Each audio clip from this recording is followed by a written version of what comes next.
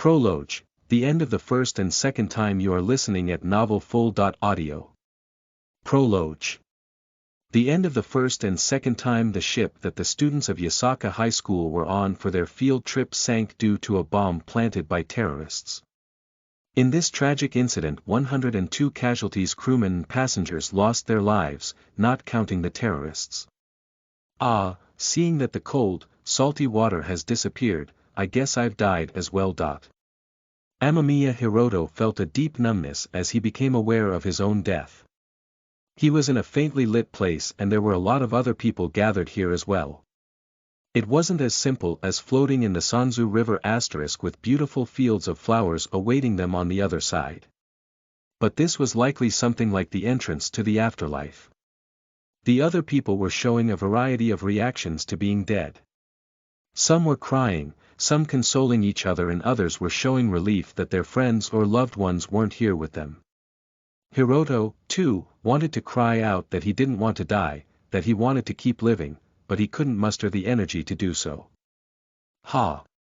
In the end, I died in vain, Hiroto, the reason he said that was that he had spotted a female classmate sitting in a spot a short distance away from him. She was Narumi. She was the mood-maker of the class, known by her nickname, Neru. Hiroto had died to save her.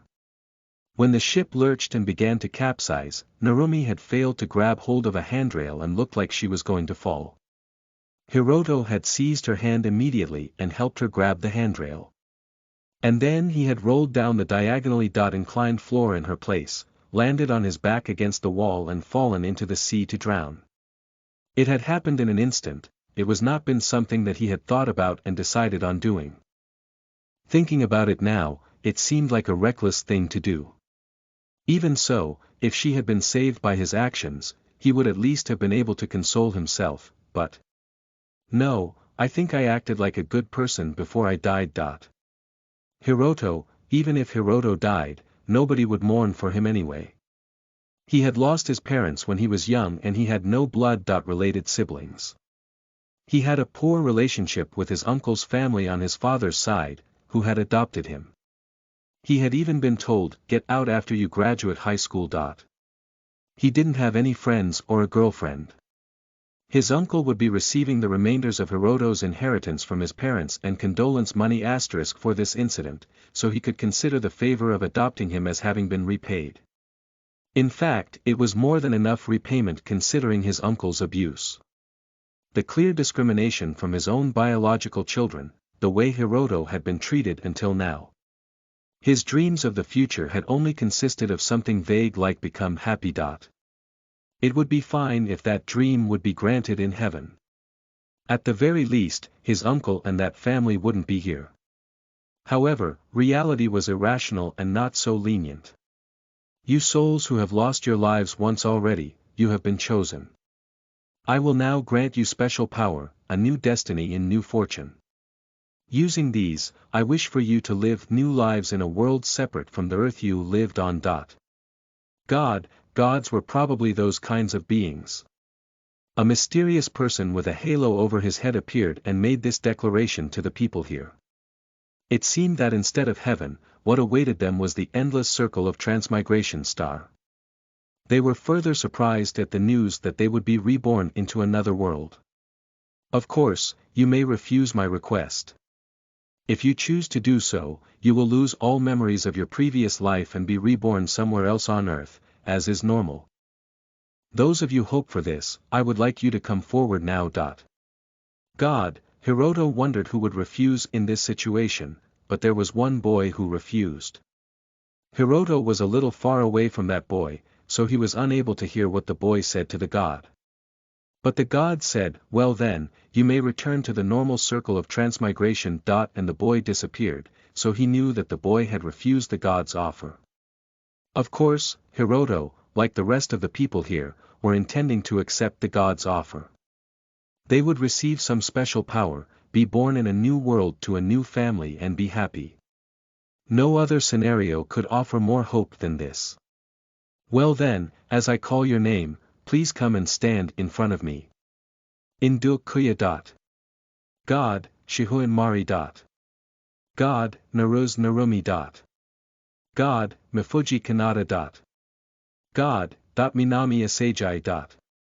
God, one after another, they had their names called out and received their special powers, destinies and fortunes from the god before leaving the room. Narumi's name was called out, too. But now about half of the people had already left, and Hiroto's name was still not being called. Amamiya. Amamiya Hiroto. God, for a moment, Hiroto thought that he had been called, but it seemed that wasn't the case. Someone with a very similar name stepped forward to stand in front of the god. Amamiya. Hiroto, it was a name that Hiroto had never heard before. Even if they were in different classes, they were in the same school, so it seemed unlikely that he didn't know someone with such a similar name. Was it a passenger who happened to be riding on the ship at the same time as them, or was it one of the crew? He looked like he was in his late teenage years. Even their physiques were similar. If even their faces were similar, surely he must be Hiroto's doppelganger or some long-lost sibling. The others had received 1 or 2, at most 3 special powers from the god. As Hiroto observed, Amamiya Hiroto received no fewer than 8 special powers. They were quite large powers, too. There were even 2 destinies and 2 fortunes, but the god combined them into one before handing them to him. To receive not just 2, but 8 special powers.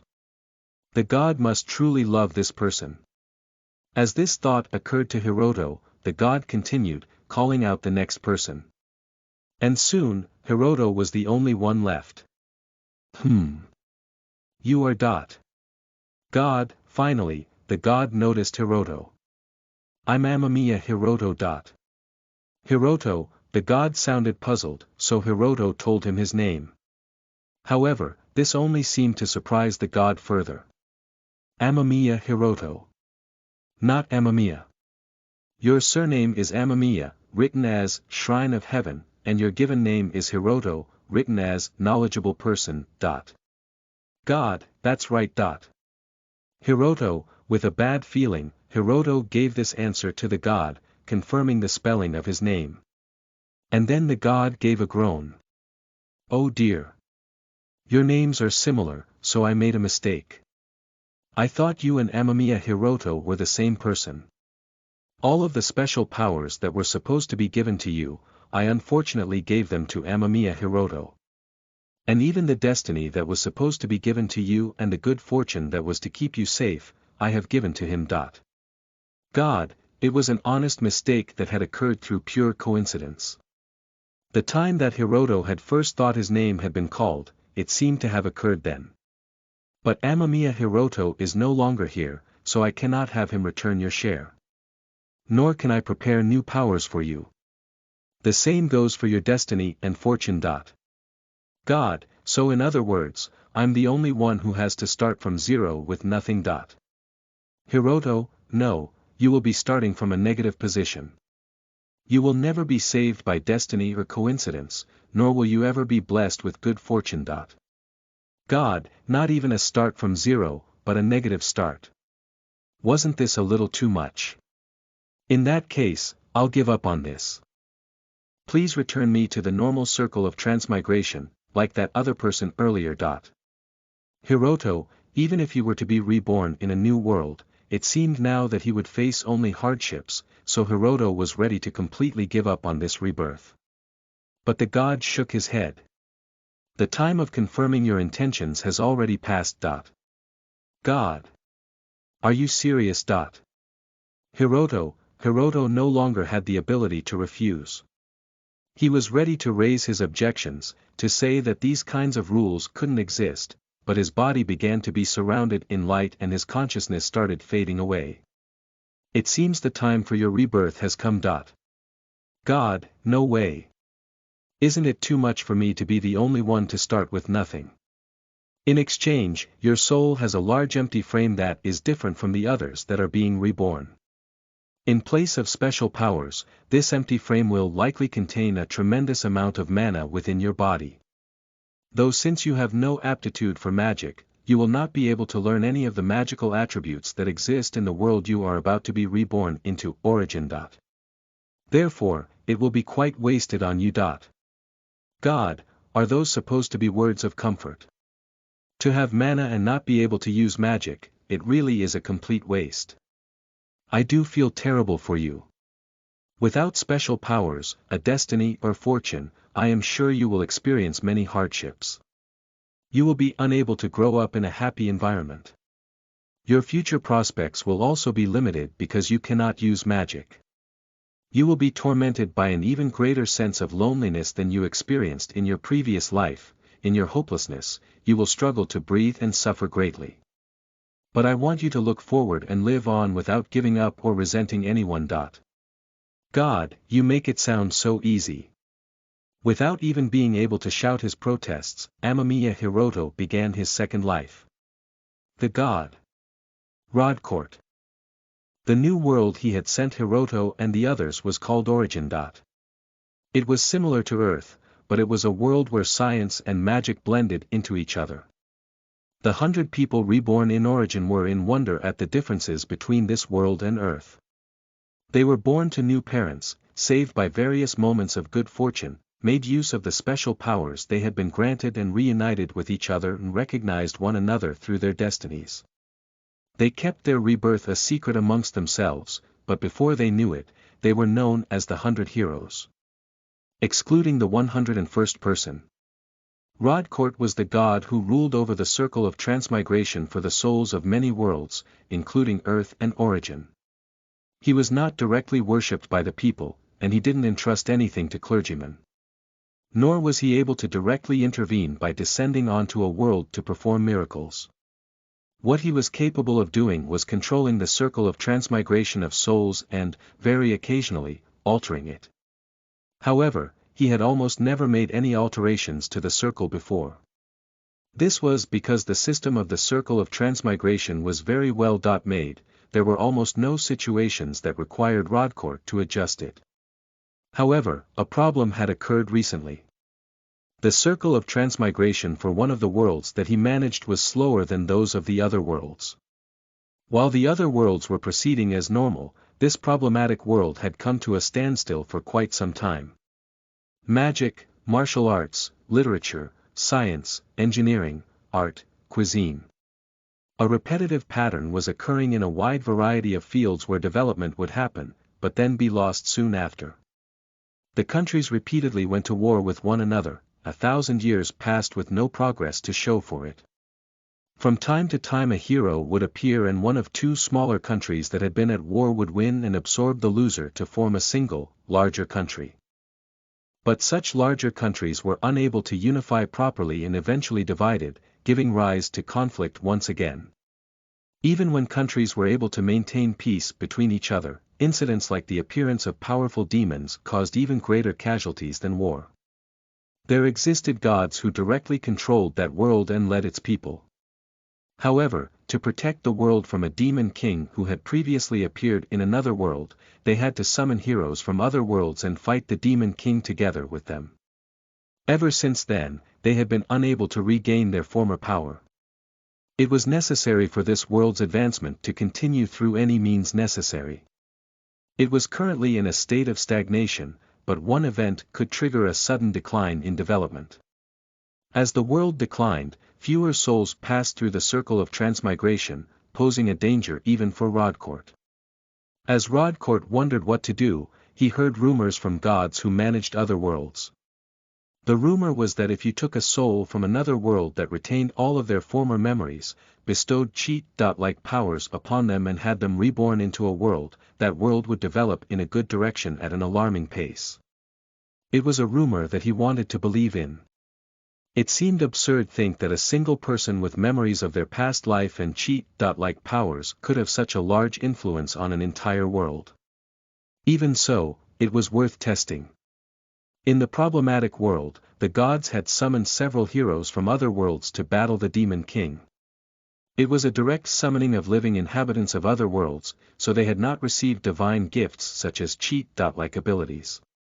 Even so, they were victorious against the demon king. Furthermore, most of the heroes lost their lives in the battle, but even in their short time on this world, they had made a lasting impact.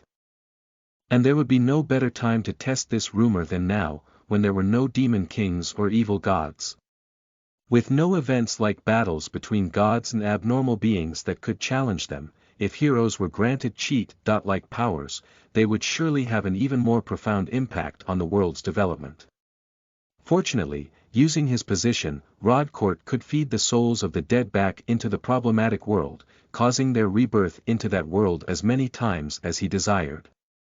It wasn't a difficult task to have them retain memories of their previous lives, either. As for the cheat-like abilities, he could prepare them by using his ordinary god powers that he had been saving. However, he was uneasy with the idea of reincarnating only one person. Just in case, he should use 100 people. And with good timing, just as Rodcourt had finished his preparations, around 100 Japanese people died. According to what he'd heard, they were inhabitants of an island country with advanced knowledge of science and economics, as well as a peculiar culture. With nobody around to object, Rodcourt decided to exclude the souls of the evil people from among those of the Japanese people who had died on the ferry and reincarnate the rest. However, they would be reincarnated not on the problematic world, but in Origin. For the purpose of executing his plan perfectly, Rodcourt chose Origin as a place where the souls could live through a practice run so that they could accumulate knowledge and experience. Once these souls completed their second lives in Origin, he would grant them new powers and destinies once more and have them reincarnated again on the problematic world. With this much time and effort spent on this plan, it would surely go well. However, not being used to having to do such tasks, Rodcourt had made one small error. Even a god could not predict that this error would cause his expectations to come crashing down one day. As if foreshadowing such events, a soul appeared before Rodcourt, having finished its second life. Rodcourt had expected some differences in their timings depending on the order in which he had reincarnated them. But given the expected lifespan of a human, this was far too quick a reunion. However, he had predicted that this soul would be the first to appear. As I expected, you were unable to complete your entire lifespan, Amamiya Hiroto. Rodcourt, the one that had appeared, was the 101st reincarnated soul, without any power, destiny, or fortune. It was the soul of Amamiya Hiroto. The soul of Amamiya Hiroto that had appeared before Rodcourt was pitifully wounded, and covered in sinister mana. I'll kill them, I'll kill those guys, even if I'm reborn I'll never forgive them. That goes for you as well. Hiroto, with no care for the fact that Rodcourt was a god, Hiroto threw a punch at him. Amamiya Hiroto was born in a military state in Origin. Rodcourt had told him that he would never live a blessed life. Those words became reality. He experienced nothing but misfortune from the moment he was born. His mother was a prostitute and his real father had abandoned her before he was born. His mother found a new lover who made the decision to sell the baby Hiroto to buy alcohol, to which she didn't object. The ones who bought Hiroto was a laboratory that carried out illegal research. As he was examined there, it became clear that he was more inept at magic than any ordinary person in Origin. In Origin, there were 7 attributes of magic that could be used. The 4 elements of earth, water, fire and air, as well as the additional attributes of light, life and spatial magic. It was common knowledge that everyone had at least one attribute out of those 7 that they had an affinity for. However, Hiroto demonstrated no aptitude for any attribute whatsoever, let alone any affinity. In other words, he was an existence that defied logic, inferior to even an ordinary person.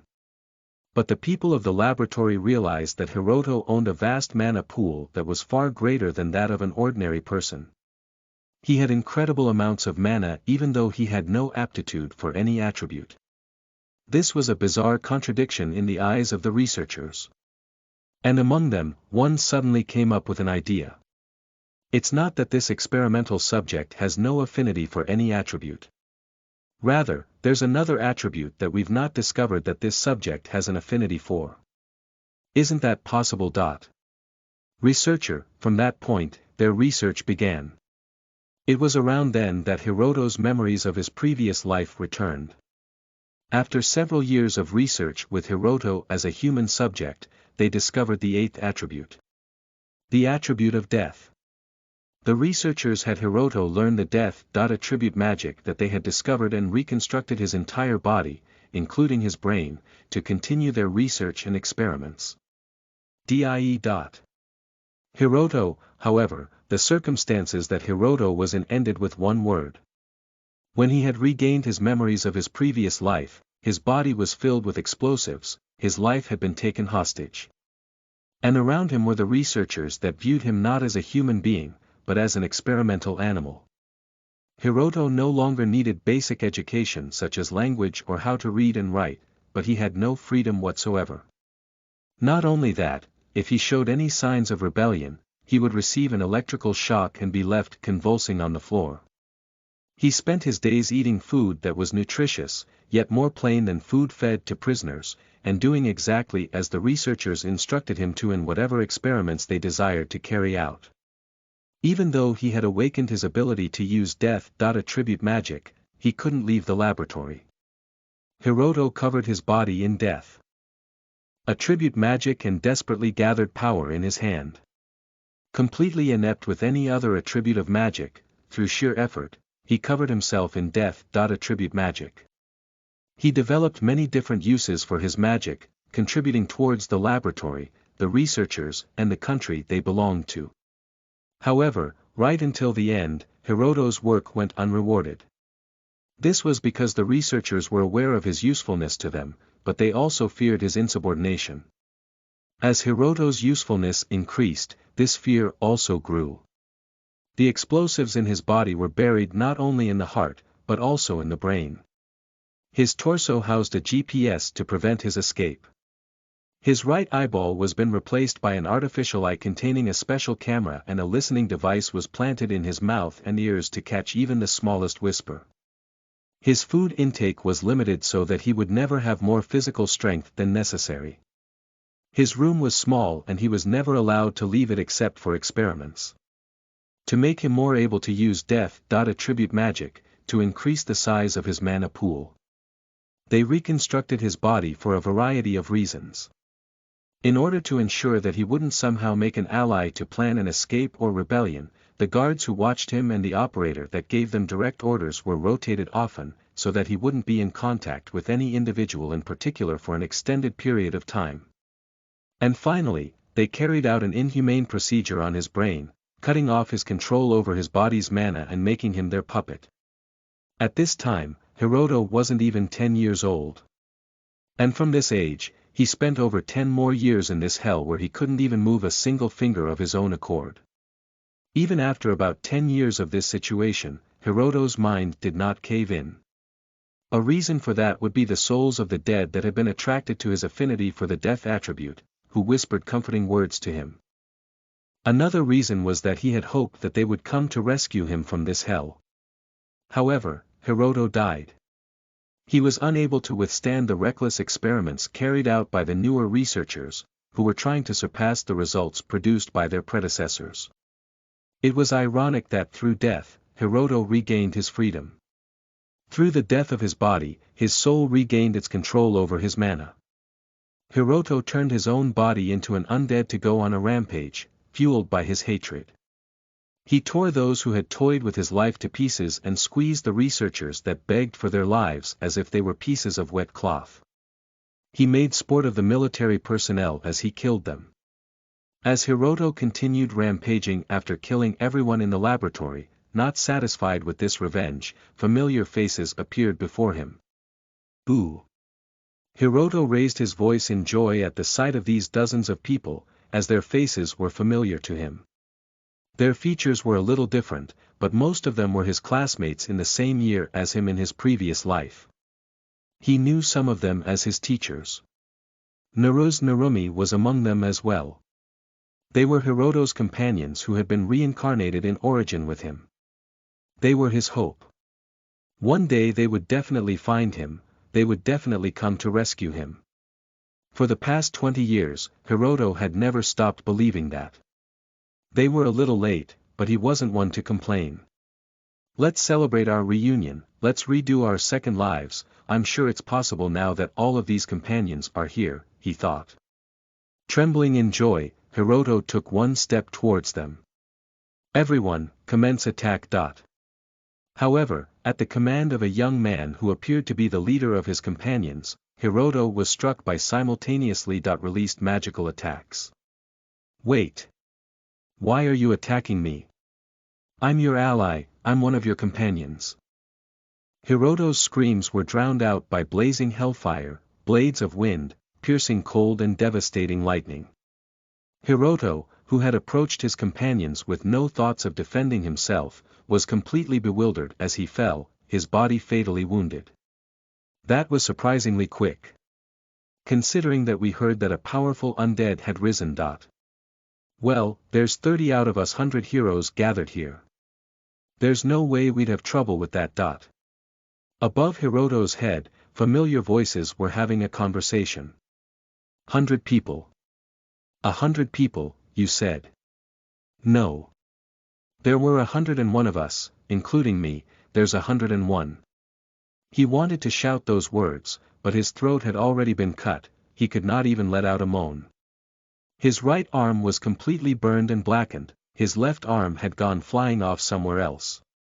His legs had been torn off at some point, he could see his left leg in the corner of his vision. His head and torso were in a terrible state as well. The reason we didn't have any trouble is because this undead let its guard down. Death. Attribute magic. What a terrifying magic. Looking in the direction of this voice with the only eyeball that he could move, Hiroto saw Narumi standing there. She had matured more than she had in her previous life, she was now an adult woman.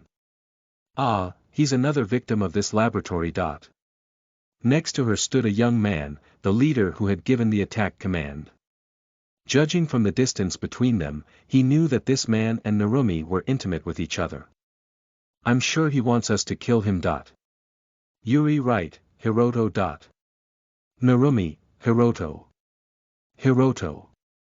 Amamiya Hiroto. This guy is Amamiya Hiroto. Let's at least finish him off so that he doesn't have to suffer anymore. Narumi, that's the best thing we can do for him. Narumi, let's do it together. Hiroto, don't, censored, with me. Why the hell are you the one standing there? You, who took my share of power, destiny and fortune. Why are you trying to finish me off with such a heroic look on your face? Why is it you, why the, censored, did it have to be you? It's all your fault that my second life was such a disaster. 100 heroes. You're treating me as an outcast and killing me. Hiroto let out a cry, but he was unable to withstand the bright light coming from the hands of Hiroto and Narumi and turned into dust. Everything is your fault. You call yourself a god. Second life, my ass. You cast me into a hell even worse than my previous life. Hiroto's fist had a black fog-like substance coiling around it, but it didn't even graze Rodcourt. That was just the result of the difference in power between man and god. I am aware that I did a terrible thing to you. Rodcourt, saying the same thing as he had said before, Rodcourt explained the circumstances he was facing to Hiroto's furious soul. The information was transmitted to him directly by some godly power and permeated through his mind in an instant.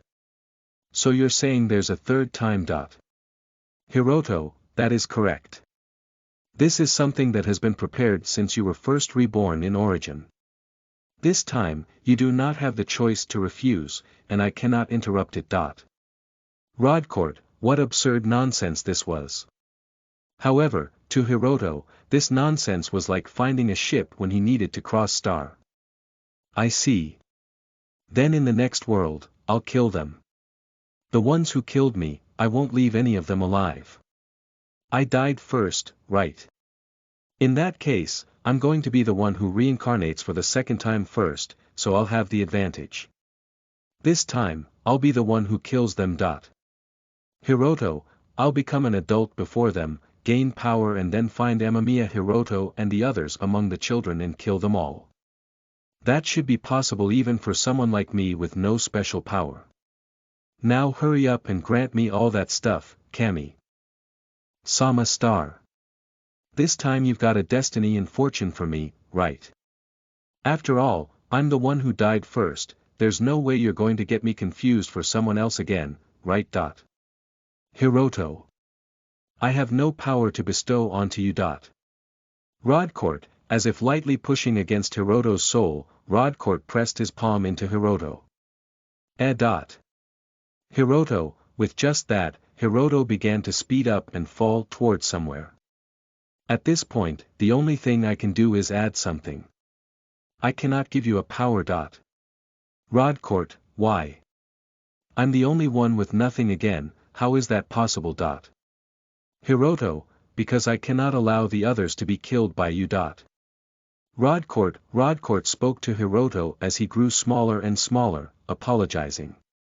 If you kill the others, the world's development will be hindered. Your death on origin was the product of a great amount of misfortune. The same goes for the fact that Amamiya Hiroto and the others were unaware of your existence, even until the very end. But even if I say that, you will not be satisfied. Rodcourt, after Hiroto had died on the ship, before he was reincarnated, he had been standing at the edge of where all of the souls had gathered. Because of that, nobody had seen Hiroto. Furthermore, there had only been one person to refuse to be reincarnated in a new world. And the final point was that he had been the very last person to be reincarnated. Because of these things, Amamiya Hiroto and the others had explained his absence by thinking he must have somehow survived and didn't die with us, or he must have refused to be reincarnated, like that other person.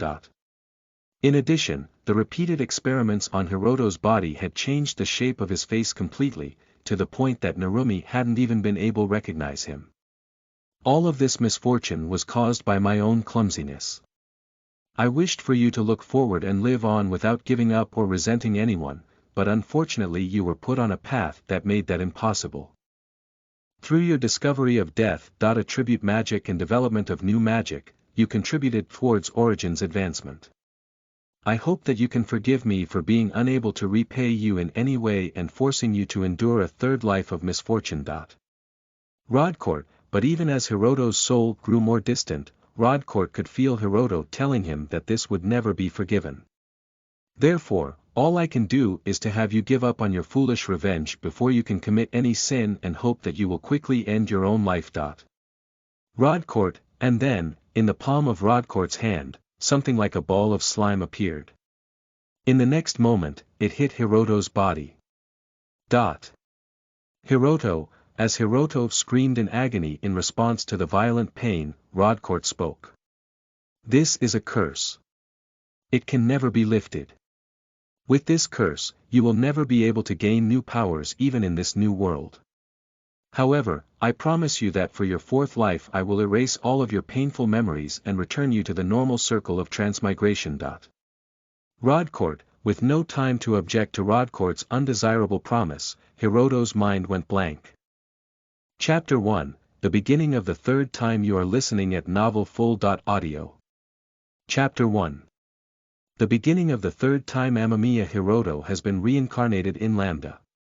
Amamiya Hiroto has been cursed by the god of transmigration, Rodcourt. I think I heard this kind of announcement inside my head, but I don't really remember too well. In a state of being neither awake nor asleep, my consciousness gradually begins to take shape. Where is this place? What kind of situation am I in now? Though I get the feeling that I'm alive. But I don't have a good idea of what kind of circumstances I'm in. Even if I open my eyes, only darkness fills my vision and my arms and legs aren't moving well, as if I'm in the middle of a dream. My entire body is submerged in a warm fluid, and I can't breathe. But I don't feel any discomfort from this. It's like I've become a fish. Surely it's not possible that I've been reincarnated as something other than a human. It's possible, since I've been cursed, after all. Things might work out if I'm still a human, at least, but if I've become an animal or a fish then I have no idea what I'm supposed to do. But fortunately, my suspicions are proven to be wrong. Dot. I can hear a voice. It's not crying or shouting, it's a gentle, singing voice. The sound is strangely muffled, so I can't make out the lyrics properly. But I can feel the emotion in the song. Love. I see, I'm inside the womb. I'm a fetus right now. It seems that the god's curse isn't able to influence me before I'm reborn, at least. From the fragments of information about the situation that Rodcourt put in my mind before I was reincarnated, Lambda seems to be a world with swords and magic. I might be some other species like an elf or a dwarf, but as long as I'm a sentient being, I don't have a problem with that. Is it just my imagination? This song sounds kind of like Japanese, and then my consciousness melts away again. The next time my consciousness returns, I've already been born. Yuri, always quiet, aren't you, Vandalyu? It's good that you are, but you're allowed to cry from time to time, you know. I quietly look up at the woman who's holding me and speaking to me. I suppose Vandalyu is my new name. It's a lot better than the serial number I was assigned in Origin. And this person must be my third mother. She seems much better than the one I had in Origin as well. By the time I was self-aware in Origin, I'd already been sold, so I have no complaints about this beginning to my life. Considering I have a curse in place of a god's blessing, this could be called a miracle. Well then, what kind of environment have I been born into? It seems my mother is a dark elf. The mother reflected in Vandalyu's eyes was a woman in her early 20s with golden hair and dark brown skin. She was a beautiful woman with pleasant features. Vandalyu could have high hopes for his own appearance if this person was his mother. The tips of her ears were pointed. Even Vandalyu, who had only just been reborn into this world, could guess that she was a member of the dark-skinned dark elf race. Well, it was not entirely impossible that she was simply a tanned elf. Well, if that's the case, I suppose it makes sense that she lives in a cave, Indeed, the two of them were not in a cave-like house, but an actual cave. There was a door and furs are spread out across the floor in place of a carpet, but it wasn't a particularly civilized home. But the elves in fantasy stories on Earth were generally people that live in harmony with nature, so perhaps this kind of thing was normal for them. Well, the more important problem is my own body. His mother's warm arms were wrapped around his fragile body. He looked at her soft skin that reminded him of chocolate, and then at his own plump, useless hands. His hands were as white as silk. Why is my color different? Though my ears do seem to be pointed. His mother was a dark elf, but his skin was white. Could it be that he wasn't a dark elf himself? He didn't know how dark elves' bodies change over the course of their lives. Could it be that they were born with white skin that turned darker as they grew into adults? Or could it be that this person was not biologically his mother? Are you curious as to why your mommy's skin is a different color? You're clever, aren't you, Vandalyu? To notice that already. But don't worry. Vandalyu, you just look a lot like your daddy, but you are definitely your mommy, Darshia's son. Darshia, Vandalyu's mother, smiled gently, her words dispelled his doubts. He realized that he was a child of mixed blood, born to parents of different races. There was a chance that Darshia was lying, but he had no intention of doubting her. He wanted to simply enjoy the love that he was being given and feel at ease, rather than spend his time and emotional endurance on doubting her words. And sleep, and so Darshia lulled Vandalyu to sleep. As a 3-month-old, Vandalyu was a good son who didn't cause any trouble for Darshia, who was going through her first experience raising a child. Vandalyu, when he was hungry, he made a noise like this and patted his stomach or pointed at Darshia's chest and complained. When his diaper needed changing, he made a similar noise and patted his own hips. Yes, here is mommy's breast, you're so well behaved, Vandalyu, Darshia. As Darshia raised Vandalyu up in her arms and exposed her nipple to feed him her milk, she thought, what a good boy. Of course, she knew that this wasn't normal. That he was too clever. But she didn't do anything to make her own son uncomfortable. Maybe it's because he takes after his father, after that person. She suspected that the intelligence of her 3-month old son was due to his father's blood. That and the fact that she had recently often been feeling some strange mana coming from Vandeleur only gave her more reason to believe that this was the case. His father's race was more proficient at using magic than dark elves. What bothers me more is the fact that he doesn't laugh or cry. I wonder if he feels anxious because he doesn't have a father. What bothered Darcia was the fact that Vandeleur didn't laugh or cry like a normal infant. When her beloved son was hungry or even when she tickled him, he was always as expressionless as a doll. She had thought that he was just in a bad mood at first, but it seemed that wasn't the case. It also didn't seem to be the case that his emotions were simply underdeveloped. She had once spotted him silently crying with an empty expression. On that occasion she had thought that he might be sick and applied all the healing magic that she knew, but it seemed that he had simply been crying after having a scary nightmare. But the thing that bothers me the most is when I give you my breast. Does mommy's breast not taste nice? Darcia, what bothered Darcia the most about her son's behavior was that when she went to breast-feed him, he didn't suck on her breast straight away, but instead let his eyes wander without moving for a while first. He drank the milk in the end, but Darcia was worried that there was something wrong with her own milk. Vandeleur, who was in the middle of the important task of sucking milk from his mother's nipple, was filled with feelings of embarrassment and guilt. It's not easy being an infant, One would normally be happy and proud to have such a young and beautiful mother. However, on the inside, he was a man who had lived about 30.7 years over his 2 previous lives, so he had mixed feelings about it. Though his body was that of an infant, his mind was that of an adult, so he felt overly conscious about it. He had been especially conscious of members of the opposite sex since he was a high schooler on Earth. I wonder how the others felt. In origin, I was about 10 months old when my memories returned. Had the others who had been reborn in origin felt embarrassment when their mother changed their diapers? But I can't make my mother worry about it forever. I'll just have to get used to it as soon as possible. Vandeleur had already imprinted in his mind that Darcia, his third mother, was his mother. He had no discomfort with this fact. In any case, despite this being his third life, this was the first time he was experiencing a mother's love. It would be impossible for him to reject it. And so, at first, he tried his best to act like a normal infant. But it was impossible. It was impossible for him to act like an infant when he was a teenager on the inside. And for some reason, he found himself unable to laugh or cry. He couldn't change his facial expression at all. At first, he had thought his facial muscles were paralyzed, but he found that his mouth and eyelids moved normally. But they didn't move naturally.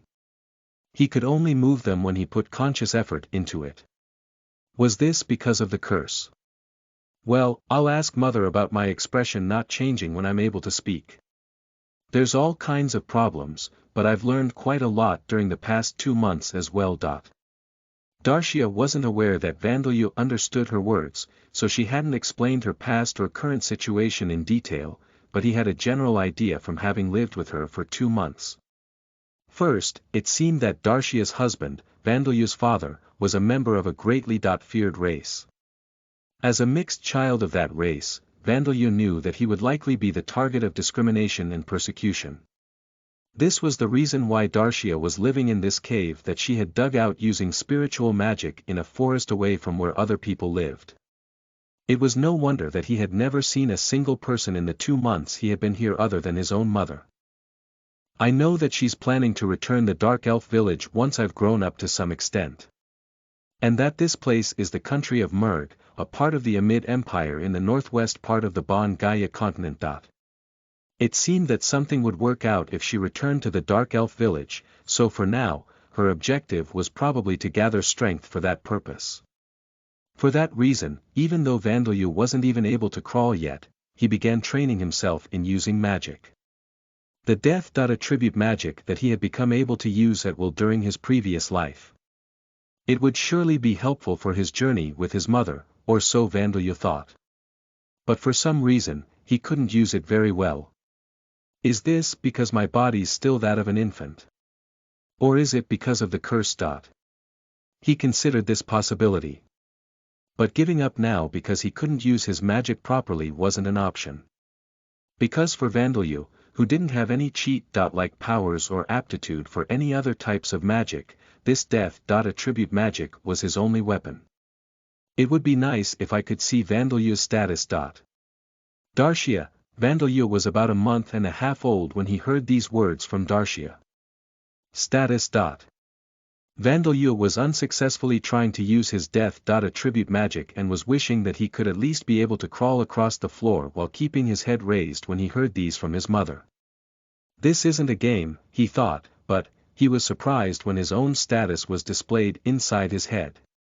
Name: Vandeleur, race: Damper, Dark Elf, age: 0 years old, title: None, job: None, level: 0, job history: None, attributes: Vitality: 12, mana: 100000000, strength: 10, agility: 1, stamina: 25, intelligence: 20, passive skills: superhuman strength.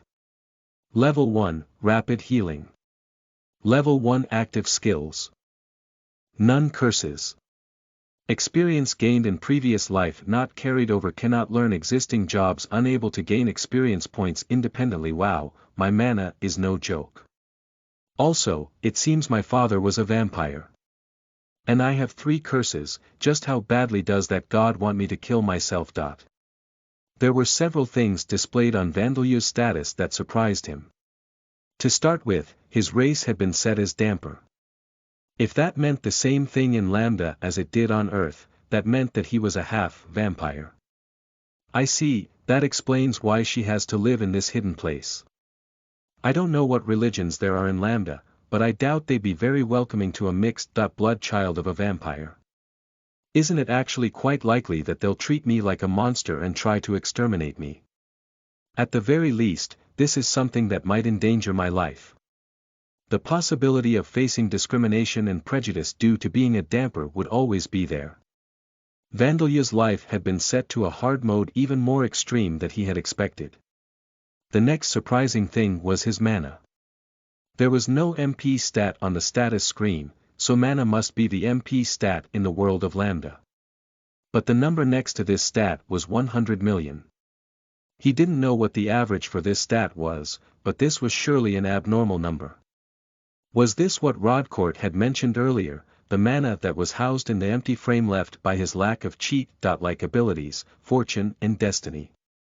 He had been unable to see anything like a status screen in Origin, so he had no indication of how vast it was other than the words of the researchers who had said this is over 10,000 times greater than a first-class mage. But now, seeing the number with his own eyes, it really was amazing. Well, I'm a powerless infant right now, though. No matter how much MP he had, there was no point if he couldn't use magic. He had to relearn how to use his death attribute magic as soon as possible. As for the rest, I seem to have normal strength and my agility is, well, like that. Endurance is like stamina, but intelligence doesn't seem to be as simple as just a measure of how smart I am. It's probably a stat that affects how fast I learn magic, the power of its effects, simultaneous casting, and how much incantation I'll need to perform it. It could even be related to my willpower. As Vandeleur deciphered his status, he understood why his agility was lower than every other stat. He was a month and a half old, but he couldn't even keep his head raised. He couldn't even roll over in bed by himself, let alone crawl. There's no way this kind of infant could be considered agile. But on the other hand, considering that he was a level 0 baby, his other stats were pretty high, though not as high as his mana. As expected of a Damper, he thought. Next were his skills. From Vandeleu's knowledge of games, he knew that passive skills were ones that exhibited their effects without requiring conscious effort while active skills required conscious use. Superhuman strength and rapid healing, huh? These are probably skills that I have because I'm a damper. Something like racial traits that you see in games, I suppose. But as I thought, death.attribute magic isn't listed on there. His list of skills was mostly empty because he was still a baby, but Vandeleur was someone who had experienced 30.7 years of life on Earth and in Origin. At least the skill of using elementary.level death.attribute magic that he had managed to learn in his previous life should have been there. The reason it wasn't was probably the 3 curses listed next. The curse that prevents my experience from my previous life from being carried over, it's probably because of that. That's why I don't have my skills from my previous life or my life before that. The other 2 curses aren't exactly great news for me either. Those will make it really hard for me to learn a job or level up. After all, these were curses that Rodcourt had placed on him in order to encourage him to kill himself. Knowing that they were extremely troublesome curses, Vandeleur let out a great sigh. But choosing to just die quietly isn't an option. As long as that's the case, I have to keep gathering strength so that I can survive. I'll keep trying to learn to use my death.attribute magic today as well, and... it's no use. I'm sleepy. Vandeleur, like any other 6-week-old infant, was defeated by his sleepiness. You have acquired the death.attribute magic skill. This announcement echoed inside Vandeleur's head. 3 months after his birth, around the time he was finally able to support the weight of his own head with his neck, Vandeleur was finally successful in learning death.attribute magic. I've spent about 2 months failing to get my mana to take the form of a spell. I guess this is the result of my hard work. With that said, the only spells he could use was sterilization, a spell that exterminated microscopic organisms within its range, and bug killer, a version of the same spell that did the same thing to insects. The other spell he could use was magic absorption barrier, a spell that created a barrier that absorbed mana that it came into contact with, something that had no visible effects. He wanted to show Darcia, his mother, that he could use magic, but that proved difficult. It would be simple to show her that he could absorb her spells, but she never used her spiritual magic in his sight. She probably used spiritual magic to at least create fire to use for cooking, but with this body that's only just become able to sit up, I can't exactly get a good look around the room. As Vandeleur exhales to sit up on his bed, his mother simply laughs, thinking he's kind of like an old man, but pays him no further attention. But I'm grateful that she's at least taking me outside. I was about to die of boredom.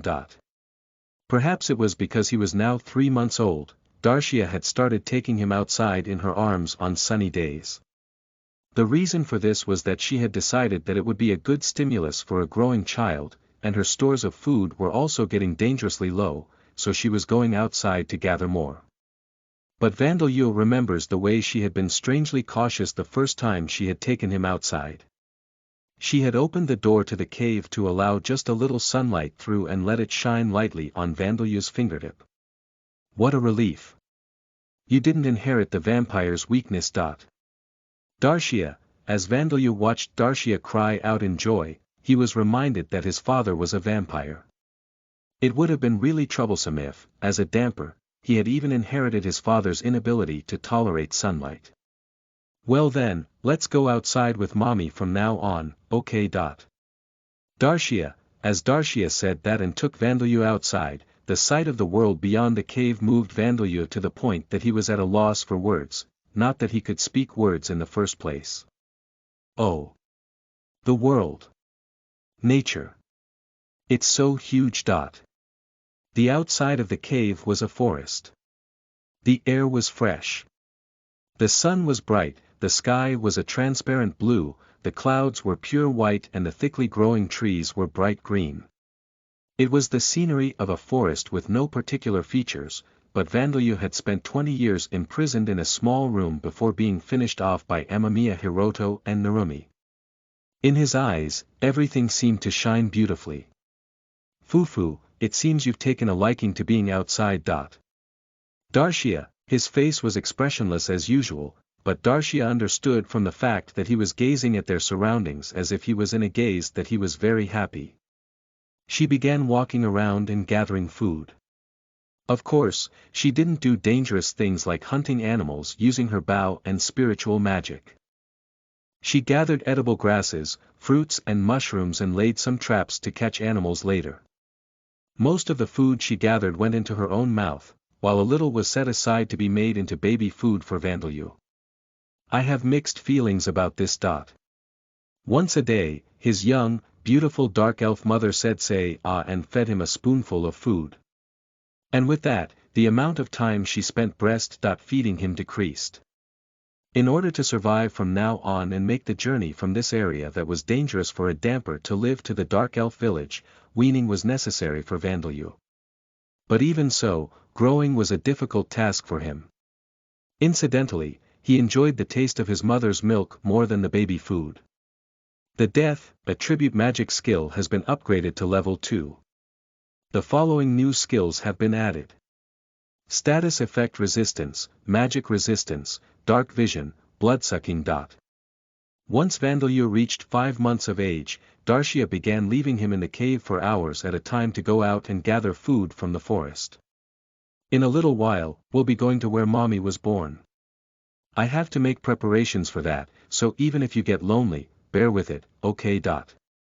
Darshia, saying that, she left to hunt animals and went to the village, pretending to be a passing adventurer to buy supplies.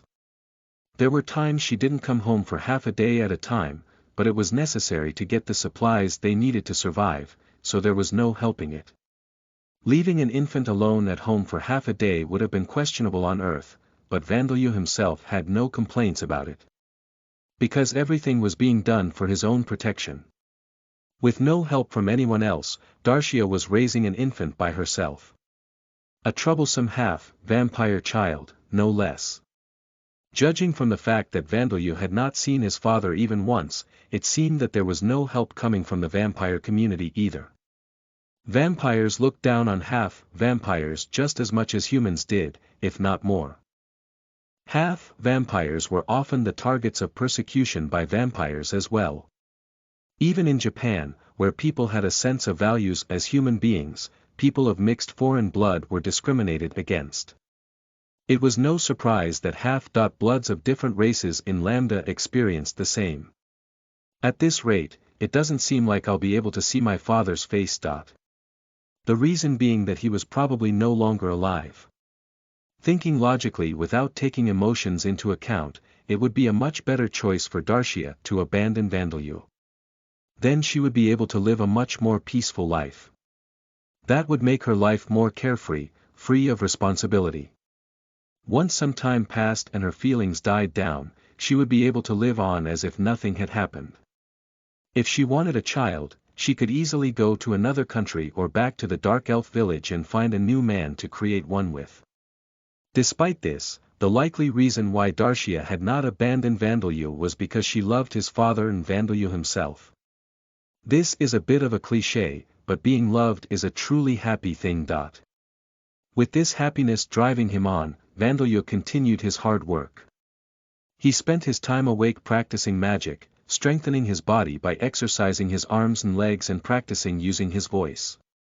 The result of this was that his Death Attribute Magic skill had increased and he was able to cast with visible effects that Darshia could see. Wow, to think that you can use magic even though you're still a baby. Vandalyu, you're a genius, aren't you? How happy it made him for someone to be proud of his increase in skill, for someone to praise him. Though his ability to use other skills seemed to be not the result of his hard work, but his growing up. His status effect resistance was a skill that granted him resistance against poison, sickness, fatigue due to lack of sleep, hunger and other various detrimental or fatal conditions that could be applied to him through magic. This was likely something he had inherited from his vampire father. His magic resistance, a skill that mitigated the damage and other effects that he took from magical attacks, was a racial characteristic of dark elves. His mother, Darcia, also had this skill. The dark vision was a characteristic that both of his parents possessed, which allowed him to see even on completely starless nights as if it were daytime. And finally, bloodsucking was self-explanatory. His canine teeth had grown unusually quickly compared to his other teeth. It was a skill that he had acquired when fangs had grown on both the top and bottom side of his mouth. Davy appeared, after all. Though it might be better for you not to, vandal you, Darcia. As Darcia said this upon noticing that her son had grown fangs, she cut the head of the rabbit she had caught with a knife. And then she caught the dripping blood on a wooden plate. Here, try drinking this. Darcia, mother, are you insane? In response to the iron-like smell coming from the plate that had been brought close to his mouth, Vandalyu looked up at Darcia with half-closed eyes. On Earth, blood is sometimes used as an ingredient in sauces, and eel or turtle blood is sometimes distilled into wine. I know that, but wouldn't feeding an infant the raw blood of an animal be considered child abuse? I think that would be the case, but she doesn't seem to want to change her mind. Well, I guess I'll try it. It would surely be disgusting. As he thought this, Vandalyu extended his tongue and drank a little of the rabbit's blood.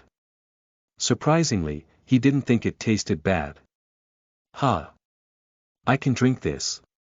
It tastes like iron, but it's not as bad as I thought. In fact, it's delicious. It hadn't been distilled into wine or had spices added to it to mask the smell, but for Vandalyu, the rabbit's blood was as easy to drink as his mother's milk. He was astonished, but Darcia explained as she stroked his growing hair. Vandalyu, you can drink blood like your daddy. But it doesn't mean you have to drink blood, so even if you're hungry, only drink it if mommy isn't around, okay? Darcia, I see, so I'm a half-vampire after all. That explains why dampirs are shunned. Well, for now, I'll just think of it as an increase in the variety of my baby food.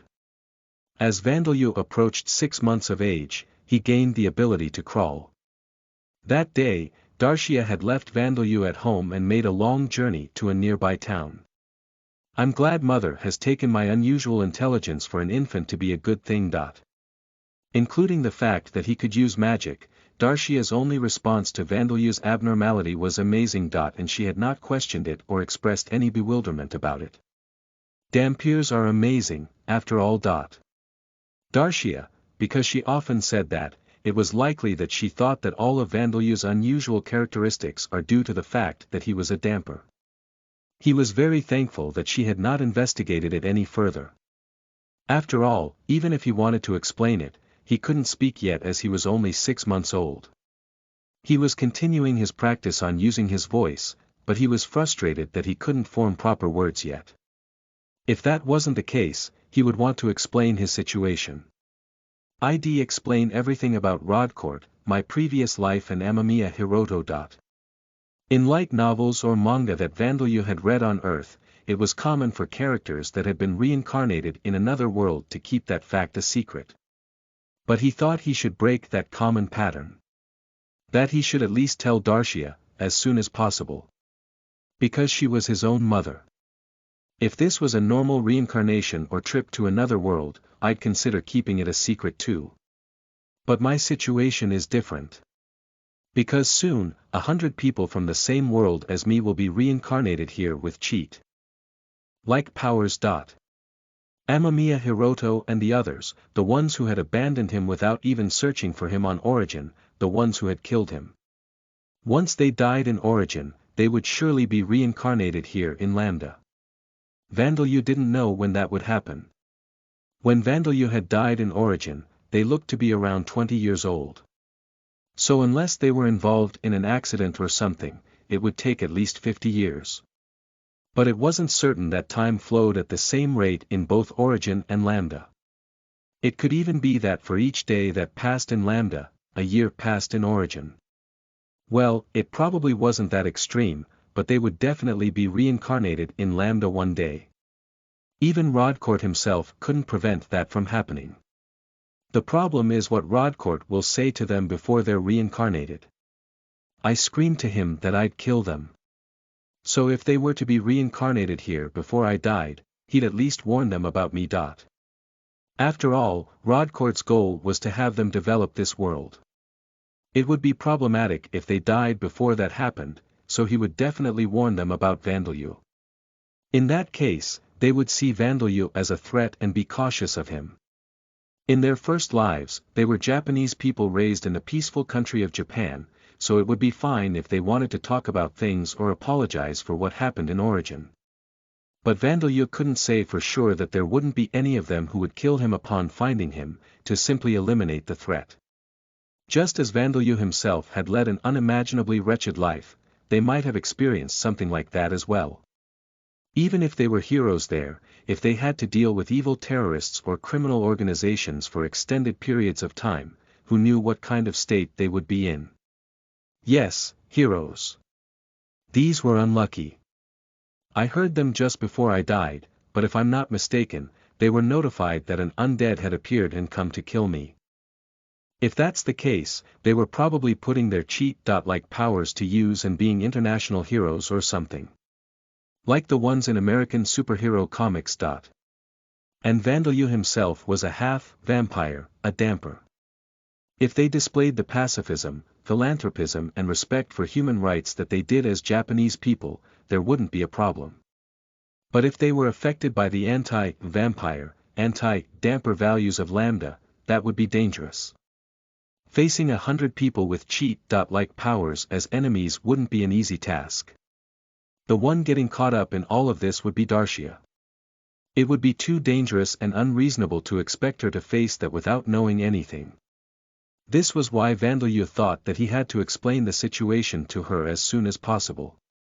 If Mother separates herself from me because of that reason, then there's nothing I can do about that. It was only for half a year, but Darcia was the first mother that Vandeleur had known. He had never been loved as much as she had loved him.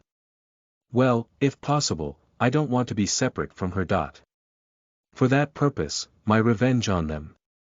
Well, it's impossible to forgive them or reconcile at this point, but I'd be content if they just kept their distance from me. This was the extent to which Vandeleur was attached to Darcia. It was also partially because his thoughts had become strangely clear after he had been reborn, but he thought that he could give up on his revenge for the sake of his mother. After I grow up a little more, I'll explain everything to Darcia. And then if I can use the knowledge and death attribute magic that I have from my time on Earth and in Origin to live a fulfilled life, I'll be happy with that. And if I can just watch those guys with cheat-like abilities put all their effort into this world, then that'll be fine. Vandeleur thought this as he continued crawling across the floor to continue his physical training, but he felt suddenly hungry. I guess I'll just drink some blood. He lifted the rabbit that Darcia had captured alive from its cage. Though he was only 6 months old, he was still a damper with the superhuman strength skill, so it was simpler than he thought. He used sterilization and bug killer on the struggling rabbit to sanitize it and then bit into it. Blood is delicious, but mother's milk is still better. Sating his hunger by mercilessly sucking the blood from the convulsing rabbit, Vandeleur longed for his mother's breast. That day, the time that Darcia was supposed to come back passed, but she did not return. Name: Vandeleur, race: Damper, dark elf, age: 0.5 years old, nickname: None, job: None, level: 0, job history: None, attributes: Vitality: 18, mana: 100, 000600, strength: 27, agility: 2, stamina: 33, intelligence: 25, passive skills: superhuman strength. Level 1, rapid healing. Level 1, death attribute magic. Level 2, new, status effect resistance. Level 1, new, magic resistance. Level 1, new, dark vision, new, active skills. Bloodsucking. Level 1, new, curses. Experience gained in previous life not carried over. Cannot learn existing jobs. Unable to gain experience points directly. Chapter 2, Hard Mode begins, Insanity takes over. You are listening at Novel Full. Audio. Chapter 2. Hard Mode begins, Insanity takes over. Even when Vandalyu opened his eyes the next morning, there was no sign of Darshia. This is strange. I have a bad feeling about this. Maybe I should go out to find her. Normally, it would be reckless for a 6-month-old infant to go outside by himself, but if Darshia didn't come back by the end of the day, Vandalyu would have to venture outside either way. There was still the one rabbit that Darshia had caught alive, but its blood would only last him until the end of today. He would have to make food suitable for an infant to eat by himself, but he was still only 6 months old. His stomach found it difficult to cope with food other than blood and his mother's milk. Infants eat a lot more than you'd expect. I need to eat 5 or 6 times a day, since I'm doing magic practice and physical exercises, so my energy expenditure is quite high. Because of this, Vandalyu needed to eat considerably more than a normal infant. If he simply stayed here like the infant that he was, it was possible that he would starve to death in a few days' time. Because he was a damper rather than a human, he wasn't sure how long it would take for that to happen. Well, I guess I'll start getting ready. Though he wanted to go out to find Darshia, his body was still unable to walk, let alone run, so he had to make various preparations. First, he had to secure a method of moving around. The first thing to do is get up. As Vandalyu gave this command in his head, the rabbit that he had killed by consuming its blood twitched and began to move. He had not granted it life. He had used his magic to have the various spirits floating around nearby to possess the rabbit's corpse, turning it into an undead. It was a death. Attribute spell that created undead. Looks like it worked. I wasn't sure if I could do it or not, since my skill is still only level 2, but it seems it works fine if I use a bit more mana to compensate. I guess it's because my skill level is low, I can only make a moving corpse. But I can still use it to move around. The rabbit didn't have any of the agility that it had when it was still alive, it simply moved. In origin, he had planned to use this spell to escape. But he could only create these weak servants and they would be of no use against the strict security that he had been under, so he had given up. The amount of mana that he had needed to create this single undead rabbit was far greater than the amount he needed for spells like sterilization and bug killer. When Vandalyu checked his status, he found that his mana had decreased by 10,000. Using sterilization once only cost him a single point of mana, so the mana cost of 10,000 was enormous in comparison. But one rabbit isn't enough. More of you, get up. You, and you, get up. You as well, hurry and get up. The ivy that Darshia had used instead of rope began to crawl around like a snake. The small knife that she had used for cooking began lightly floating in the air. The shabby bed made of wood rattled as it began to shake. Vandalyu could have spirits possess more than just corpses. He could make them possess inorganic substances such as ivy, wood, and metal. The idea came from fantasy and occult works that he had seen on Earth. Evil spirits that possessed weapons to move on their own without a bearer, cursed gems or vases and poltergeists that caused furniture to move on its own. However, having spirits possess inorganic substances required several times more mana than having them possess a corpse. I used nearly 1 million mana just now. My head hurts a little. I'll leave after I replenish myself. Vandalyu sucked the blood from the last remaining rabbit to replenish his mana, turned that into an undead as well and then left his home, riding on the bed. Get up, get up, get up, get up, get up. Which way is the town?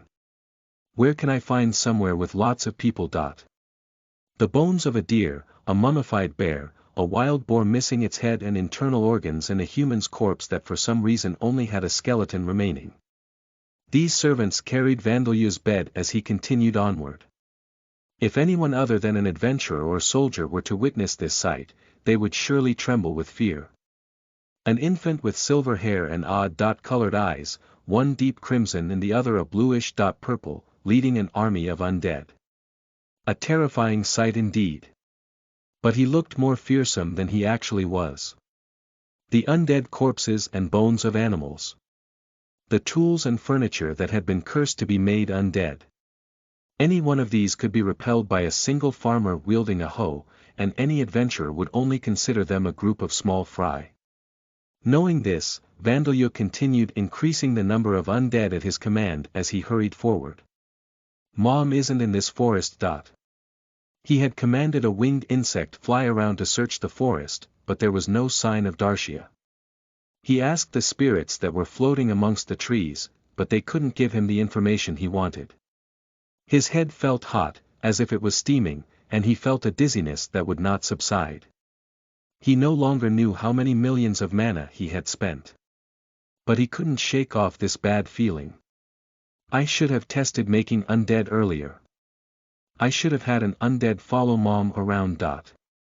If he had done that, he would know where she was. If something happened, he would be able to sense it straight away. In fact, if Darcia had known that he was capable of doing these things, she might have decided to leave the forest on the journey for her birthplace earlier. But he didn't test it. He had lived in peace, thinking that he would test it the next time his skill level increased. He had been spoiled by Darcia, his mother. Faster, to the town. He had around 50 million mana remaining. By the time his group of undead reached Evbegia, the town closest to the forest, night had already fallen. Evbegia was a small town built in between two villages, with a population of around 2,000. It was governed by Bestero, the baronet. It was surrounded by a wall to ward off monsters and there was no way to enter except through the 4 gates to the north, south, east and west. Unless one could fly through the air. You guys wait here. Bone Monkey, you carry me. He grabbed onto the back of an undead he had made from the skeleton of a large monkey he had found in the forest, whom he had named Bone Monkey, and quietly approached the town's outer wall. It was a town with a population of only 2,000, so it wasn't at particular risk of monster or enemy nation attack. Vandeleur could see holes in their guard system. If the person in charge of the security at the military facility in Origin could see this, he might feel sorry for these people. Even so, the gates were closed and guards stood watch after nightfall. There would be chaos if a human-sized skeleton monster approached them. That's why Vandeleur ignored the gates and headed for the walls. And then he embedded some mana and a suitable number of spirits into the stone wall. Make a hole, big enough for us to pass through. The portion of the outer wall, now an undead wall, wouldn't disobey its master's command. Making small, grinding noises, it changed shape to create a hole to allow passage through. Noel 49 million mana remained. The death, attribute magic skill has leveled up. He was barely aware of this announcement inside his head, his dizziness was very severe now. His head felt as if there was a hammer continuously striking his temple. Bone Monkey, find an alleyway where there's no sign of any people. Bone Monkey continued forward, his bones rattling as they moved against each other. His movements were unrefined and showed no sign of consideration for Vandeleur who was clinging to his back, but it wasn't a problem. Vandeleur wasn't able to walk on his own yet, but his arm strength already exceeded that of a grown man. Holding on to Bone Monkey with both hands, he could easily support his own body weight of less than 10 kilograms. He looked around the dark, almost lightless town. Thanks to his dark vision, he could see as clearly as if it were in the middle of the afternoon. Find Mom. Sending out the undead bugs to gather information, he listens to information from the spirits floating around the city that are conscious. Normal spirits that hadn't been turned into undead normally dissipated quickly after death unless they had an exceptional force of will. That was why Vandeleur thought there wouldn't be very many of them. She's in the town square. Bugs, therefore, he was so surprised that his heart almost stopped when he heard this answer given to him. To the town square. Vandeleur, bones rattling again, Bone Monkey moved quickly. And in the town square, Vandalyu saw Darshia. She was there. Vandalyu. I'm sorry, Darshia, as a spirit that looked as if it would vanish at any moment. Mom. Vandalyu, I'm sorry. Mommy died. But I didn't say anything about you, Vandalyu. Darshia, what happened? Vandalyu, Darshia's spirit, covered in countless whip marks, began her explanation. She had come to here, to Evbegia, to gather information to prepare for the journey to the Dark Elf village, where the murder of even a damper would not be allowed. After all, Vandalyu, you have one eye the same crimson color as your daddy's, and one bluish purple like your mommy's. People would know that you're a damper with one look at your face. Darshia, that's why using the highway wasn't an option. So there was a need to find a relatively safe alternate road where monsters wouldn't appear. But she had been betrayed. The Church of the God Alda knew her name and appearance, and one of their members reported that there was a female adventurer who sometimes came to the town, matching her description exactly. Darshia had unsuspectingly entered the town only to be surrounded by hired adventurers and ambushed by the knights of Baronet Bestero and the monks of the church. She had resisted, but eventually captured. I fought desperately, but there were adventurers that were even better with a bow and spiritual magic than me, so it was hopeless. After that, they whipped me, asking me, where is the damper that you birthed, you damn witch? Darshia, the church had tortured Darshia severely. They had whipped her, broken her fingers and pressed hot irons into her. The pain must have reached all the way into her soul. Even after becoming a spirit, the scars of the torture remain visible on Darshia's body. Even so, I kept quiet. I'm amazing, aren't I? I did well, didn't I? But the church realized that torturing me was useless, so they burned me at the stake earlier this evening. Darshia, in order to spread the news of their achievement, the news that they were ending the life of the woman who had succumbed to a vampire's seduction, they had executed Darshia publicly.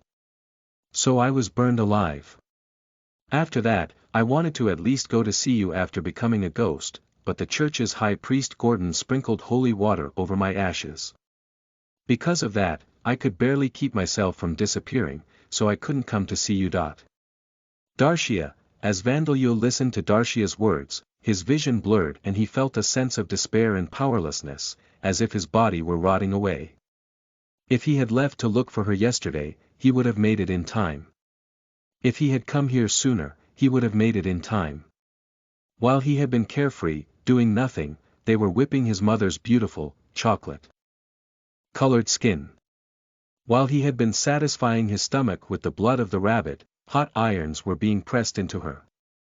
And while he had been awkwardly wandering about the forest, she was burned alive in public as a criminal. All that remained of her now was a small pile of ash on the stone pavement of the town square. You have acquired the mental corruption skill. If I had grown up faster, if I had trained myself in using magic earlier, if I had taken the time to gather information beforehand. If I had become stronger, Mom wouldn't have had to die. Vandalyu, maddening emotions swirled around Vandalyu's mind.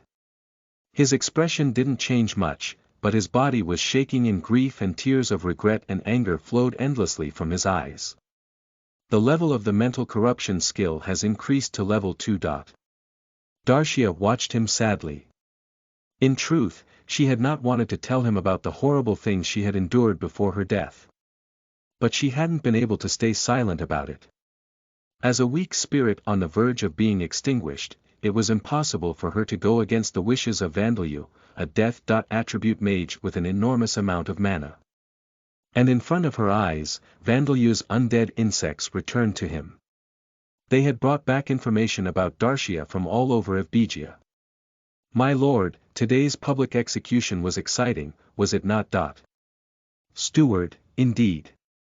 Even if we did not catch the vampire itself, catching the dark elf who opened her legs to him is still a satisfactory achievement.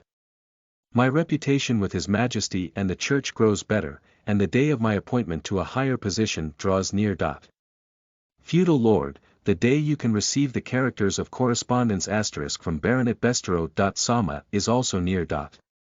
Steward, a feudal lord and his steward were happily envisioning a bright future for themselves while enjoying their dinner. The level of the mental corruption skill has increased to level 3. That damn witch, she didn't say anything about the damper in the end. Feudal lord, I suppose she was trying to show her motherly love. She should have at least pleaded for her life when we burned her at the stake. She did not show any signs of repentance, right up until the end. She was truly a witch. Steward, she is surely burning in the flames of hell now. So from tomorrow, we will be hunting the damper using the 5. Colored blades. Feudal lord, would it not be fine to leave the infant? It has already been 3 days since the baby who still requires his mother's milk has been separated from her. I am sure it is dead by now. Steward, do not be so complacent. Even if it is a baby, half of its blood is that of a vampire. We do not know what kind of powers it may have inherited. If his father had been of lower breed it would be another matter, but if he was a noble, or a pure breed, what would happen if you left him? Feudal lord, my apologies, High Priest Gordon. Steward, but we do not have the funds to hire the 5. Colored blades for long, and it would be unwise to add any more to our current achievements. I am sure that they are also not planning to associate themselves with us for much longer. They are adventurers, after all, different from us apostles of the God of Law and Fate, Alda. Have Evigia's hunters guide them on the hunt in the mountains and work together with the Baronet. Dono's knights. Gordon, yes, sir. Steward, in the church, the high priest and holy knights were calling Darcia a witch and cursing her while discussing how to dispose of Vandalyu. The level of the mental corruption skill has increased to level 4. Today's work was quite simple, That dark elf was decently skilled with a bow and spiritual magic, but I'd say she was a D. Class at most. She didn't stand a chance against us. Isn't that right, Blue. Flamed sword Heinz. What's wrong, Heinz? You're acting a bit strange. No, it's nothing. I just have a really bad aftertaste about it. Heinz, you feel sorry for that dark elf. You're the leader of us B. Class adventurers, the 5. Colored blades. Don't be going saying NA.VE stuff like that. I don't know whether she succumbed to the vampire's seduction or wanted to become immortal, but that dark elf was paying for her own mistakes. It's nothing to be concerned about. Female adventurer, that's true, but I was shown a letter of introduction from the Earl. I suppose it couldn't be helped. Heinz, well, let's use the gold we earned to get some drinks and food. It's just like eating the meat of the monsters we defeated, you know. That's how we can honor her memory. The adventurer group who had been hired to catch Darcia, the 5. Colored blades, were saying that they would use the gold they earned from killing her to treat themselves to a meal. The level of the mental corruption skill has increased to level 5. Cheers. A toast to the Baronet. Sama and High Priest. Sama. A toast to Orby's moodiness as well. Oi, who are you calling moody? Orby, you, of course, you right here. I'm proud to have a companion who would fall in love at first sight with a beautiful dark elf coming to the town and then follow her like a hunter after being rejected. What, it's because of that we figured out that she was the witch on the wanted poster. Orby, it was really a waste, though, burning a beauty like that at the stake. And now we'll be earning some extra money by going on a hunt for the damper. The knights will probably be in command, but I'm sure we can get paid a bit for guiding them through. What are you talking about? We're going to be the ones to catch the damper. That way we'll be getting a big payout, not just a little bit. You didn't tell them where the dark elf's hiding place was. Good job, Orby.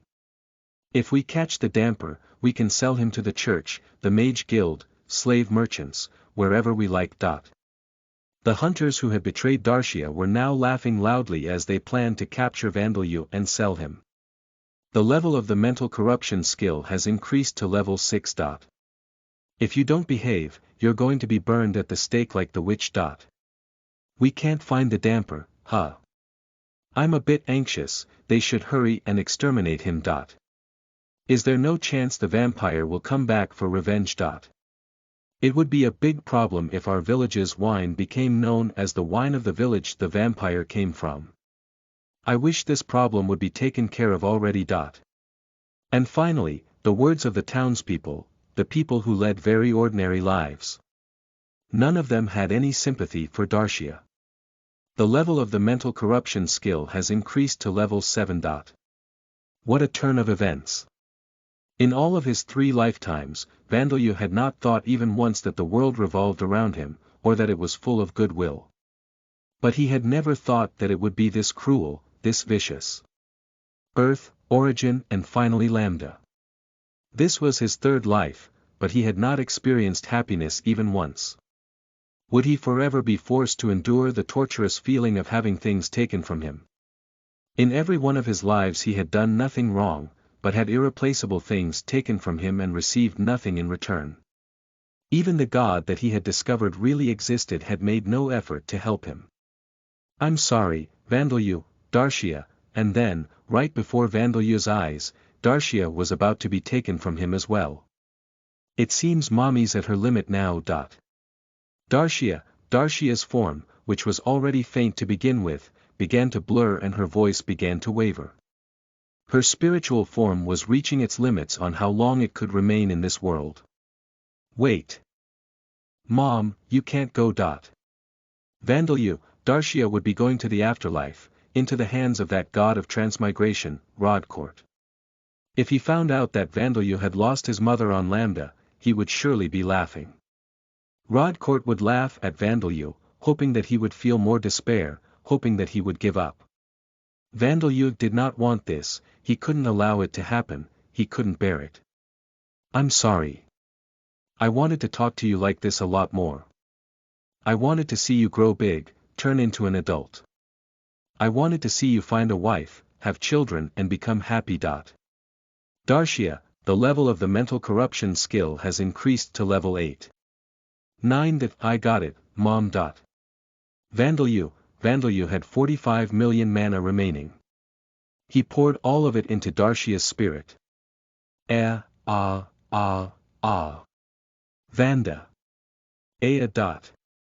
Darcia, in the same way as when he created undead, he poured his mana into Darcia, whose fleeting spiritual form looked as if it could disappear at any moment. It was like pouring water into a bucket with a hole in the bottom, but even with a hole, the bucket would be filled if a vast amount of water was poured into it. Next, I need a vessel that Mom can possess, Vandeleur. He couldn't use a random stone, tool or bone. If he used something like that, it would be difficult for it to preserve Darcia's personality for long. If it were possible, her original body would have been best, but her body was now a pile of ash. I sent there something I can use. Vandeleur, he had Bone Monkey searched the pile of ash and found one of Darcia's scorched bones. It was a fragment small enough to fit into Vandeleur's tiny hand. This will do. Mom, inside here. Vandeleur, Darcia, who was having an enormous amount of mana poured into her, tried to defy her son's request. This was for his sake. It was tragic, but she was already dead. Even if she was turned into an undead, it would be different from when she was alive. Being by her son's side in such a form wouldn't be of benefit to him. In fact, it would have a negative influence. That was why, even though she wanted to be by his side longer, she tried to separate herself from him as she fought back her tears, but... You have acquired the death, attribute charm skill. I want to be by his side, I want to be by his side, I want to be by his side, I want to be with him forever. I don't want to separate myself from this child. I understand. I'll be with you forever. Darcia's mind was filled with one thought, and she willingly inhabited her own remains. With this, I've recovered Mom, even though it's just her spirit. I'll create a new body for her one day. Vandeleur had gathered the mana needed to maintain Darcia's spirit form and a vessel for her to inhabit. But it was just a bone fragment, after all. But she couldn't move of her own will and could do nothing but sleep until Vandeleur decided to speak to her. That was why he definitely had to increase his skill with death, attribute magic and create a vessel for her with which she could live a normal life, just as she had when she was alive. But before that, I have to get revenge on these guys. The baronet and his servants, the church, the adventurers, the hunters, the townspeople. Vandeleur would take revenge on all of them. He would never be satisfied until he did so.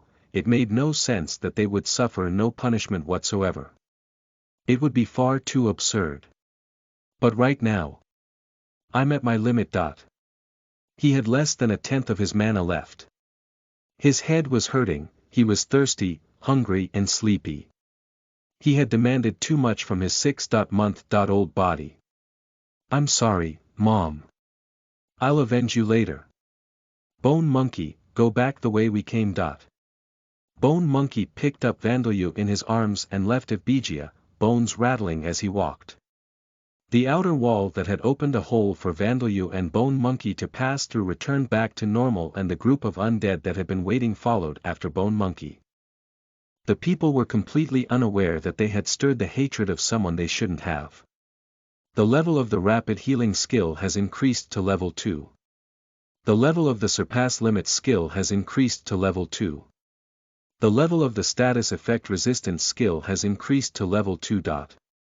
Name: Vandeleur, race: Damper, Dark Elf, age: 0.5 years old, title: None, job: Ordinary person, level 0, job history: None, attributes: Vitality: 18, mana: 100,600,000, strength: 27, agility: 2, stamina: 33, intelligence: 25, passive skills: superhuman strength.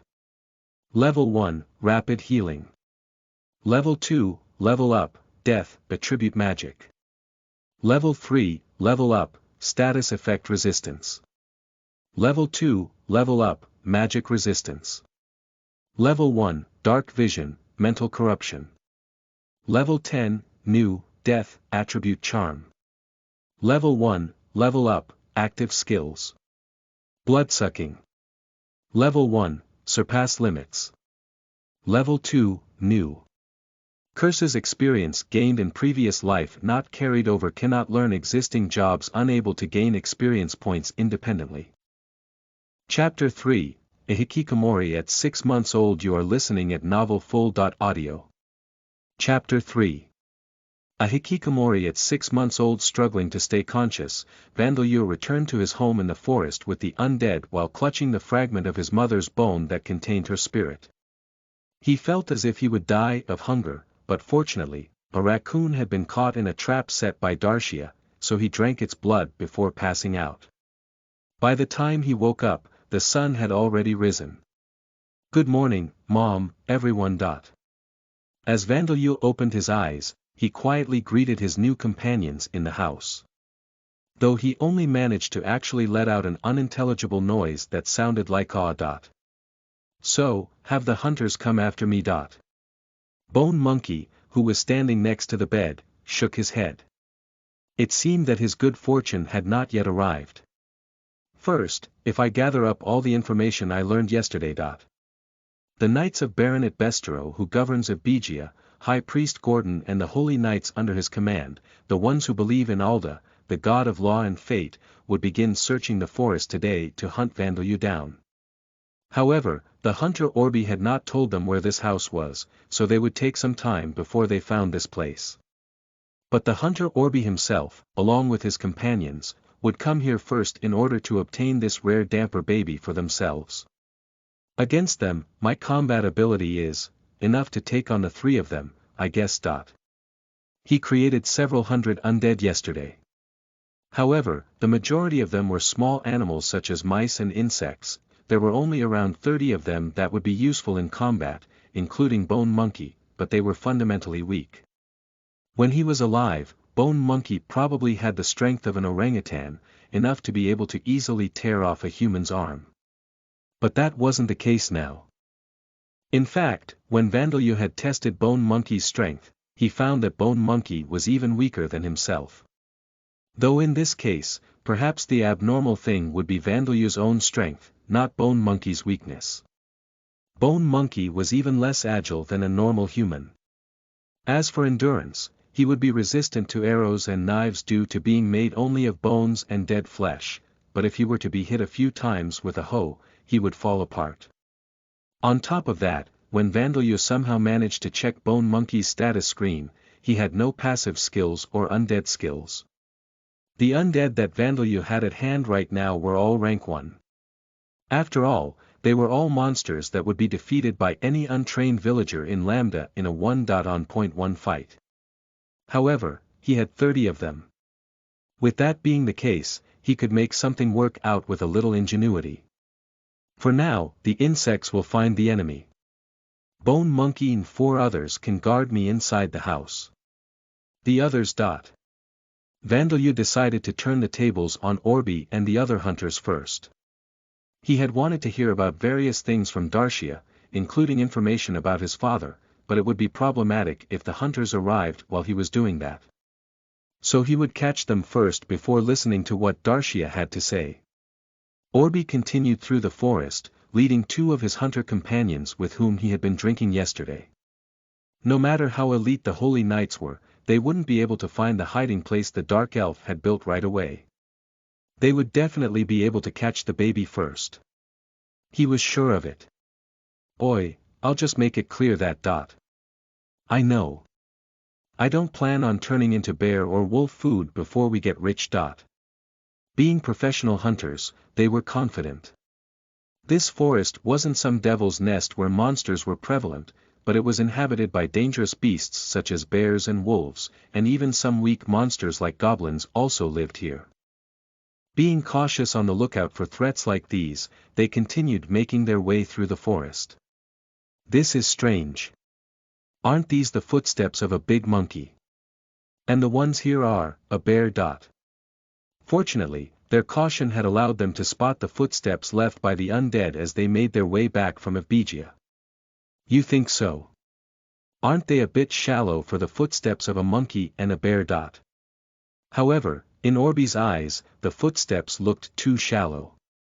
Footsteps left in the earth would be deeper the heavier its owner was, but these footsteps appeared to belong to a very light creature. The shape is weird, too. They look a bit small and the bear's ones are missing some toes. The reason they appeared that way is because the creature who had produced them was an undead made only of bones. Its body weight was less than half that of when it was alive, it was missing the pad of its paw and several of its digits had been broken off. The adventurers would take precautions if they were facing this strange monster as their main enemy, but I'm sure they just look like that because there are multiple beasts' footprints overlapping each other. Orby and his companions had only experienced hunting monsters from time to time to earn a little extra money, so they didn't think much of it. The knowledge that this forest didn't have many monsters helped them push the footprints from their minds, thinking it was just their imagination. We're almost there.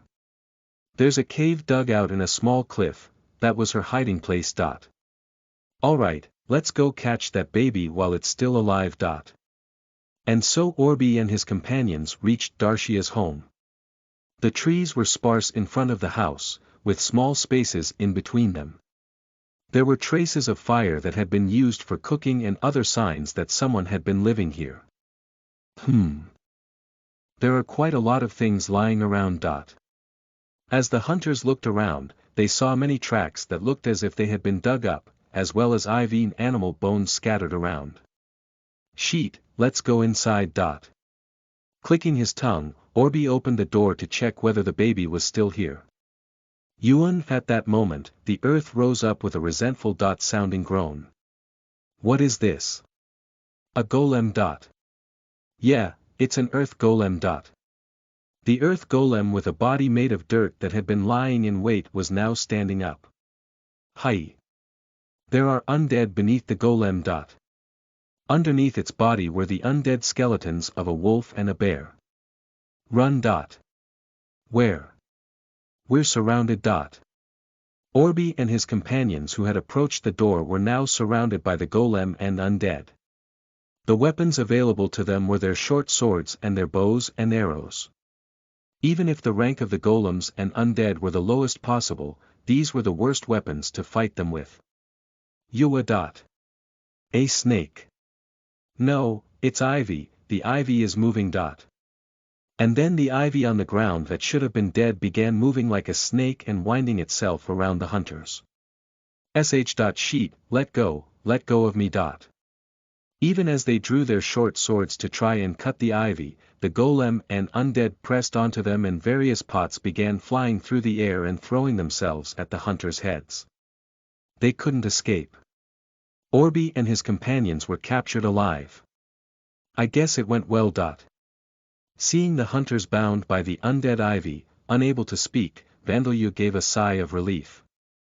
He had spirits inhabit the ground outside the house to create an earth golem and then buried the undead beneath it. The undead and the golem didn't breathe, and they simply smelled of dirt like the rest of the forest, so the hunters couldn't notice them if they were completely still. The same applied to the ivy and pots. They wouldn't suspect that the discarded items scattered around the ground would turn out to be undead. Well then, I want to hear what these guys have to say. Orby and his companions opened their eyes wide in shock at the sight of Vandeleur riding on Bone Monkey's back, looking down at them. They had never imagined that the baby they had been planning to capture would be commanding undead at this age. This was the difference between Vandeleur and the High Priest Gordon, who reprimanded his subordinates. But first, I have to establish a way to have a conversation. Vandeleur, who was still only able to mumble unintelligible sounds that sounded like you couldn't converse with the hunters. And so Vandeleur created a sand golem out of the gravel and sand. Moga. The hunters began making fearful noises at the sight of the human-sized golem rising up from the gravel and sand. They were likely assuming that they were about to be killed. However, the sand golem did not raise its heavy fist above their heads, parts of it instead crumbled off in front of them to form words in sand on its body. Stop making so much noise, be quiet. Answer my questions. Nice, it worked. He had thought that if it was possible to turn part of Abigia's outer wall into a golem to change its shape, it would be possible to change the shape of the sand golem to form letters. This idea seemed to be a great success. Well, he had to supply the golem with a considerable amount of mana, which took its toll on his mental endurance. But the problem was whether the hunters would be able to read Japanese characters. In order to test this, he unbound the hunters' mouths, who had now fallen quiet. What do you want to know? You can ask whatever you want. But in exchange, spare our lives. Yeah, we'll tell you anything we know. We'll keep quiet about this place. So please let us go. And then they began pleading for their lives. It seemed that in Lambda, the spoken and written language was Japanese. That's convenient, but why is that the case? Now that I think about it, according to the knowledge Rodcourt shared with me, he summoned champions from another world to Lambda in the past. Is it because of that? Well, he would figure that out when he had time later. Vandeleur decided to question the hunters through writing and gather information from them. While they could read hiragana and katakana, it seemed that they were mostly incapable of reading kanji. Their initial pleading for their lives had been done by guessing the situation rather than being able to read Vandeleur's writing. Since this meant that Vandeleur would need to write more characters with the sand golem, it increased the amount of mana he needed to spend and took a greater toll on him. But not all of his questions would have favorable answers. What is a job? Ha! What, you want us to tell you our jobs? We're hunters, of course. What are experience points? Experience points are experience points, right? Who is Alda, the god of law and fate? Ah, that's a god. What is a job and what are experience points in Lambda? Vandeleur was asking simple questions, but the hunters were not giving helpful answers. From the hunters' point of view, Vandalu's questions were too simple. It was like asking on Earth, what is air. Or what is water. Even so, if the hunters were educated and had enough vocabulary, they would be able to give useful answers, but Vandalu understood that he couldn't expect this from these hunters. I'll ask Mom about stuff like that later. Darshia would answer any of Vandalu's questions with an easy to understand explanation. After all, she was a mother raising her child. Tell me about Baronet Besterow and his knights. Vandalu decided to change gears and ask information that they would know about the other enemies. The feudal lord who took over about 10 years ago is a person with a lot of ambition. He doesn't have any other special characteristics, he's your typical nobleman. I haven't heard about anything that makes him different from the other nobles. There are 5 knights, he uses them as soldiers as they're stronger than the rest of us. Though it seems they undergo training as well. That's why they're not that strong. In fact, why don't we get rid of them together? If we team up with you it'll be simple. Vandalu decided to ignore that last part. It seemed that Baronet Besterow did not have many pawns and they were apparently not particularly skilled. This area was likely considered a peaceful region by its population. At least, its population considered it as such. Just answer my questions. Tell me everything you know about High Priest Gordon and his holy knights. The High Priest and his holy knights are never in the town.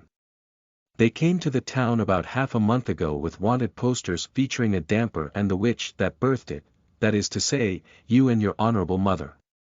He's a clergyman who is famous as a vampire. Slayer, and with the holy knights, they're like a collection of elite individuals.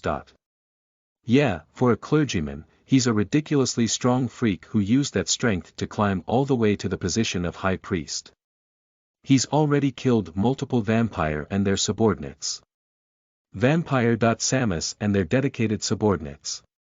He has already dealt with Vampire. Samus that had lived for hundreds of years, and rumors have it that he's comparable to a B-class adventurer. But if you team up with us, we're familiar with the terrain so outwitting him will be easy. See, so please make us your subordinates.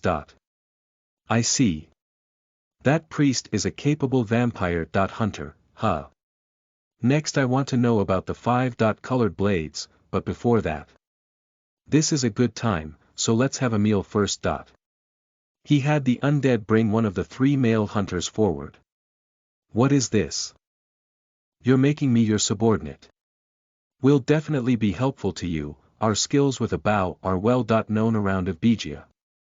Hi. We'll really be helpful, we'll do anything for you, so please spare me. Bone Monkey had grabbed a hold of the man's head so that he cannot move his neck. He was begging for his life in a high-pitched voice, but Vandalu wasn't listening. His fangs plunged into the man's neck. Kaya. Johann.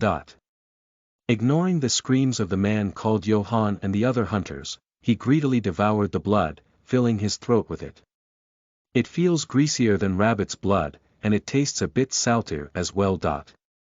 Of course, he would have preferred to be held by Darshia and drink her milk. But this was his first meal of the day, so he simply continued drinking Johann's blood until his screaming stopped and he fell limp. Phoo. Ah, Bone Monkey, give my back a little pat. Yeah, right there, burp. As Vandalu burped, he showed the now deathly pale body of Johann to the other hunters. And then he directs words of sand at them once more. Didn't I tell you to just answer my questions? Seeing the dead Johann whose blood had been completely consumed and Vandalu's expression that had not changed in the slightest after killing him, Orby and the other remaining hunter simply nodded their heads. They were facing a mere baby, but this baby had no childish naivety or pity. They finally realized that Vandalu would not hesitate to kill them if they showed the slightest sign of disobedience. Now then, what do you know about the 5 colored blades and Heinz, the blue flame sword? From that point, his interrogation of Orby and the other hunter proceeded smoothly. The example he had made of Johann was incredibly terrifying. The 5 colored blades were a group of 5 adventurers and Heinz was its leader, a highly successful B.class adventurer even though he was still in his teenage years. The other members were class, so they were a group of capable individuals. As I thought, he and High Priest Gordon are enemies I can't defeat in my current state. The next thing he asked them about was the geography of this region. The area surrounding Baronet Bestero's territory and the places that High Priest Gordon and his knights would be searching right now.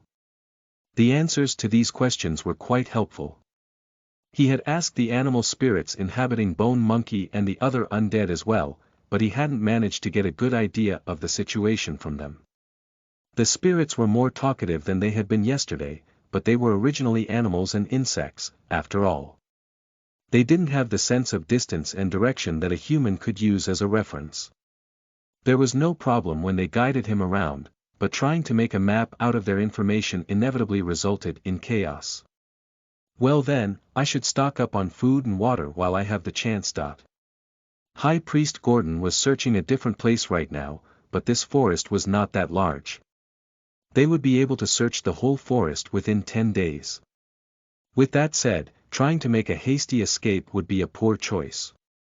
Due to the mismatched eye colors that Vandalyu possessed as a special damper characteristic, he couldn't conceal his true nature, so he couldn't approach any areas inhabited by humans. However, without somewhere safe to hide like the house and the cave, living outdoors would be too dangerous. The reason for that being: I'm only 6 months old, so I need a lot of sleep. In fact, I'm quite sleepy right now. Despite the fact that one of his parents was a vampire, no matter how high his attribute point values were, no matter how many skills he had acquired, he was still a baby. Though it was considerably better than when he was only a month old, he was still frequently sleepy and found it difficult to stay up for long periods of time. He could resist the effects of sleep deprivation with his status effect resistance skill, but that would have negative effects on his development. Darcia wouldn't want that. Therefore, Vandalyu decided to stay hidden until High Priest Gordon gave up the search. He had never imagined that he would be living a hikikomori's lifestyle at 6 months of age, but this was necessary to survive. Oi, what's wrong? Don't you have anything more to ask? If that's the case, let us go. Orby and the other hunter began to make some noise, but their role as information sources had already been fulfilled. The ivy covered their mouths once more. Wait. Please, let us go. I have a mug. I have a... What? A fiancée. A wife. A young daughter. An aging mother. Considering that he sold out a mother with a young son, what was he trying to say? Even if he had something, it made no difference to the roles the hunters were to play. Vandalyu informed them of this through sand letters. You are merely food for me. 2 muffled screams came from the hunters. Once upon a time, there were 2 great gods in this world. The great black god, Diakmel. The great white god, Arazin. The 2 gods fought each other. Nobody knew which of them was good and which of them was evil. However, nothing existed but the 2 of them, so they fought each other. It seemed that the conflict between the 2 gods would go on forever, but in the end, Diakmel and Arazin defeated each other simultaneously. The great black and white gods lay on top of each other and new gods were born from their shells. Vita, the goddess of life and love. Alda, the god of light and law. Xantark, the war god of fire and destruction. Perea, the goddess of water and knowledge. Shazarian, the god of wind and art. Botan, mother of the earth and goddess of craftsmanship. Riklent, the genie of time and magic. Zurawarn, the god of space and creation. These 8 gods of the elements as well as the dragon. Emperor god Marduk, the colossus god Zerno and the beast. God Ganpaplio were known as the 11 founding gods. These 11 gods did not use their power to fight each other like the great gods that came before them, they worked together and created the planet Lambda. The 8 gods of the elements created humans, modeled after themselves, and began to teaching and guiding them as their followers. The dragon. Emperor god Marduk created dragons, and the Colossus god Zerno created Colossi as their followers. To provide food for them, the beast god Ganpaplio birthed countless birds and wild animals and released fish into the seas. The war god Xantark and the goddess Botan gave birth to the dwarf race, while the goddess Paria and Chazarian gave birth to the elves. People became a general term that applied to all sentient races, and the creatures that had been known as people up until that point came to be known as humans. The world created by these events was peaceful. The people believed in their gods, the dragons and colossi were wise, there was plenty of wildlife in the mountains for them to eat without fighting over territory, and there were bountiful blessings in the sea. However, the peace was shattered by the appearance of the demon king Guduranis from the abyss beyond the stars. After descending upon Lambda, Guduranis began a war to take over the world using the evil gods that were his servants. The demon king's tainted mana gave birth to monsters such as orcs and goblins that had never existed in Lambda before, and the demon king used them to fight the other gods. Though the people of Lambda had polished their fighting skills for competition hunting the wildlife that sustained them, they were thrown into chaos as they had never experienced a fight to the death, and the gods were driven into a corner. The war. God Xantark, the dragon emperor god Marduk, the Colossus god Zerno and the others fought bravely with their followers, and the genie Riklent bestowed magic upon the humans and gave them commands, but they could not turn the tides of the battle. The beast god Ganpaplio put up a good fight, but was eventually destroyed. To fight the demon king's forces, Zurawarn, the god of space and creation, summoned 7 champions from another world. The 7 champions taught the people techniques for fighting, gave them the knowledge to make great weapons and fought bravely at the front lines themselves. And so, through battle after battle, the demon king was finally destroyed and sealed away, not even a single piece of his body remained. The evil gods that were his subordinates lost their powers, some were destroyed and others were sealed away into a death-like state. However, the final result was difficult to call a victory. The war god Xantark was cursed by the evil gods and fell into darkness, Paria sank into the depths of the oceans and Chazarian returned to the wind. Bosha was sealed deep within the earth while Riklent and Zurawan entered a deep sleep to regain their power. Marduk was torn to pieces and Zerno's heart was destroyed. Their followers' powers weakened, the number of dragons grew fewer and the weaker drakes increased in number. The colossi became monsters that worshipped evil gods. Finally, there were only 3 champions left and the population of the people had decreased to the point that even if the elves and the dwarves joined the remaining humans, who had a considerable population before the conflict, they were barely able to maintain a single city. The remaining population was not enough to sustain civilization and culture. Even after the demon king was defeated, the surface of Lambda was overrun by monsters that had been corrupted by his mana during the conflict with his forces, and devil's nests existed all over the place. The surviving monsters began to breed and multiplying endlessly. Alda, one of the 2 gods who still had power left, chose to work with the champions to guide the surviving people. However, the goddess Vita believed that creating new races of people and having them join the other races would be a faster way to restore Lambda. Vita was the goddess of life and love. Her powers were more suited to creating new races than for battle. First, she mated with the sun giant Talos, who had retained his noble spirit and virtues without becoming a monster. She gave birth to a race of titans with robust, large bodies that could barely fit in human towns. Next, she mated with Tiamat, the most powerful of the surviving dragons that had been Marduk's followers, and gave birth to a race of draconids, humans with the power and horns of a dragon. And then, with the kings of the beasts that had followed Ganpaplio, she gave birth to a great variety of beast-people, and with Tristan, the god of the seas who had been Paria's right-hand man, she gave birth to the mare people. Following that, she mated with an elf that had been in her service at that time, giving birth to the dark elves, who had the same mana that elves did while also possessing outstanding physical prowess. Alda criticized the goddess's actions, saying that they would only plunge the already ruined world into further chaos. As the god of law, Alda could not stand idly by as Vida gave birth to new races, one after another. But Vida believed that her actions were correct, so they could never come to an agreement in their discussions. Finally, Vida mated with monsters to give birth to Lamia, Scylla, Arachne, centaurs, harpies, Magians and other monster races. And then she infused the power of the life attribute into one of the champions who had fallen in the battle with the demon king, Zakhard, to turn him into an undead. She mated with him to give birth to vampires. The original vampires had powers that rivaled that of gods in every aspect. And they were able to share this power with the other races. By giving their blood to others, they could turn them into vampires. But Alda was outraged at the fact that Vida had mated with monsters and given birth to vampires.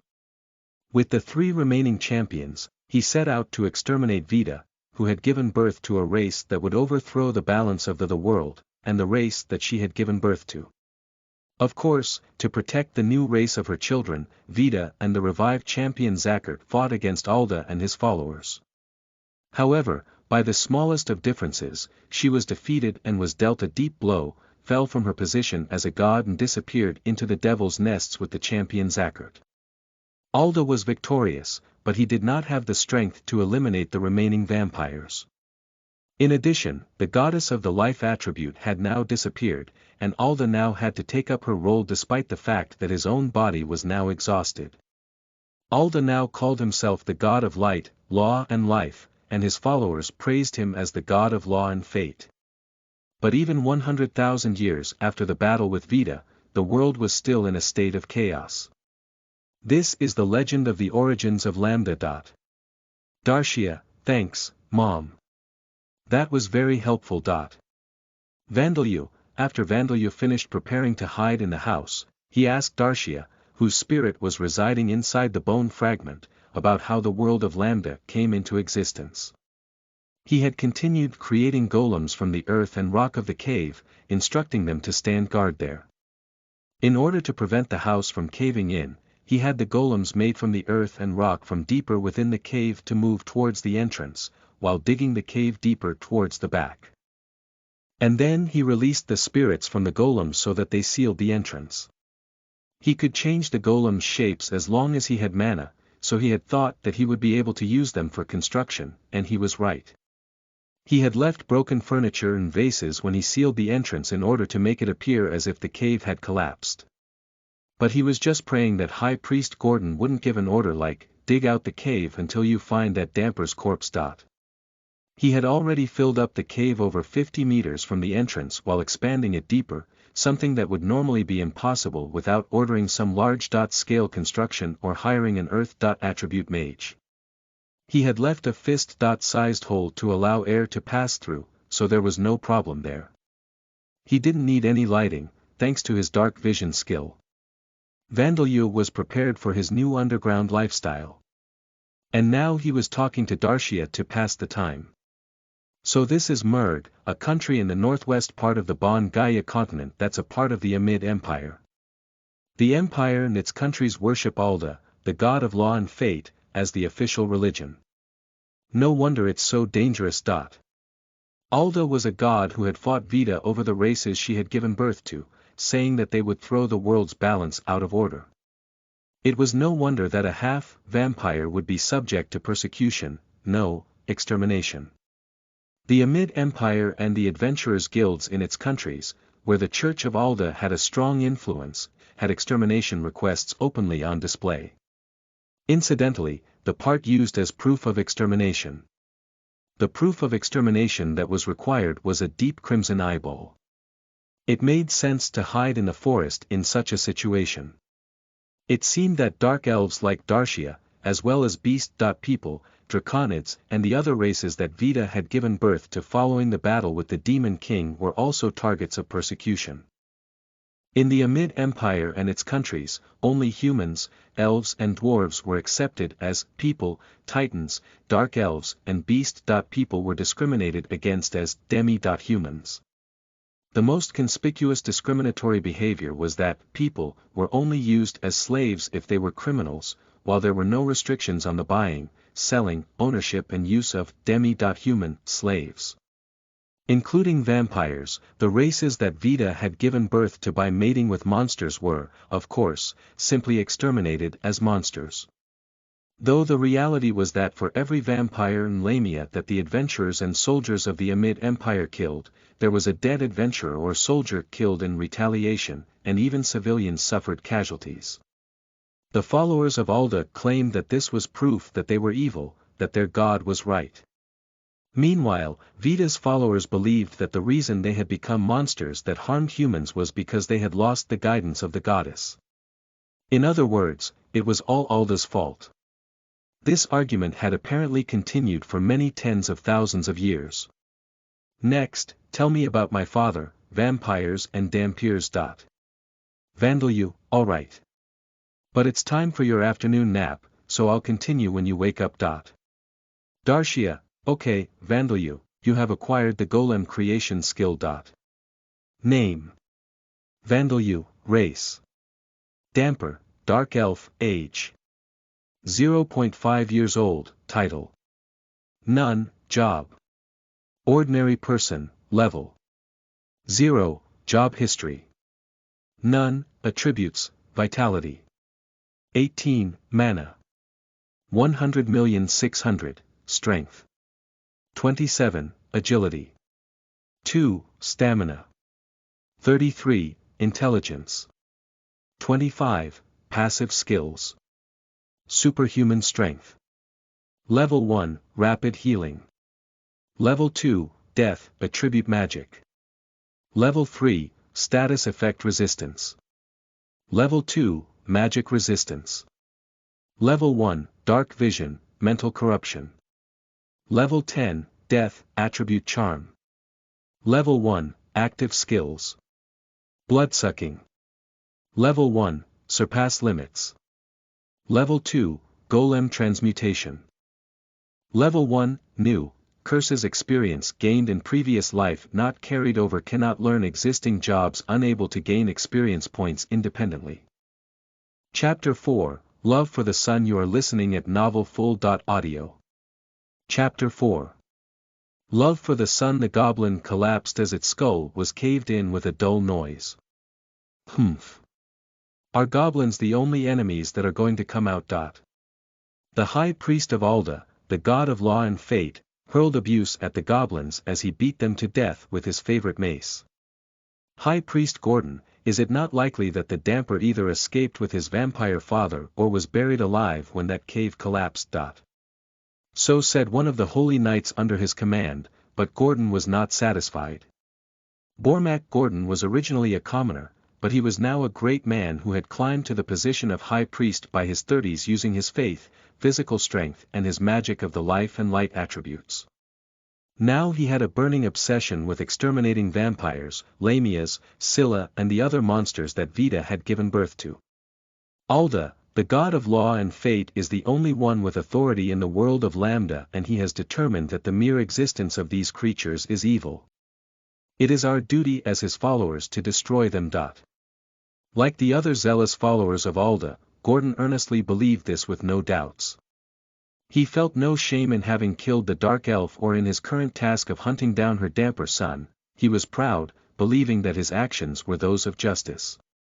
For that reason, he had been conducting a very thorough search of this small forest to find the damper, but the search had run into problems. Unable to contact the hunters who had sold out the Dark Elf to lead them through the forest, he had hired other hunters and joined forces with the feudal lord's knights, but they had only encountered wild animals like wolves, bears and boars and the occasional weak monsters like goblins that came out to attack them. 5 days after they had began their search, they discovered a cave that someone appeared to have been living in that had collapsed, but they hadn't been able to find the damper's corpse. Gordon had thought to dig out the whole cave, but had no choice but to give up on that idea because of the risk of it collapsing on top of them. If they had a construction specialist or a dwarf miner at hand, it would be a different story, but there was no demand for a construction specialist in this area right now, so they were unable to hire such a person. The reason they continued searching the forest for 2 more months despite this was that the hunter that had sold out the dark elf and 2 of his friends had simply gone missing after setting out to hunt the damper. 3 hunters who were all familiar with the geography of this area had all gone missing. On top of that, their corpses still hadn't been found. Gordon's intuition told him that this was not the result of some coincidence or unfortunate accident, but something had taken revenge on them. The damper in question is apparently still a baby, but it's not out of the question. There was a reported incident in the past where a 3-year-old damper slaughtered a party of D-class adventurers. Giving up here would mean allowing evil to take root and grow in the future. He had to hunt the damper down and turn him into ash. High Priest Gordon, it is impossible for us to make our search of the forest any more detailed than we have already done. Baronet Bestereau has withdrawn his knights already as well. However, not everyone shared Gordon's zeal or saw the impending threat that he did.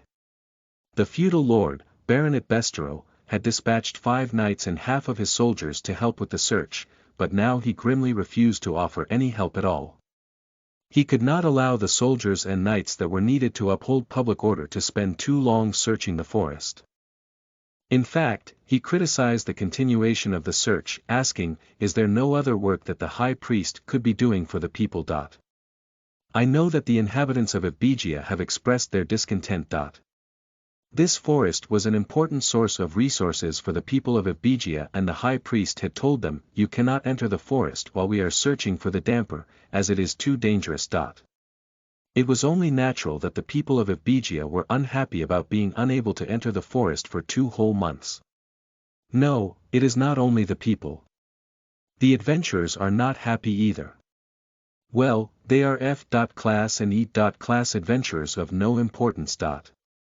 They are taking their complaints to the guild, saying that they are having their work taken away from them.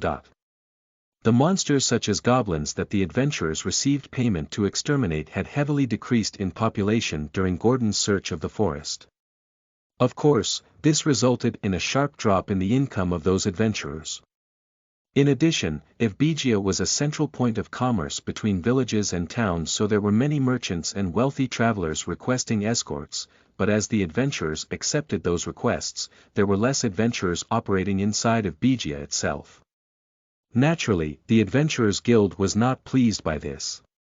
Baronet Bestereau didn't approve of the number of adventurers decreasing either. High Priest Gordon and his men were keeping the population of goblins in check for now, but they were not permanent residents of this town. After they left, he had no way of knowing if enough adventurers would return to control the population of goblins, who reproduced very quickly. "What are you saying we should do? Surely you're not going to suggest we spare the goblins that come and attack us." Like I said, perhaps it is time to give up. My words are not those of the feudal lord, but there are plenty of other places that could benefit from our presence. In reality, while they were spending their time here, the vampires were moving in the shadows. Other monsters of Vita were also causing harm to the people. Was it acceptable to continue spending time searching for this damper with no leads to follow? We have no choice. We will leave Ebigia the day after tomorrow. The red evening sun shone on Gordon's bitter face. He had a strong feeling that the damper would be laughing at them in the nights to come. That damper, Vandaliu, spent the afternoon that High Priest Gordon left sunbathing to his heart's content. Sunlight. Love you. He proclaimed his love for the sunlight. He had recently become able to speak, though it was not completely coherent yet. Living for that long underground had been harsh on him. He had thought that it would be for 1 month at most, but Gordon and his men had persisted for 2 whole months, and Vandaliu had spent all that time living in the dark, surrounded by earth and rocks. He had used his death attribute magic to prolong the lives of the 2 hunters, but they only lasted about half a month. After that, he had Bone Monkey and the other undead to crush the wheat grains and dried meat that Darcia had left behind and soak it with water to make baby food for him to stave his hunger off with. When he could no longer stand that, he desperately looked for insects in the dirt to eat. His search led to the discovery of a stream of underground water. He had thought the cave would flood and he would drown, but it ended up being a fortunate event. His water supply had fallen low and the discovery of this underground water had allowed him to clean his diapers. Up until then, he had made a golem out of the earth to change shape and dig a hole, drop in used diapers and then bury them. Having run out of the ones that Darshia had made before, he had been forced to use diapers made from the clothes taken from the dead hunters, and even those were running out. He could use death attribute magic to sterilize himself, but he couldn't stand having soiled himself. As a person, that was not acceptable. He had been living on earthworms and sap from tree roots for the past few days. Thanks to a new skill he had learned, danger sense. Death, he could find the ones that weren't fatally poisonous, but as he consumed them, for some reason, his status effect resistance skills level increased. There was likely something in the food he ate that was poisonous, though not enough to kill him. I don't ever want to have to live a life where I can consider catching a mole to be a miracle ever again. He firmly told himself that. Vandalyu, being a damper, could see in the dark just as well as he could in the middle of the day. But that didn't mean he didn't need sunlight. After all, he was half dark elf. He had been worried that he was going to die of vitamin deficiency. Related diseases. High Priest Gordon, adventurers of the 5. Colored Blades Party, please be well.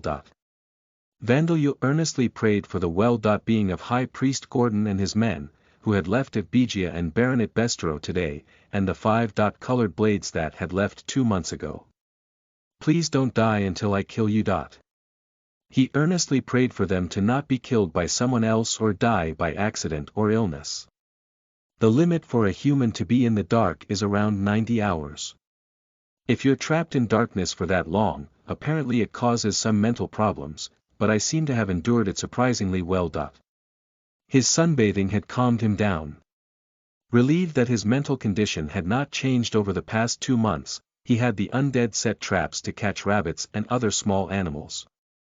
When he checked his status, a skill with an ominous sounding name called Mental Corruption had been upgraded all the way up until level 10, was this because he had sworn to take revenge? Well, it also seemed to serve as a mental stability skill, so he didn't think much of it. As for his death, attribute charm skill, he thought it was a skill that he had used in Origin. There were several occasions when the elderly researchers in Origin that had treated him as a guinea pig died of strokes, became spirits and then completely changed their personalities and apologized to him in tears. He hadn't thought badly of them for it. If it weren't for his conversations with the spirits in Origin, his mind would have crumbled long before his body died. However, when Orbi and his companions had approached him as spirits after they died, he had felt only disgust for them. Vandalyu did not want to let them pass on peacefully, so he had forced them to inhabit a stone pillar that was supporting the cave, and they were still there now.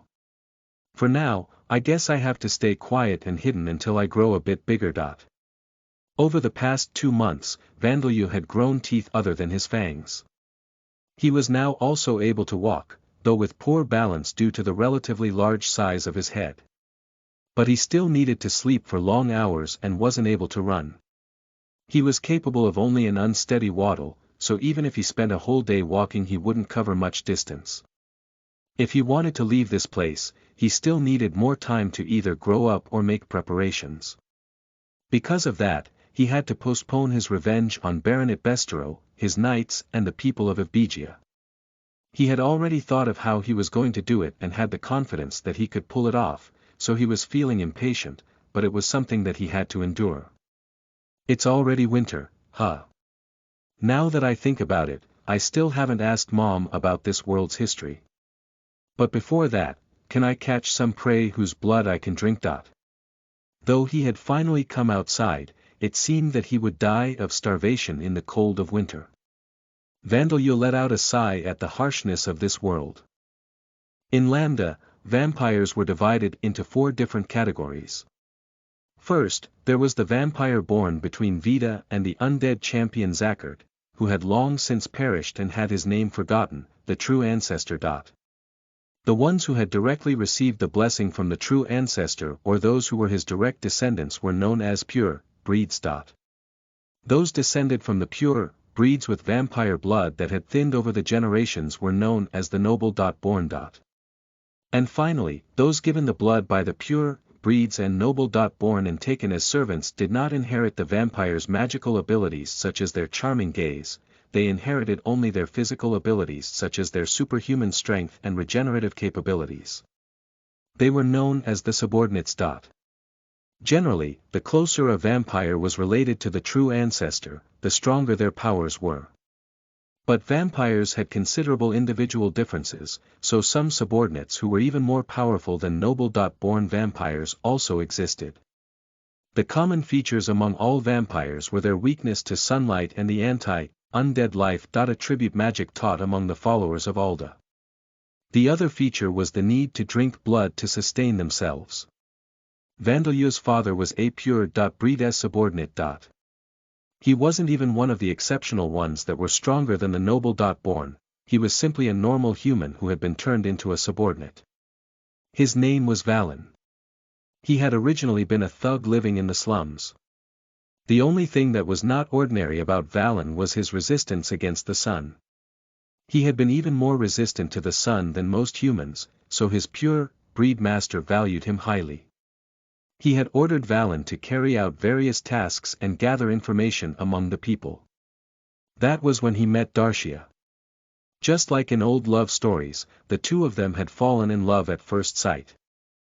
However, in the modern age, vampires were also divided into two factions.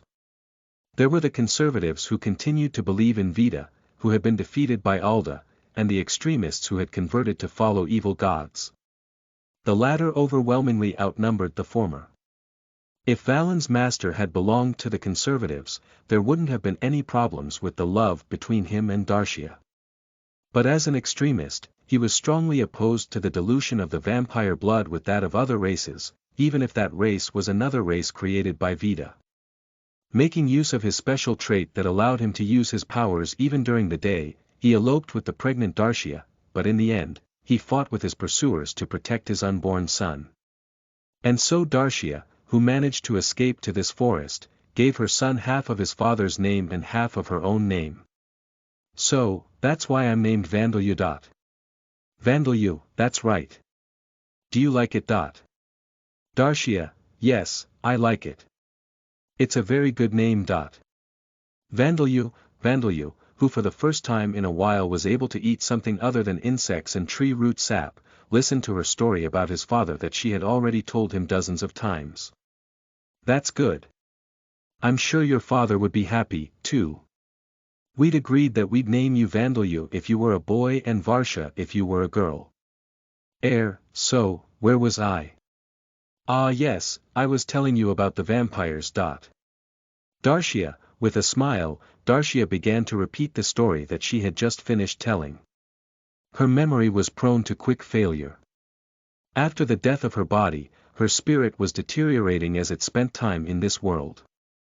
There were cases where spirits would retain their personalities even after 100 years if they were tenacious or harbored strong hatred and strength of will, but she felt regrets about the fact that she had been reunited with Vandalu as she was about to pass on.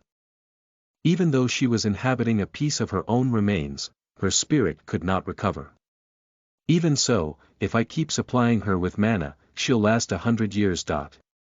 As he listened to Darcia talk, he decided to find a way to make her a new body within that time. Despite the few problems that she was having with her memory, Darcia could still clearly remember things from when she was alive, so she told Vandalu everything she knew.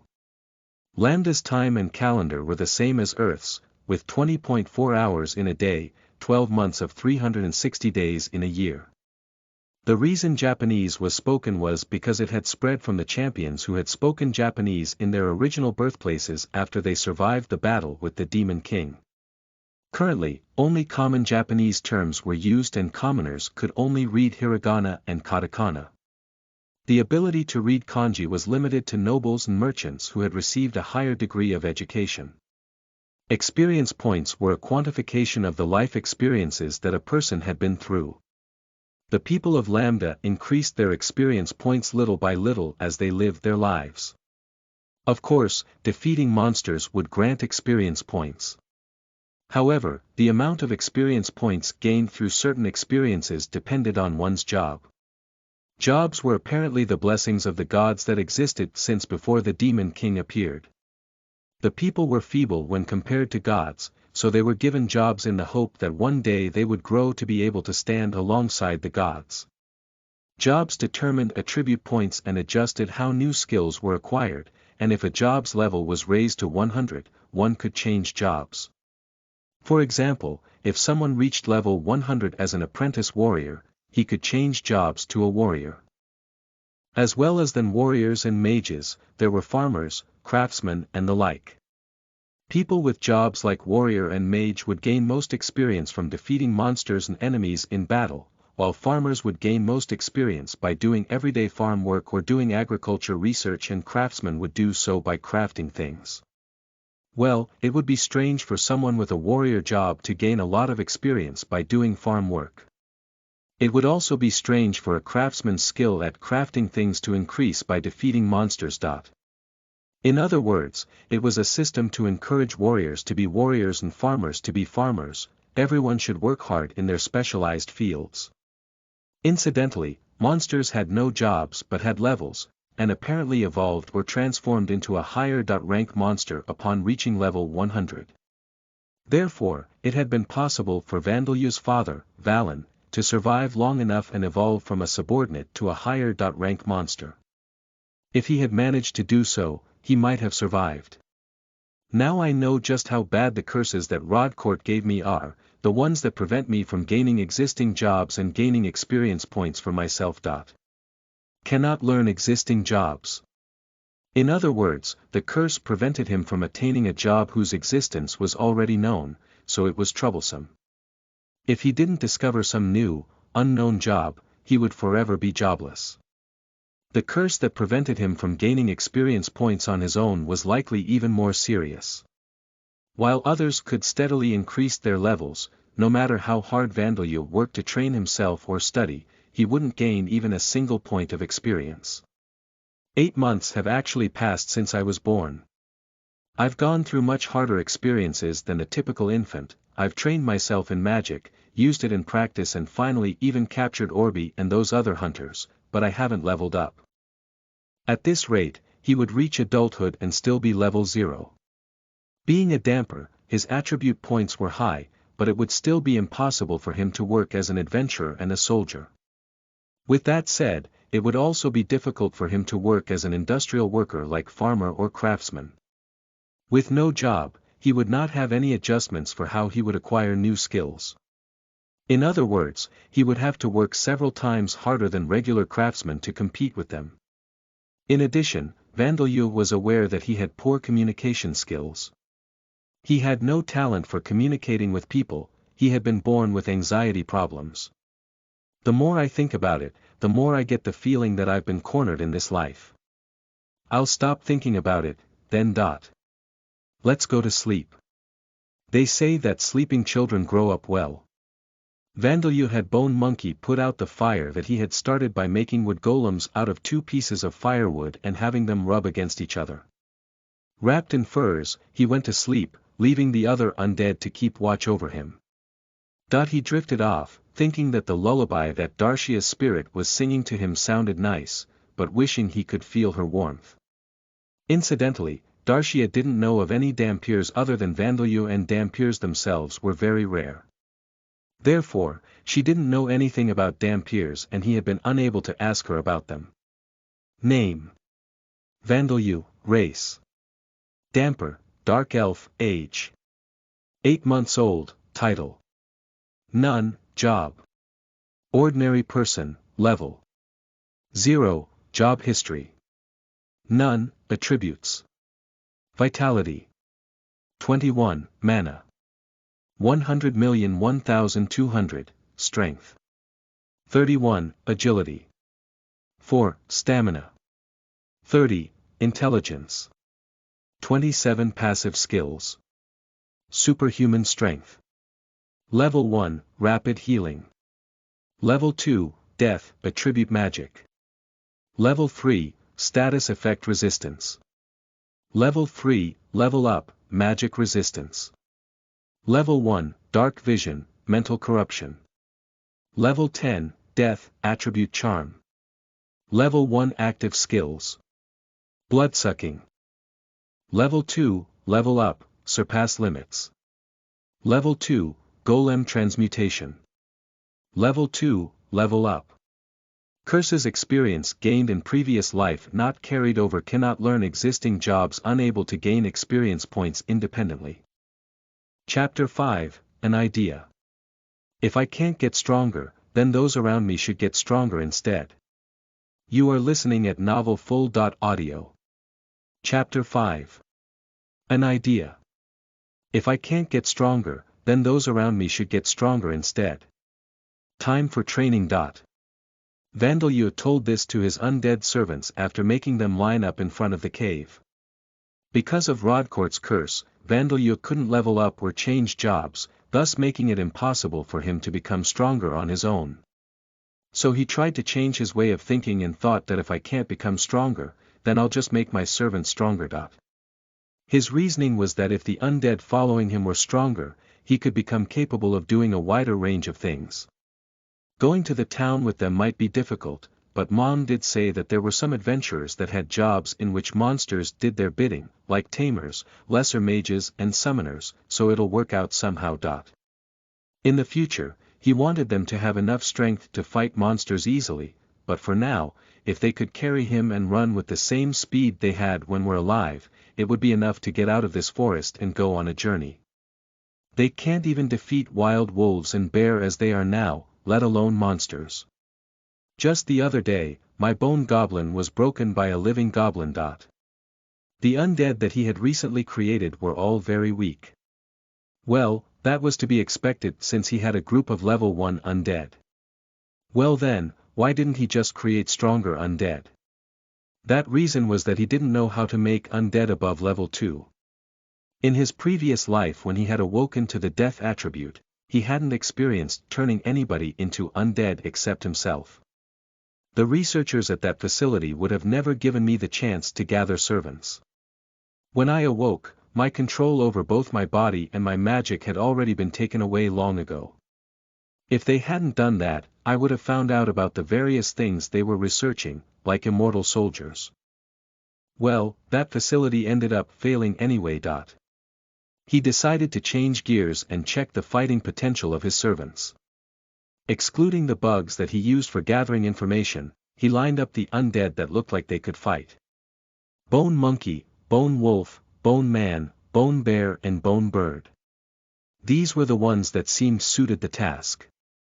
There were also bone boar, bone rabbit, bone goblin and so on. But the only ones who were complete, without missing or broken bones, were these 5 only. Well then, let us start the training.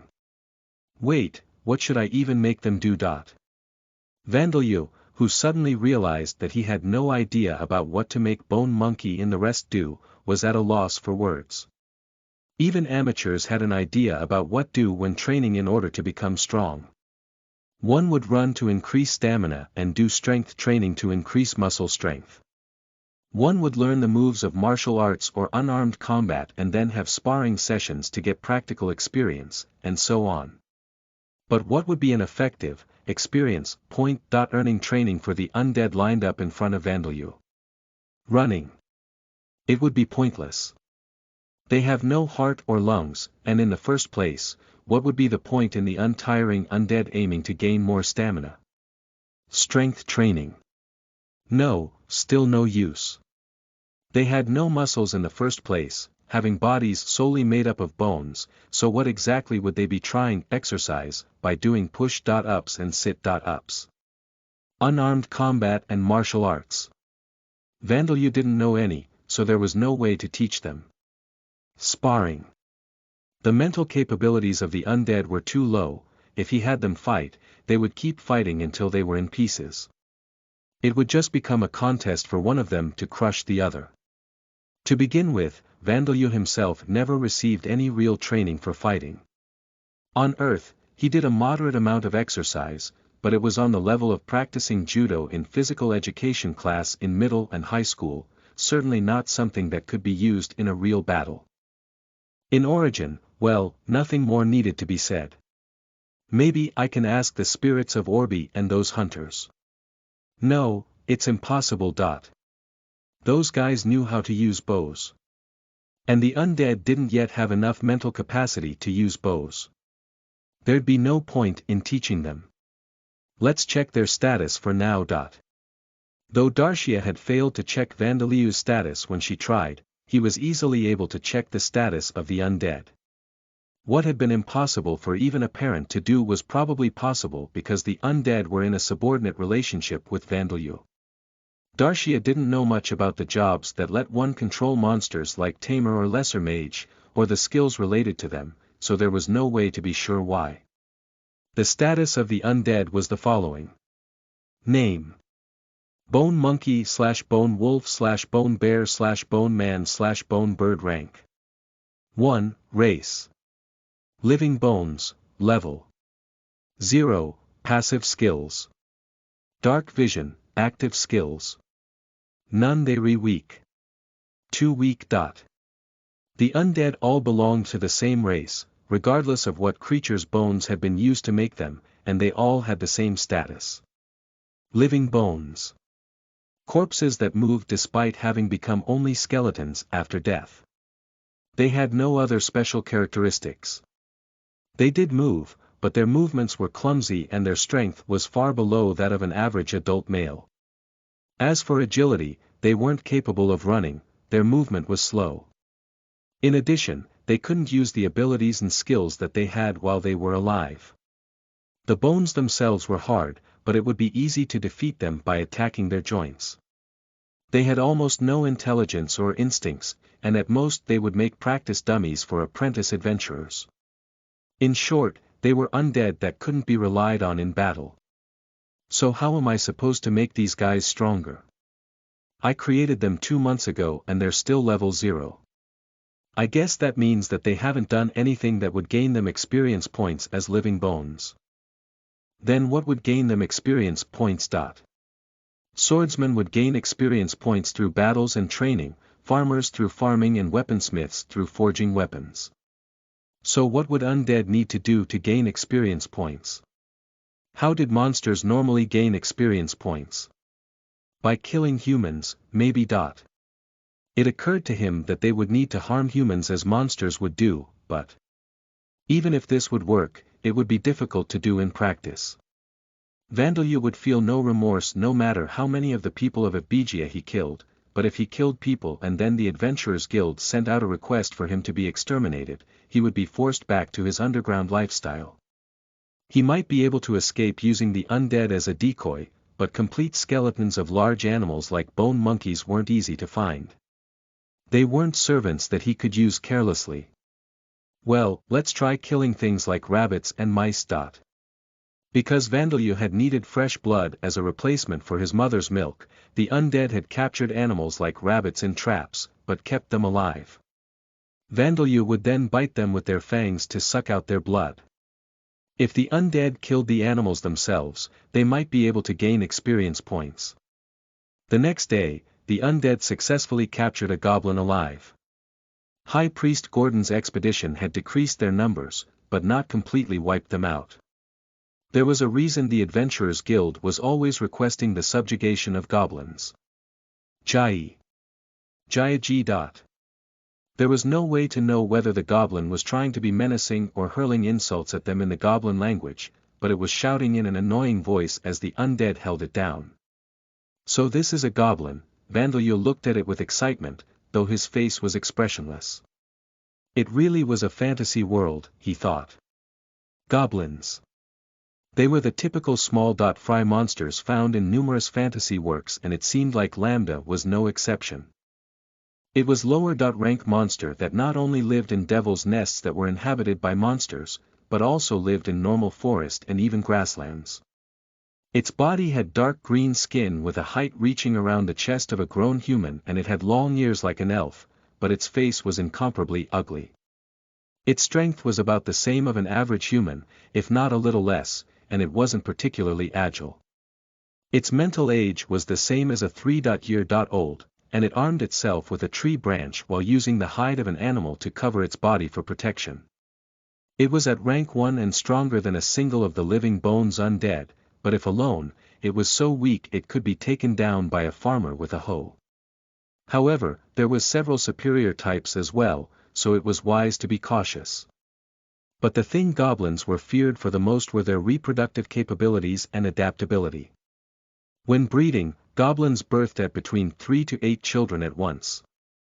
The newly born children became full adults in 6 months. The goblins could keep on increasing in numbers regardless of if they were in the middle of a scorching desert or in the middle of winter. Oh, and there's also the setting that often occurs in fantasy works where they kidnap human women. Though apparently it's not as common as orcs doing that. He considered the knowledge Darcia had given him, but he thought it unlikely that the goblin in front of him could do that. Simply because it didn't have the strength to. For now, all of you, go ahead and deal the finishing blow together. His initial excitement was over, now it was time to see if the undead could gain experience points or not. Gaia High. Bone Monkey and Bone Man hit and kicked the screaming goblin on its head, Bone Bear and Bone Wolf bit and scratched it, while Bone Bird pecked at it. It was a gruesome method, but since the living bones couldn't finish off the goblin in one hit, it couldn't be helped. Within 10 seconds, the goblin stopped moving. Vandeleur checked the status of the undead. Name: Bone Monkey / Bone Wolf / Bone Bear / Bone Man / Bone Bird. Rank 1, Race. Living Bones, Level 2432, Passive Skills. Dark Vision, Active Skills. None, they had leveled up from level 0 to level 2. Oh, they leveled up. Now it's clear that undead can gain experience points from killing living things. Having found out that even the undead that he created using death. Attribute magic could gain experience points, Vandeleur was both relieved and elated at the same time. With this, the prospect of living as an adventurer somewhere away from the influence of a mid-empire and the Church of Alda wasn't impossible. He felt really good. I feel a little too good, status. He was a little curious, so he tried checking his own status. Name: Vandeleur. Race: Damper, Dark Elf. Age: 8 months old. Title: None. Job: None. Level: 3 up. Job history: None. Attributes: Vitality: 24. Mana: 100,001,203. Strength: 29. Agility: 4. Endurance: 31. Intelligence: 29. Passive skills: Superhuman strength. Level 1, Rapid healing. Level 2, Death, Attribute magic. Level 3, Status effect resistance. Level 3, Magic resistance. Level 1, Dark vision, Mental corruption. Level 10, Death, Attribute charm. Level 1 Active skills: Bloodsucking. Level 2, Limit break. Level 2, Golem creation. Level 2 Curses experience gained in previous life not carried over. Cannot learn existing jobs. Unable to gain experience points independently. A surprising change had occurred. My level has gone from 0 to 3. The curse is still active, so why? In the 8 months that he spent after being born on this planet, Lambda, his level had not increased at all no matter what he did. Even when he practiced death. Attribute magic, or killed rabbits by sucking them dry, or even killed Orby and his partners in the same way. He checked his status again, there was no mistake. However, the unable to gain experience points independently curse was still there. Then why? As Vandeleur was thinking about this, an explanation came to him. Maybe, when Bone Monkey and the others gain experience points, a portion of that goes to me. On Earth, there had been games with systems where when friendly monsters or the clones of the protagonist gained experience points, the protagonist gained a portion of that. Those. Had something similar happened here? The effect of the curse just stops me from gaining experience points on my own, but gaining experience points by having the undead under me earn it for me is effective. For curse a god cast on me, that's too big of a loophole. To overlook that fact that Vandalya could get around the effect of the curse that had been cast in order to drive the death attribute wielding Vandalya to suicide by having the undead gain experience points for him. It was such a big loophole that he thought it was some kind of trap for a moment. Rodcourt wouldn't even have to think for a second to realize that Vandalya could create undead. However, the more he thought about it, the more Rodcourt seemed like a simple fool. Now that I think about it, what he is doing is basically just passing all the work to us. Giving strength and opportunities to us, to everyone excluding me, and then offering no detailed instructions or following up with us afterwards. In that case, it would be natural to think that he wouldn't be able to predict something like this. It was likely that Rodcourt was viewing Vandalya and Amamiya Hiroshi from a place that was far above. It wasn't like a nobles and peasants relationship, it wasn't even in the same dimension. It was like the relationship between a player playing a simulation game and the player character inside the game. That was the extent of the gap between them. That was why even though he had put Vandalya through such a terrible experience, he had merely thought that was wrong of me and nothing more. That was why, on top of that, to make Vandalya give up on his revenge, Rodcourt thought nothing of trying to drive him to despair so that he would commit suicide. That was why Rodcourt didn't think too deeply about Vandalya. To him, Vandalya was just one character among 101 characters. That's why it was a curse like this. At this rate, I might be able to do something about my job too. Vandalya felt delighted and invigorated, but at the same time, remembering all those things made his wrath against Rodcourt flare up again. And then he renewed his vow to never commit suicide, a vow that he had made to himself many times before. Incidentally, he went ahead and had the corpse of the goblin buried.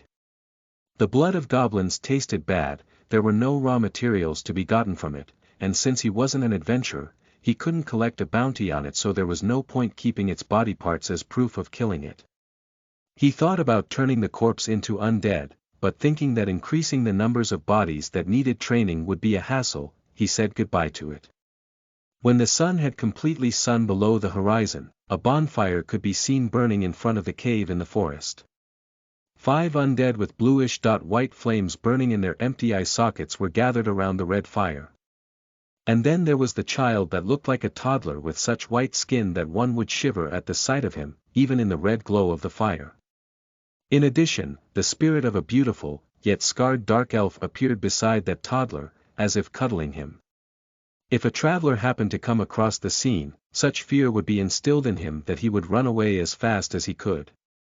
The dark elf's spirit slowly opened her mouth. It was an awkward song.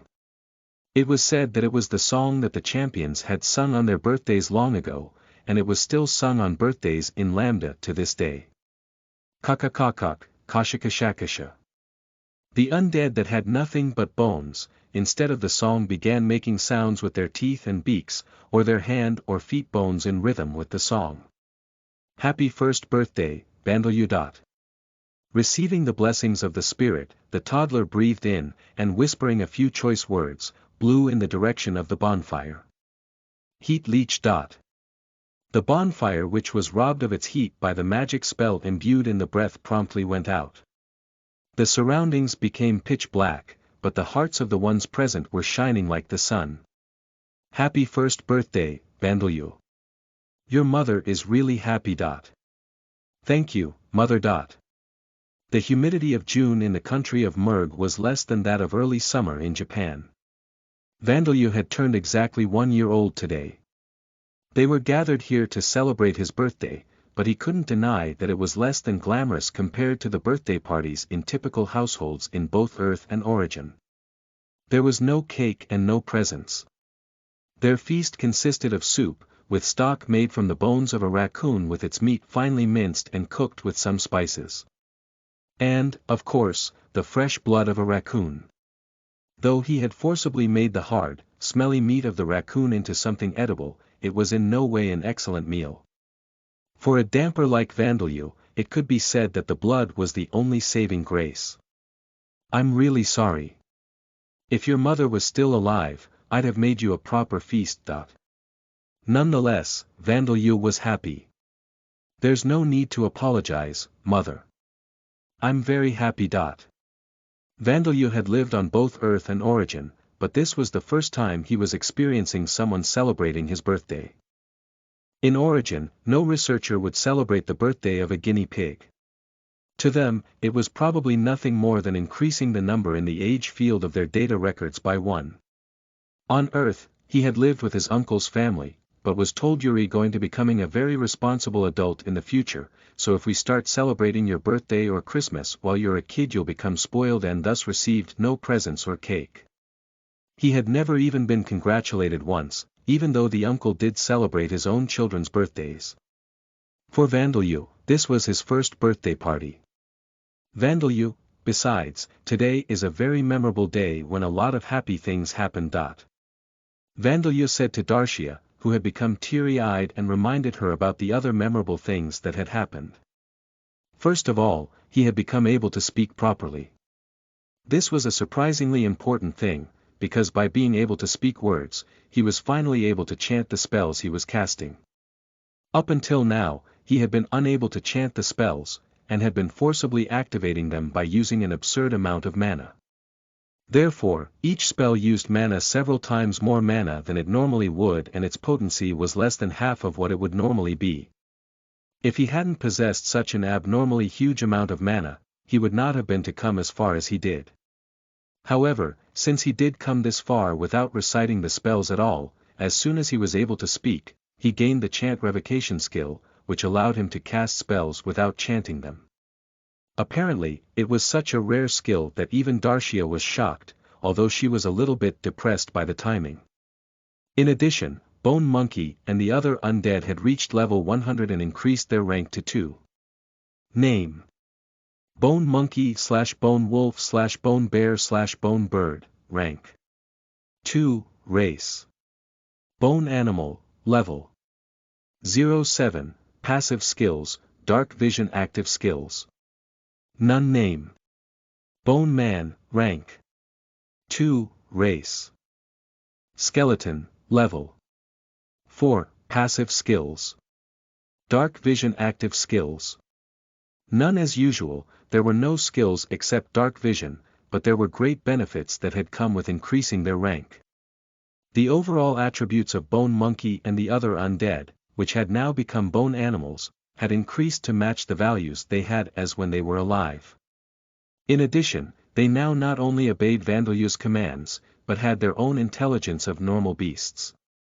Bone Man was the only one that had changed into the skeleton race after the rank up, but that was a given since he was made of the bones of a human.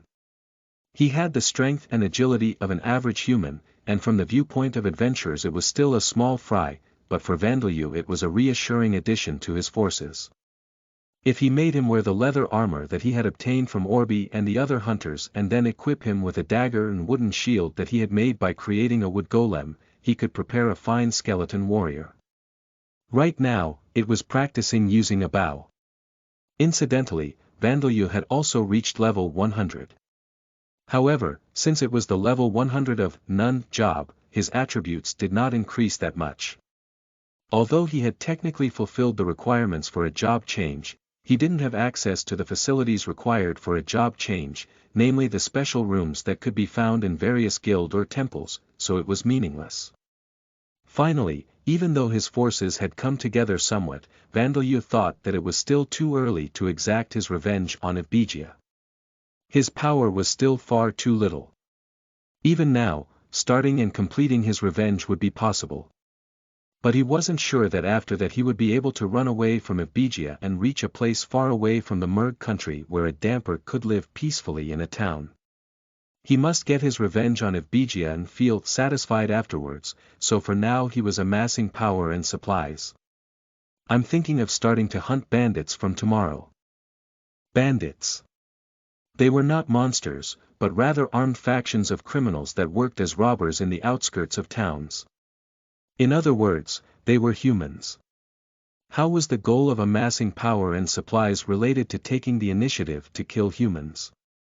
There was very logical answer to this. Recently, no matter how many hares or raccoons the undead kill, their levels don't go up, and there are no monsters stronger than goblins in this forest. But if Begia is the center of the path that leads to other villages, and if we search for some bandits, I'm sure we'll find some. If we kill the bandits, that'll become experience points for the undead, while the supplies they have hoarded will become ours. Two birds with one stone, I think. And on top of that, in this world, there was no law against killing bandits and taking their loot for yourself. On Earth and Origin, killing and taking their stolen good made you a full-fledged criminal. However, in Lambda, even if a normal citizen killed a bandit, he would not be treated as a criminal. On the contrary, you were praised as having done a good job and no one called you a killer or told you that you took away their human rights. The stolen goods were treated as the rightful property of the one who took down the bandits. If the original owner really wanted to regain his possessions, it was thought that he should independently negotiate with the one who took down the bandits. But, isn't taking down bandits dangerous? Even D-class adventurers do it in a group. Darcia spoke to Vandalyu, worried about him. He smiled at her reassuringly. I'll prepare a proper ambush, so it's okay. Besides, I already have an idea of where I can find some bandits. And so, from the next day, at the age of 1, Vandalyu began to do work by himself that even D-class adventurers did in a group.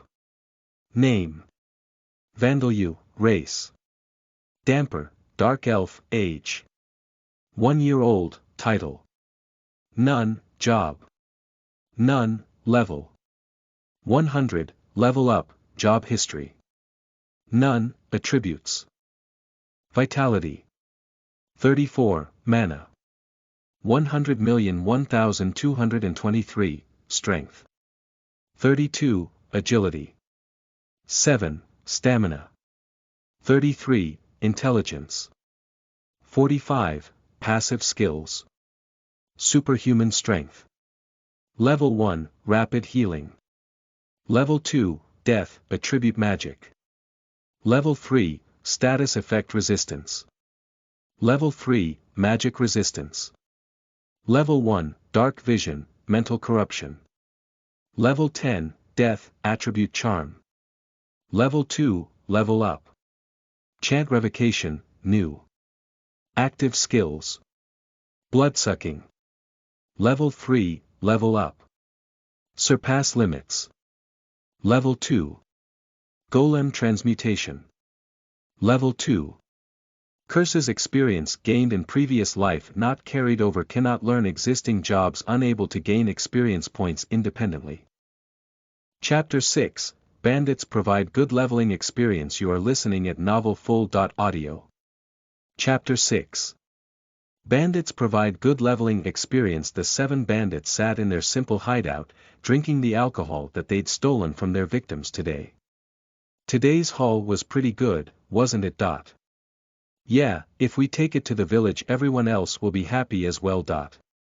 It looked as if they were farmers sharing a drink after finishing their work in the fields, but they were definitely bandits. The proof of that was the fact that the wine that they were drinking was taken from merchants who had been too stingy to hire adventurers to escort them, along with their lives. Their equipment was old, their leather armor had numerous patches where they had been previously repaired, and their weapons consisted of handmade spears, wood-cutting hatchets, bows and arrows. They were incredibly poorly equipped. In addition, they hadn't received any formal training. If you looked at it one way, their method of fighting came from experience in real battle and brawls. If you looked at it another way, they were just a group of people who merely swung their weapons around. In fact, most of their jobs were farmer, so they hadn't received training for battle. The reason that they were bandits was their poverty. The young men from a village that had become poor for various reasons had left the village to commit crimes. Such cases were not rare in Lambda. Well then, I suppose someone should stand watch so we can sleep. The bandits' base simply consisted of several tents put up in a meadow with long grass, in a spot where they had cleared some of the grass away. They did have a lookout tower, but they didn't seem to have any intentions of using it. In fact, there was nothing in this meadow but wild deer, so they were safe as long as they kept a fire lit. The reason they still kept watch is because sometimes a stray goblin came to attack. But even such a goblin would scream loudly as it approached them, so they had little motivation to stand guard. That was why they had no way of knowing if any enemy were to approach them quietly, concealing the sound of their footsteps. Hick, I've drank a little too much. UOH. The bandit on watch who had apparently drank too much wine was snatched up by Bone Bear's paw that had risen up from the wall of grass and disappeared. Muffled sounds came from inside the tents, but nobody came out. Instead, Bone Man, Bone Monkey and Bone Wolf with Bone Bird on his back emerged from the long grass. And behind them was Vandalyu. There are 6 left. Finish them quickly. The air was filled with the sound of rattling bones. The bandits never returned to their village. For Vandalyu, finding the hiding place of bandits was easier the more atrocious their crimes were, as he could use the spirits of their dead victims as sources of information. The victims who were attacked by their bandits and had not only their belongings taken, but also their lives. Their regret and hatred towards their assailants was fierce, and having Bugs find the spirits was a simple task. Even if the spirits were far away, he could use the spirit communication technique to summon them to hear what they had to say. And then he would send out the undead using the information he got from the spirits, and the hideouts would be found within a few days. With this method, Vandalyu had already found 4 groups of bandits operating in the area around Baronet Bestero's territory. After finding them, he continued to gather information such as how many of them there were and how they were armed. The villager bandits that he had attacked today were the smallest, most poorly equipped group out of the 4. Nice, the training successful. Good work, everyone. Vandalyu was emotionless as he confirmed that the bandit group had been exterminated, but he was in a good mood as he praised the undead. Of course, the undead, being made of only bones, were unable to smile, but the blue glow in their sockets seemed to flicker in happiness. Their MVP was Bone Bear, who had killed the one on lookout duty with a bear hug and then buried another bandit with his claws. Bone Man had stabbed 2 of them to death with his dagger, and Bone Monkey and Bone Wolf had taken 1 each, strangling and biting them to death. It'll be fine. You'll be able to fly soon. Bone Bird was the only one to be depressed. Vandalyu had made a golem of the earth and buried one of the bandits from the neck down, and Bone Bird had defeated this bandit by diligently stabbing him with its beak repeatedly. With only 1 wing, it was just a burden, but there was no helping it. Bone Bird couldn't fly. It was obvious that wings made of only bones and no feathers would not be able to fly. If you keep gathering experience and rank up again, you'll definitely be able to fly. Believe in yourself. As Vandalyu encouraged Bone Bird, it flapped its wings with a rattle to express its happiness, as if to say that it would try its best. After looking at Bone Bird happily and giving it a pat on its skull, Vandalyu examined the treasure that the bandits had gathered. The first thing that caught his eye was the wagon with 3 barrels of wine still left in it. They were the leftovers of what the bandits had been drinking. If Begia prided itself on its wine, so it was probably of reasonably high quality. I wonder if there's anything else. But to a 1-year-old, it held less value than water. He had no way of selling it for money and his companions were all made of bones, so it was completely useless. At best, he could perhaps use it for cooking. No, it was probably possible for him to drink it. Even as a 1-year-old, Vandalyu possessed the status effect resistance skill at level 3, so he would likely not become drunk unless he consumed a very large quantity of it. No. You can't drink alcohol at the age of 1. What if you become a drunkard later in life? However, his guardian would not allow it, so he decided not to drink it. Well, I might as well take at least 1 barrel back. There's even a wagon for it. And next is. Vandalyu searched around the wagon and inside the tents, but concluded that they were completely broke compared to normal adventurers or soldiers. They had apparently stolen cloth purses from the merchants who had normally stored copper and silver coins in them, but there was a whole pile of pouches filled with only seeds and oats that would normally be fed to pets and livestock on Earth. There were some dried river fish. The rest were items for the bandits' daily necessities. The special feature was perhaps the vase filled with about 5 kilograms of salt. It was a considerably meager treasure, but perhaps that was to be expected. They were merely 7 men that were normally farmers. They would have been unable to aim for targets with a larger payout. The kind that would hire adventurers as escorts. But for Vandeleur, it was a decent harvest in its own way. This is a great result. I was getting sick of eating only meat and blood, and the salt that Mom had ran out ages ago. And I'm glad I got my hands on some cloth. Vandeleur's lifestyle up until now had been sustained through hunting the deer in the forest. Darcia's emergency stores of wheat, cheese, vegetables and salt had been used up relatively quickly after her death. In the first place, it was only one person's worth and it was for the journey that she had been planning, so it was only an amount that she would have been able to carry. And as Vandeleur developed, the amount that he ate also increased. It would be problematic to use blood for all of his dietary needs, and if he became too much like a vampire, he would become weak to the sun, so that would be problematic. That was why he wanted to eat normal food as well. But meat that was simply cooked after having its blood extracted was dull as well, and there were times when he could only get his hands on the meat of raccoons and foxes and such, whose meat was not tasty. Though it was much better than the times he only had goblin meat available. The clothes he was wearing were not really clothes, but furs that he had wrapped around himself. He was like a barbarian child. If I used the bandit's spare clothes, I might be able to make proper clothes for myself. There's also money, but, well, will I get a chance to use it? The Amid was the currency of the Amid Empire and its countries. 1 Amid was worth about 100 yen on Earth. There was a half Amid copper coin, a 1 Amid copper coin, a 10 Amid copper coin, a 100 Amid silver coin, a 1000 Amid gold coin and a 10,000 Amid platinum coin. In addition, there was apparently also paper money used only by wealthy merchants and nobles, notes worth 100,000 Amid and 1 million Amid. To be more accurate, they may not be actual notes, but something like handwritten government bonds.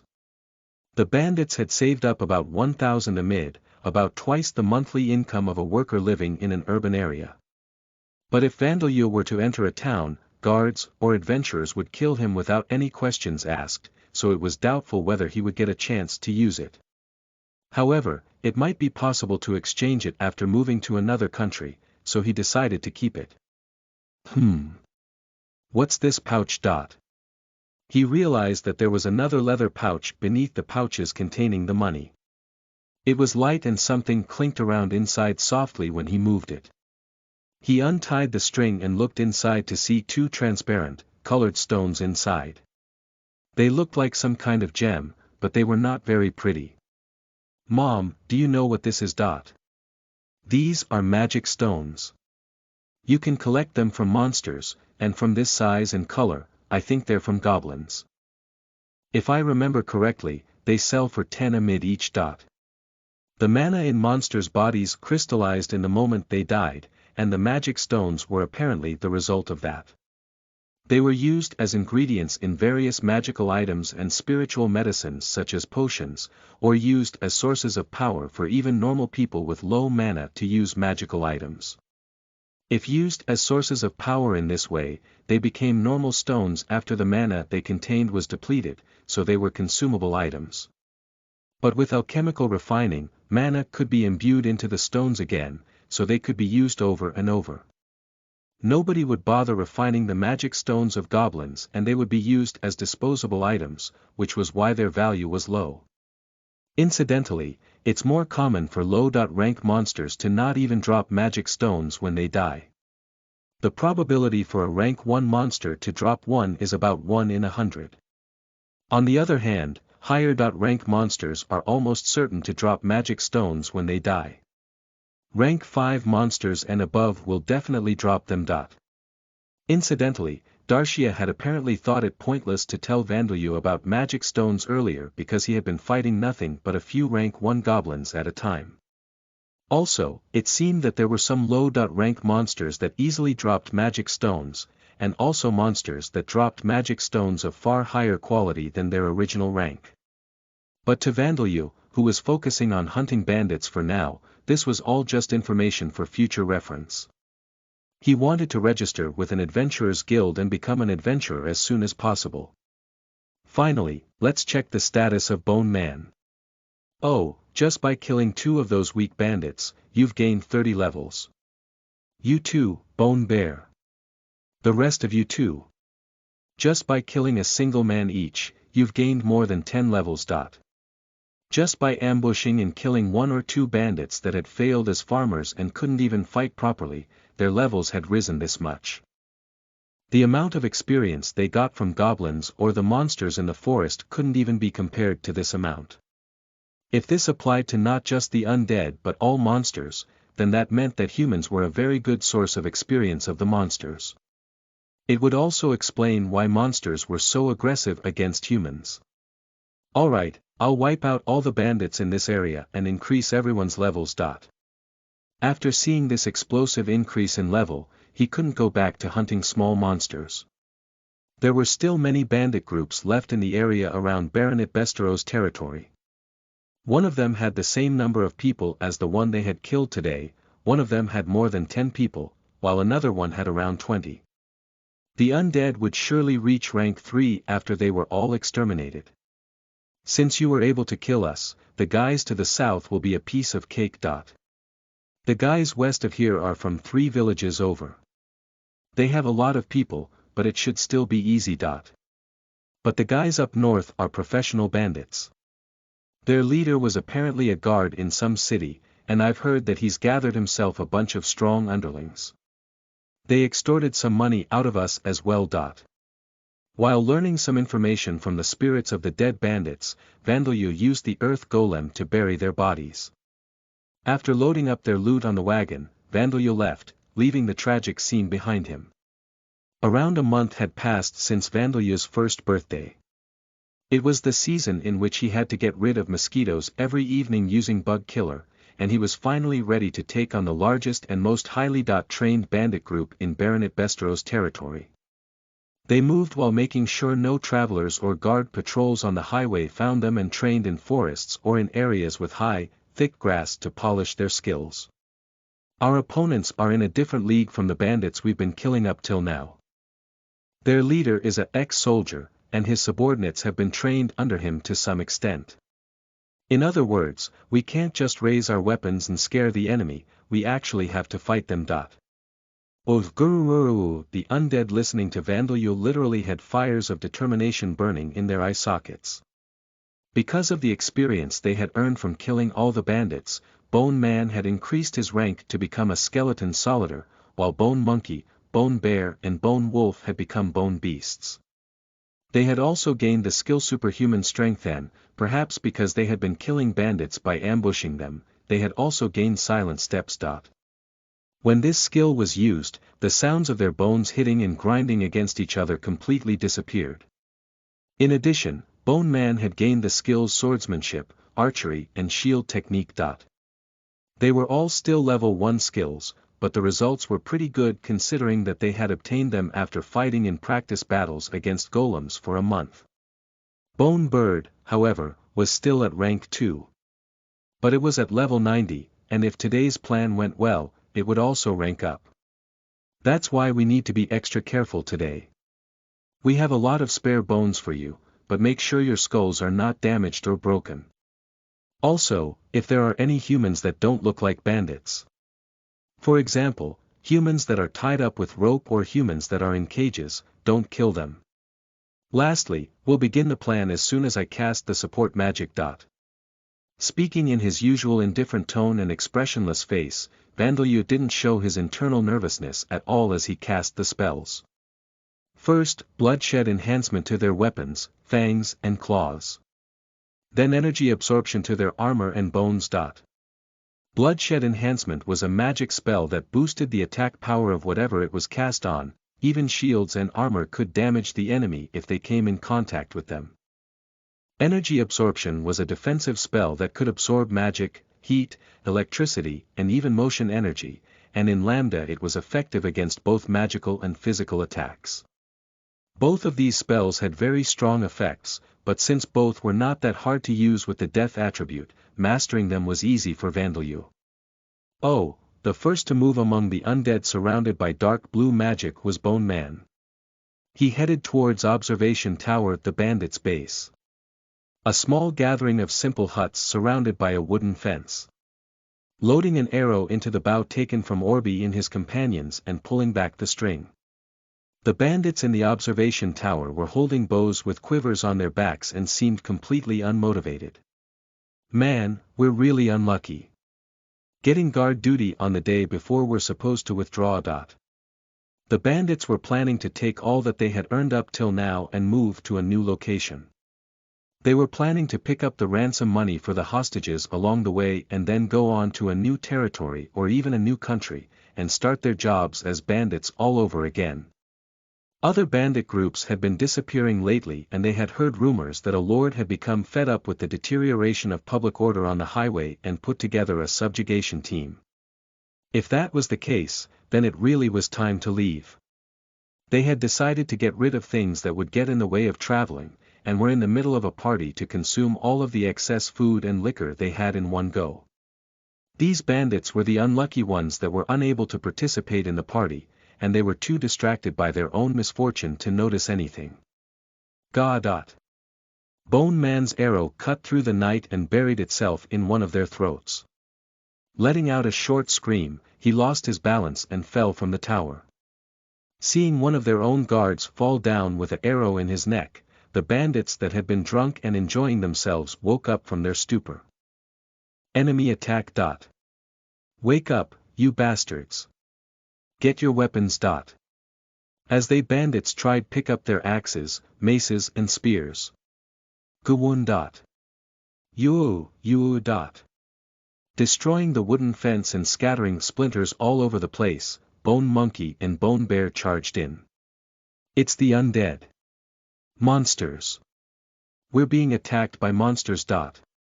Calm down, you idiots. Those of you specializing in axes and maces, move forward. Those who have swords and spears, fall back. Archers as well. The leader of the bandits calmly gave his subordinates clear instructions, a halberd in his own hands. This man had experience fighting with skeletons and zombies from when he was still a soldier. He knew that his subordinates could deal with undead effectively if they used blunt weapons like clubs or axes rather than bladed weapons like swords or spears, even if they weren't very skilled at fighting. A few rank 1 or 2 monsters are no match for 20 of us. Get them. The bandits' morale that had been withering because of the sudden attack and death of one of their own was recovered thanks to the instructions from their boss. They rushed at the boorish undead who had reigned over their festivities. Gya. A bandit that had raised his axe went flying as Bone Bear stood up on its hind legs and delivered an attack with its front paws. With a crunch, Bone Monkey crushed a bandit's skull like an egg. The fangs of Bone Wolf pierced the legs of the bandits, and when they fell down it ripped out their throats. Bone Man put away his bow and drew the long sword that he had taken from the other bandits they had defeated to cut his way into the bandits' ranks. Hi. Gaia. Bone Man against the bandits. Both sides had never received any formal training in swordsmanship, and soon Bone Man came out as the clear winner. Their fighting skill was about the same, and the long sword that Bone Man was using was an iron sword with a crude casting. In fact, the enemy's weapons were of better quality. However, the strength of a rank 3 skeleton solider was far above that of an average human, and especially because of the superhuman strength skill, Bone Man was far stronger than the bandits. As humans lacked physical strength and special abilities, they honed their skills and learned martial arts and magic in order to fight against monsters. A human going up against a monster while possessing the same amount of skill as the monster had no chance of winning. Oh, bathed in the blood of his enemies, Bone Man shivered from the feeling of getting experience by taking a life, and wanting to earn even more, jumped at his next prey. Boss! These aren't rank 2 monsters. We can't handle them. Help us, boss. Hearing the pitiful screams of his subordinates as their number decreased, the leader clicked his tongue. Those useless fools. If it's come to this, I have to get away by myself. The bandit leader chose to run without hesitation. He didn't think about fighting the undead for his men for even a second. He didn't even have enough skills to even fight one. On point 1 with a rank 3 or higher monster in the first place. He had certainly been a soldier at point in his life, and even had a level 2 skill halberd technique that allowed to him to use the halberd. But in the end, he was just an ex-security guard. According to the Adventurers Guild, his fighting prowess was at most AE. Class. It was said that to win a fight one. On point 1 with a rank 3 monster, you needed to be at least D. Class. If he made well use of his subordinates, he could defeat maybe one of the undead. But there were 4 undead. No, 5. The leader noticed Bone Bird, who was finishing off the bandits that had fallen unconsciousness by stabbing them with its beak, but considered that to be an exception. Even if he did manage to defeat one of them, there would be no point as they would be finished off by the rest. There was no point in retaliating if there was no hope of winning. All of you. Don't back down, push forward. Giving that unreasonable order to his men, the leader himself began backing off carefully so as not to be noticed by them. He would just jump in the carriage he had taken from the merchants and run away. If he could get away, he form another bandit group. Get up. His hopes of getting away were shattered as a wooden wall grew from the ground behind him. Yo! What? An alchemist. He had heard a shrill voice like a small girl's through the dying screams of his men and the resentment-filled roars of the undead. He realized that this was the doing of the owner of the voice, and looked around for its owner. He found him almost immediately. A small child stood some ways away, wearing a rag. It was easy to tell that he was a baby. Are you telling me this is all this kid's doing? The leader's eyes opened wide, but there was no denying the child's vandalures, strangeness. The white hair and odd-colored deep crimson and purple blue eyes. And even on this blood-stained battlefield, the weak, ghost-like presence. If the child hadn't said anything, he could approach the bandit leader all the way up to his feet without the leader noticing. Are you the one controlling these undead? In that case, I give up. I surrender. I'll let you have all the treasure, go ahead and hand me over to the Adventurers Guild or wherever. Throwing down his halberd, the leader put up both hands and gave up. If he couldn't win, he would run. If he couldn't run, he'd live by giving up. Stubbornness and pride wouldn't get you even one amid. Surrender. Yeah, that's right. Forcing a smile to his face, the leader replied to Vandalyu, who spoke in a flat tone. There's a bounty on my head. And I also have information about the other bandit groups in this area.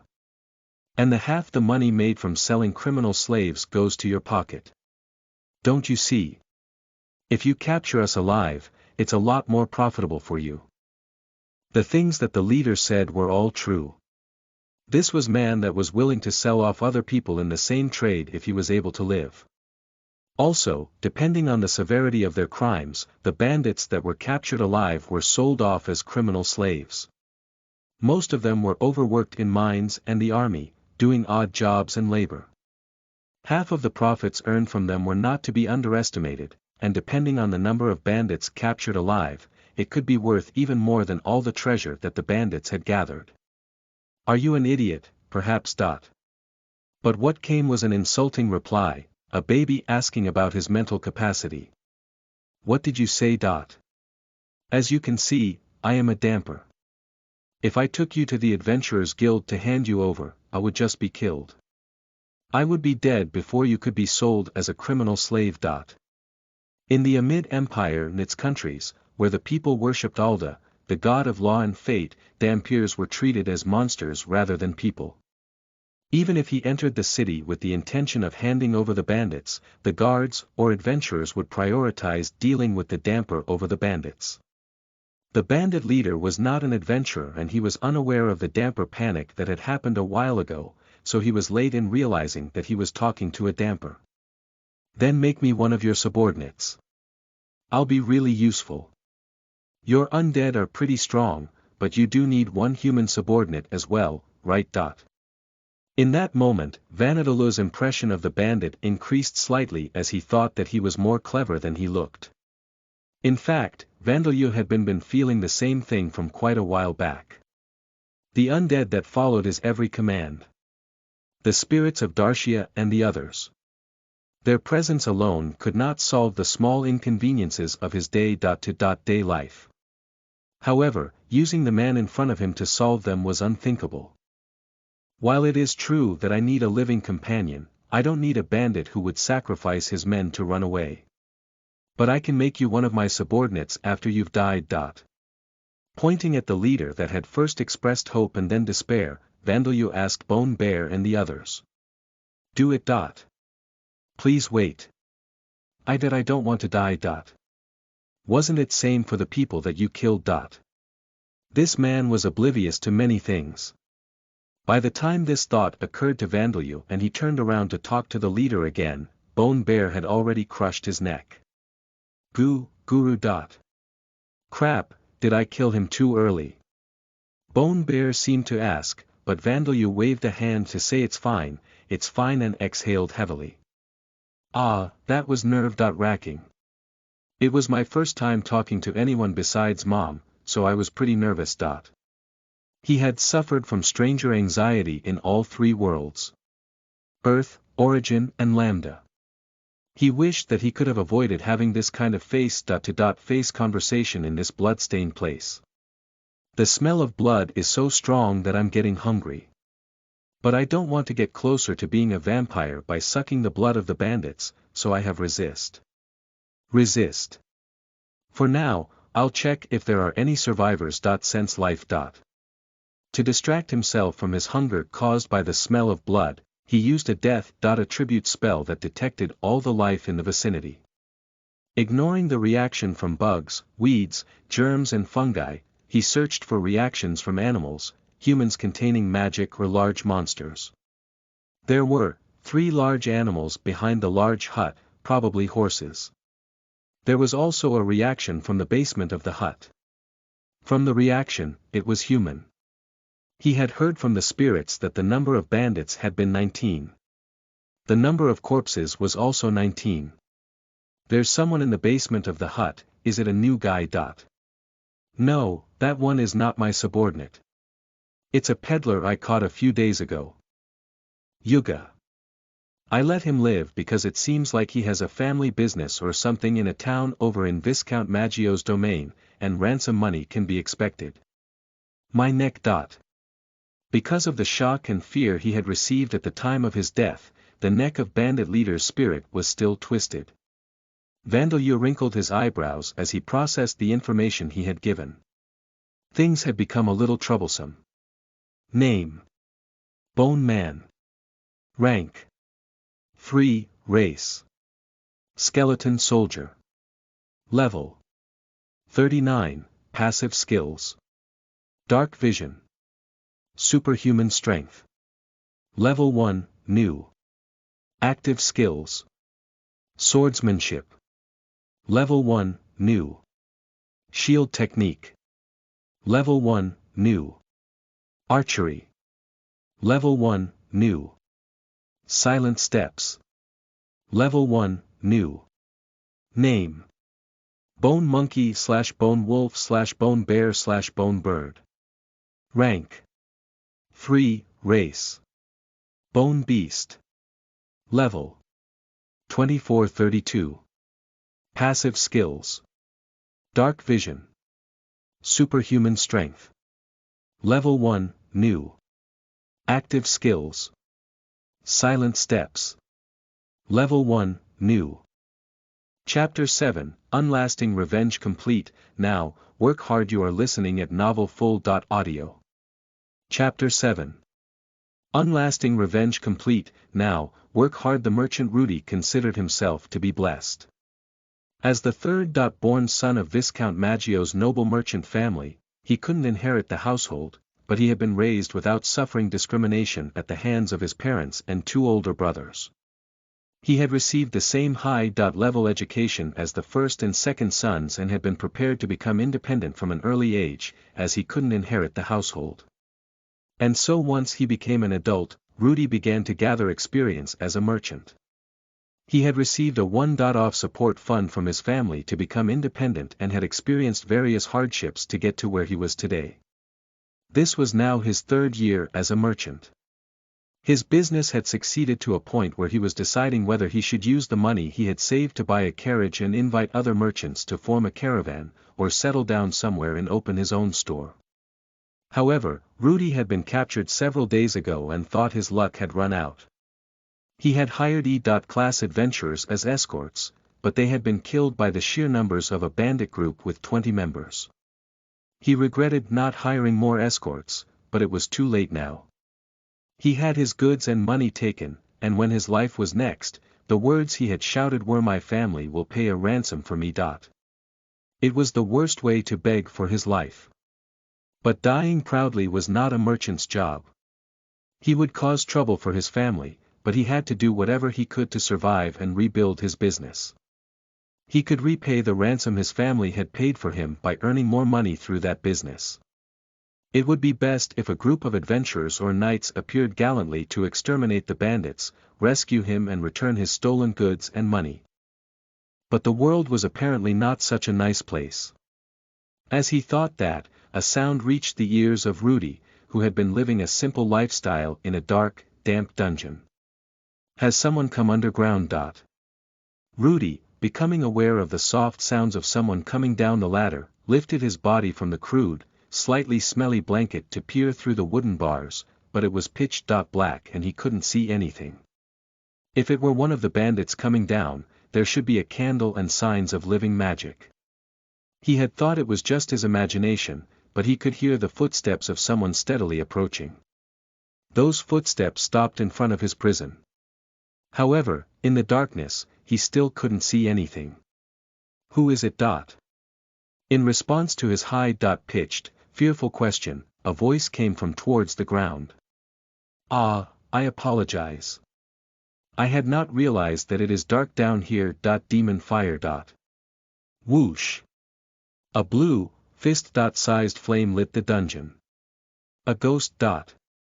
Standing in front of Rudy's eyes was a small infant with disheveled white hair and candle-wax-like skin, wearing rag-like clothes. Rudy had assumed that this lifeless-looking figure must be an undead child that had been killed by the bandits and come back to haunt this place. He clutched his blanket tightly and began to tremble. "No, I am alive." When Rudy screamed, Vandeleur had wondered, can this person see spirits too? But when Vandeleur realized that it was he himself that had scared Rudy, he lowered his shoulders. He thought that Rudy shouldn't be so afraid of him when he had come down here to help, and sullenly put his own appearance out of his mind. He gathered his thoughts again and continued. "I have taken care of all the bandits that captured you. And as you can see, I am not an adventurer, but a damper. As Vandeleur spoke with a disinterested tone, Rudy began to gradually calm down. But he realized that his position hadn't changed for the better and his face turned pale. "A damper, so does that mean you're going to kill me?" Dampiers. In the country that Rudy was born and raised in, they were treated as monsters and targets of extermination. The priests of Alda in particular did not hesitate to label them as special kinds of undead. Therefore, it was not just a matter of Vandeleur not feeling any obligation to rescue him like an adventurer or knight would. It was highly likely that he would be silenced now that he had seen the damper's face. However, the damper child before him shook his head. "No. If you are willing to stay quiet about me, I have no intention of killing you." "Really?" Yes. You were captured once by bandits, but you succeeded in escaping during the conflict with another bandit group. Please spread that story. Please do not say a word about me to anyone. Rudy was only half convinced. Though it was understandable, as from his point of view it was as if he had met a virtuous devil. Vandeleur himself actually knew that it would be better to silence the merchant. But he had a reason for not killing Rudy if he could help it.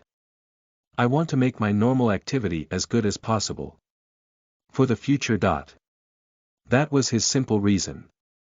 It was fine to kill bandits for his own protection, as nobody would consider it a crime even if he were to kill every last one in all of Lambda. However, killing a pitiful victim like Rudy for his own protection would be the act of a fiend. Vandeleur thought that this kind of behavior, even if nobody found out about it, would have a terrible influence on his own personality. His uncle's family who had mistreated him on Earth, the terrorists who had used a bomb to blow up both themselves and the ferry, the researchers in Origin who had performed human experiments on countless humans including himself. All of these people were simply evil lunatics in Vandeleur's eyes. He couldn't become an evil lunatic like them. Because he hated them, he felt that he didn't want to be like them. But even more importantly, Vandeleur wished to live the happy life that he had never had a taste of on Earth or in Origin. This was to make that wish come true. A prosperous, comfortable lifestyle and warm relations with the family and friends around him. Could an evil lunatic build and maintain such a lifestyle? And though it was still about half a century away, one day Amamiya Hiroto and the others with cheat-like abilities would be reincarnated here. If he turned to evil, it was likely that they would purge him in the name of justice. Because of their cheat-like abilities, Vandeleur had the feeling that even if he left no witnesses, they would somehow dig up and expose the crimes of his past. There would probably be some of them who could read a person's mind or see into the past or otherwise expose his crimes directly, and they would be very skilled with magic. Therefore, Vandeleur wanted to avoid having to kill victims like Rudy.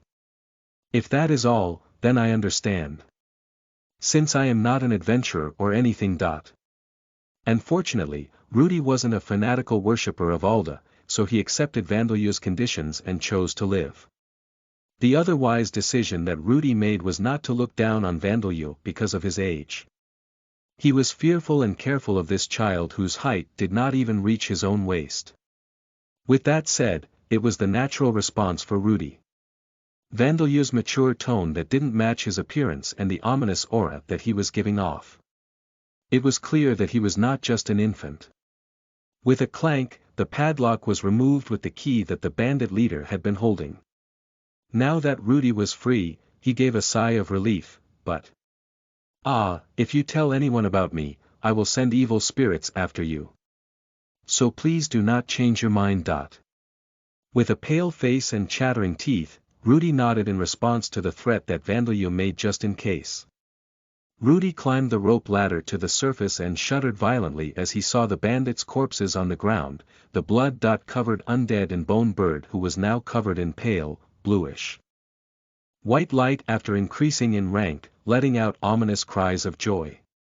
And then he swore that he would definitely keep this a secret, even if he was offered a mountain of platinum coins. Rudy drank the alcohol that the bandits had been drinking to mask his fear as he retrieved his belongings that the bandits had stolen. In addition, he had been told I can't use living horses, so he had been given the bandits' horses. And then he tied the wagon taken from other bandits to the horses and left. He was traveling alone with no escorts, but Vandeleur had exterminated all of the bandits that had made this area their territory, so as long as he wasn't unfortunate enough to encounter a group of goblins, he would be able to reach his destination. He had unexpectedly received horses, so now he would be buying a carriage, forming a caravan of merchants and expand his business, but this was irrelevant to Vandeleur. Vandeleur spent the remaining time until daybreak to replace the chipped bones of the undead with spare parts. The animal and human bones that he had been collecting up until now. He also played with Bone Bird, who had increased in rank and gained the ability to fly with its new spirit wings, and buried the dead bandits. And then he slept soundly until noon. He left Bone Man and the others to see Rudy off. No matter how much of a stranger Rudy was to Vandeleur, he thought he should at least do that. And then Vandeleur woke up and ate the bandits' leftovers for lunch. On his menu was salted meat, bread and cheese. There were dried vegetables in place of a salad, and a soup with salted fish. For dessert, he ate fruit that he had obtained from the forest. Even bandits eat better than I do. As he ate, Vandeleur realized this and became a little depressed. After having attacking bandits and taking their food, his dietary situation had improved significantly. He no longer had to eat the hard, smelly meat of raccoons and foxes. However, when he had tried to use the cursed tools and undead cookware to cook the food, it hadn't gone well. The cursed tools had been made by evil spirits possessing them and were monsters that moved on their own, but they had no strength or dexterity. Because of that, they weren't suited for cooking. In that case, it was possible to have Bone Man do it, but the spirits inhabiting him were not that of humans, but of small animals such as insects and mice, so he didn't understand the concept of cooking. When ordered to cut the vegetables, he had swung his sword at the vegetables with full force, cutting straight through the chopping board. The fact that he had learned to use a sword and bow was more than enough development for him. As for Vandeleur himself. No. To be cooking when you're only 1 year old. What will you do if you burn yourself? But Mom, I think directly eating dried meat and burnt bread is bad for a 1-year-old child's digestive system. Though I have several times the jaw strength of a regular 1-year-old.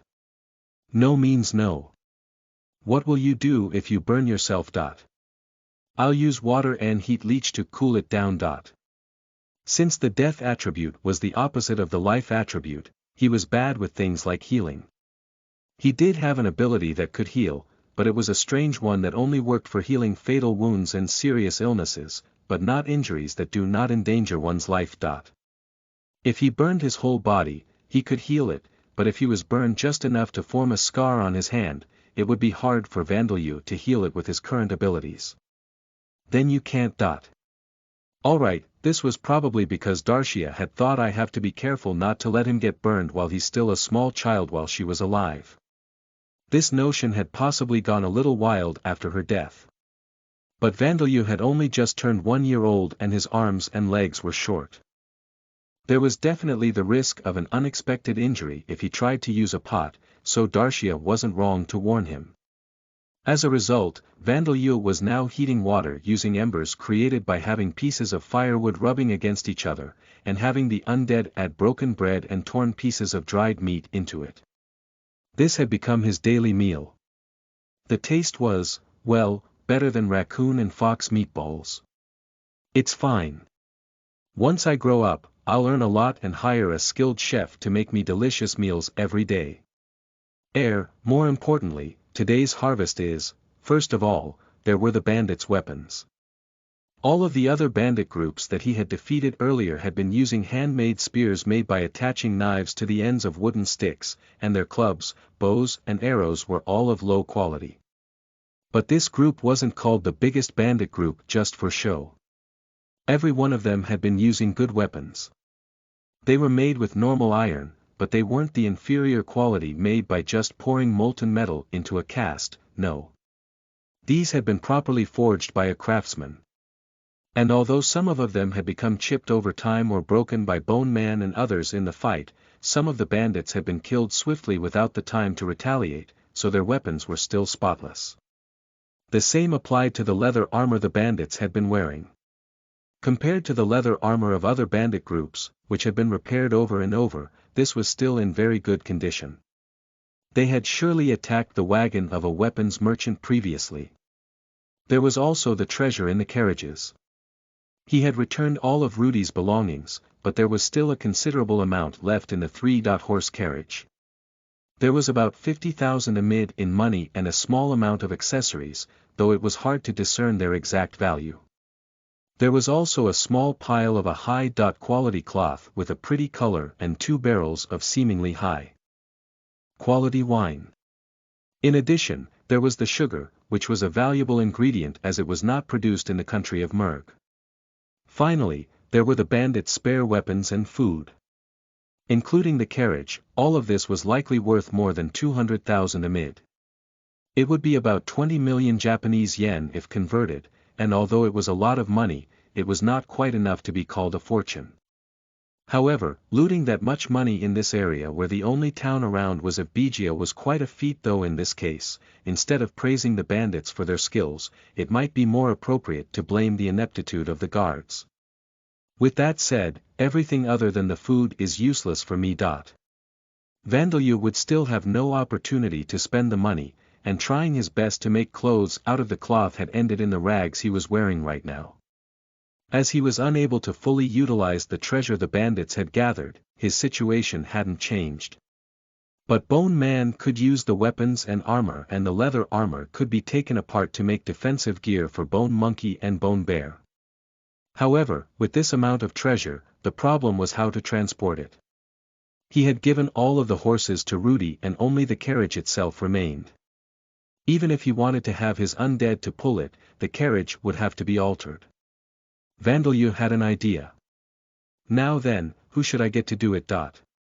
As Vandeleur murmured and looked around at the spirits around him, there were not only the spirits of the bandits who had just died. To his surprise, the spirit of a thin middle-aged man whose appearance from when he was alive was preserved stepped forward. Please allow me, Sam. In my lifetime I held the posts of caretaker of horses and coachman for a nobleman. My skills in handling a carriage are second to none. It was fortunate for Vandeleur that the spirit of Sam, who had apparently handled carriages during his lifetime, had not moved on yet. The fact that his spirit had maintained his appearance from while he was alive without needing mana supplied to him meant that he had considerable emotional strength as well. In a way, Sam's spirit was the greatest find out of all the treasure here. Vandeleur-sama, you have avenged myself and my daughters. My daughters, who were treated as playthings and then killed. In our gratitude, my daughters, and I will serve you for the rest of your life. The two spirits standing behind Sam with their heads bowed were likely those of Sam's daughters. Their burnt, black bodies were barely recognizable as those of women, so Vandeleur couldn't be certain. The bandits had probably gone too far using them as playthings and they had become unsellable, or perhaps the bandits had no connections with any slave traders. They were likely killed for one of these two reasons. From the fact that the spirits of the bandits were trembling as Vandeleur looked at them, this was probably correct. Well then, I'll leave it to you, Sam. Firmly deciding that he would use the bandit spirits until they were no more, he sent Sam's spirit to the carriage. Get up. As Vandeleur gave this command and poured mana into the carriage, it began to creak. Go forth. And with those words, the carriage's wheels began to turn, even without the horse that was normally essential in its function. Seeing this, Vandeleur gave a satisfied nod. Making a cursed carriage with Sam, success. With this, I've gained a method of transport as well. Well then, I'll have it run goblins over to level up on the way back to the forest. 2 days later, the highway patrol stepped into the bandits' base after receiving the information from Rudy, but all they saw were the piles of dirt where the bandits had been buried and the beasts and goblins that had dug them back up greedily. Tracks made by the wheels of a carriage continued off outside, but they assumed that these were those of the bandits that had been victorious in this conflict and didn't bother investigating any further. The commanding officer of the patrol tilted his head when he realized that there were no hoofprints accompanying the carriage's tracks, but it wasn't something worth mentioning in his report. Baronet Bestereau had been in a good mood for the past year. After that witch had been caught and executed, only good things had been happening. Yes, the high priest and his men had occupied the forest for the next 2 months and 3 hunters had gone missing, but those were trivial things. Though the damper's corpse had not been discovered, its death had been accepted and Bestereau had received a medal from the King of Merg. With that, the scorn from the feudal lords of the surrounding areas that he was merely the feudal lord of a countryside with no redeeming features but its wine had been drowned out. Even this year's wine and the grapes that were used as ingredients for it had turned out well, and the bandits that had caused headaches and threatened the public order had been dealt with near the beginning of summer. He was a little dissatisfied that it wasn't resolved by the highway patrol, protégé knights or even adventurers. But the bandit problem had been a serious one, so he was happy that it was dealt with, even though it had been done through disputes amongst the bandits themselves. The best thing was that he had been promoted.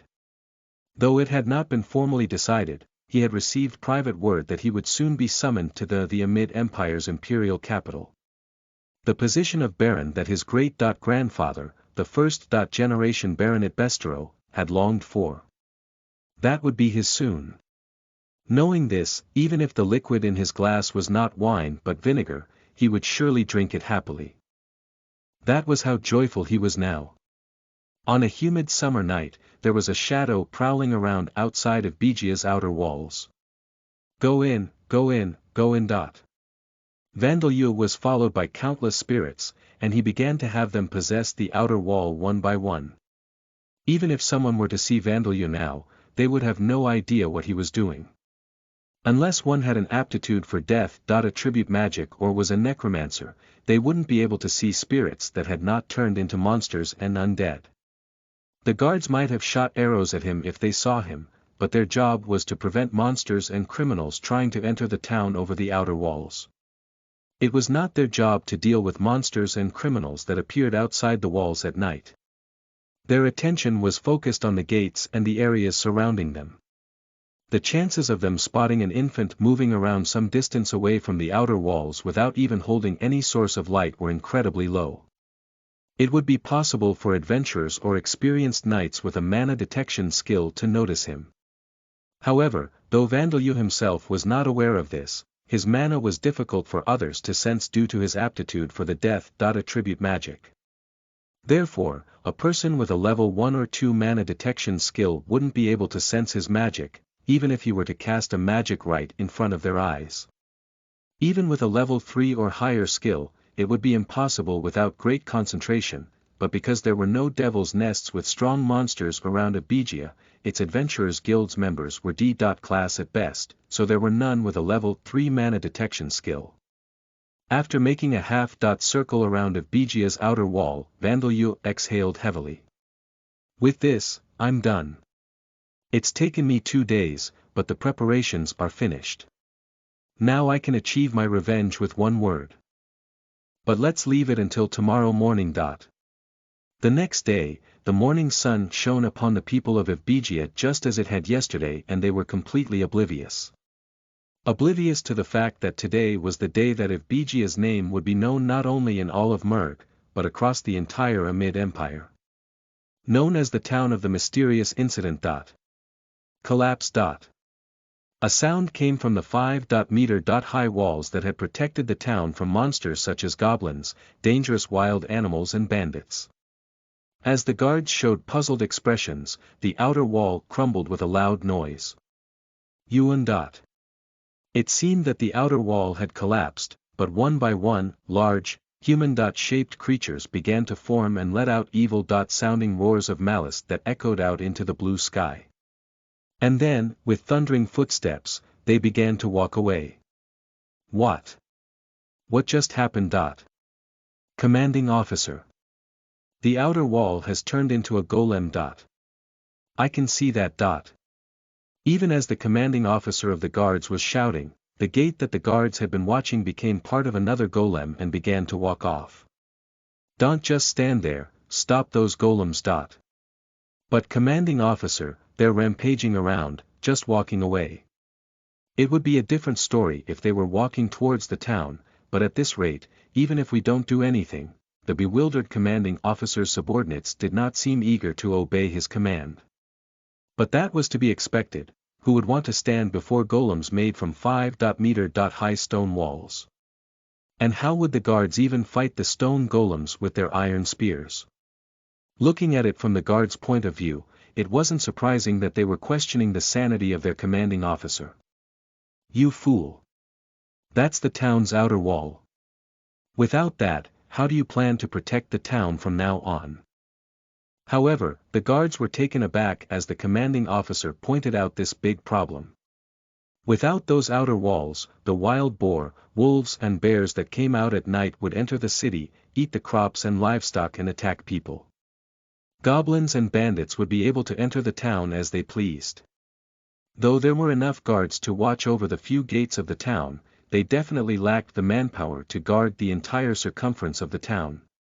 They had now become aware of this problem, but there was nothing that they could do about it. But, the guards showed their uneasiness, but no matter how grave the situation was, they couldn't simply increase their manpower. They couldn't do anything but watch the backs of the stone golems that had once been their town's outer wall as they left. The outer walls suddenly turned into golems and walked off. Everyone in Evbegia noticed this, but they couldn't immediately do anything about it. Baronet Bestero froze in terror, the knights and soldiers were in a panic, the Adventurers Guild's personnel were running around in a hurry and shouting to send out an emergency request, and the townspeople were simply dumbfounded. However, that wasn't the end of it. The dirt has turned into a golem. That's my vineyard. That's the dirt from my grape vineyard. Wait, my wheat field. Wait. The earth of the fields, along with the crops and trees that were growing in them, turned into golems and followed in the footsteps of the stone golems that had left the town just a little earlier. The farmers saw this and desperately chased after them. Even though the golems were just made of dirt, the farmers were quite brave to try to stop the golems that were larger than themselves. But because they were farmers, they couldn't simply allow the golems to leave. Not to try to recover the crops and trees sprouting from the golems' backs, but because the dirt itself that made up the golems' bodies was most important to them. The earth was important in agriculture. They had spread fertilizer and plowed the fields to ripen their produce for many years, it was essential to them. If they lost it, they would have to rebuild that earth from scratch. On Earth and Origin, one could get their hands on fertilizer immediately, but in Lambda it would take time. For the farmers who owned vineyards, it was even more serious, as they would have to raise their trees from scratch as well. And not only the fields, but Yua. The feudal Lord Sama's house. The house is collapsing from the second floor and becoming a golem. The Adventurers Guild as well. My friends are in there. The feudal lord's house and the Adventurers Guild building became golems and began walking outside the town as well. The golems' movements were slow, but their bodies were large, so their strides were long. The townspeople, knights and adventurers who wanted to stop the golems were now on a chase to recover the rubble of their buildings. Vandeleur watched all of this, feeling satisfied. The outer walls, the fields, the Adventurers Guild and the feudal lord's house. Having all of the various spirits possess these and wait for his signal had been difficult. The outer walls alone had taken 2 days and the fields and the Adventurers Guild had taken a day each. But once it came to starting it, he only needed to say one word. Like dominoes that had been painstakingly arranged finally falling down, it was a very satisfying revenge. Look, Mom. The guys who laughed at you are all crying with pathetic looks on their faces now. With its outer walls and structures turning into golems, Evbegia was now in a situation from which it couldn't recover. Even if they defeated the golems and retrieved the rubble that had once been the buildings, they would still need to do repairs. Much of the rubble would be unusable, the only thing that could somewhat be gathered up and returned to normal would be the earth of the fields. Evbegia would have to rebuild those tall, thick walls. Unless this was done, the town would not function, not in the world of Lambda in which dangerous monsters roamed. Of course, the guards would have to be prepared while the repairs were ongoing. Hiring more guards, putting out more requests for adventurers, ordering materials from stonemasons and arranging for the workers would take a great amount of time and, most importantly, money. So much that the reconstruction of Baronet Bestero's house would have to wait, no matter how much he tried to use for bribery. Of course, he would beg for help from Merg's government, and then his position of Baron would disappear. In addition, Vandeleur had even extended his reach into the wine warehouse. He had applied decomposition magic to the barrels of wine in the warehouse and caused it all to spoil. And then he had used sterilization to kill every single particle of yeast that was preserving it. Nobody had noticed it yet, but if Bijia's entire industry had been obliterated, it would take literally decades to rebuild it. Aha, thank you for what you've done for me, Vandalyu. It was hard, wasn't it? To do this kind of gentle revenge. Darshia's spirit looked lovingly at her son who possessed a vast amount of mana. There would be many who would demand what was gentle about this revenge. But considering Vandalyu's magic and mana pool, it could be called gentle, just as Darshia had said.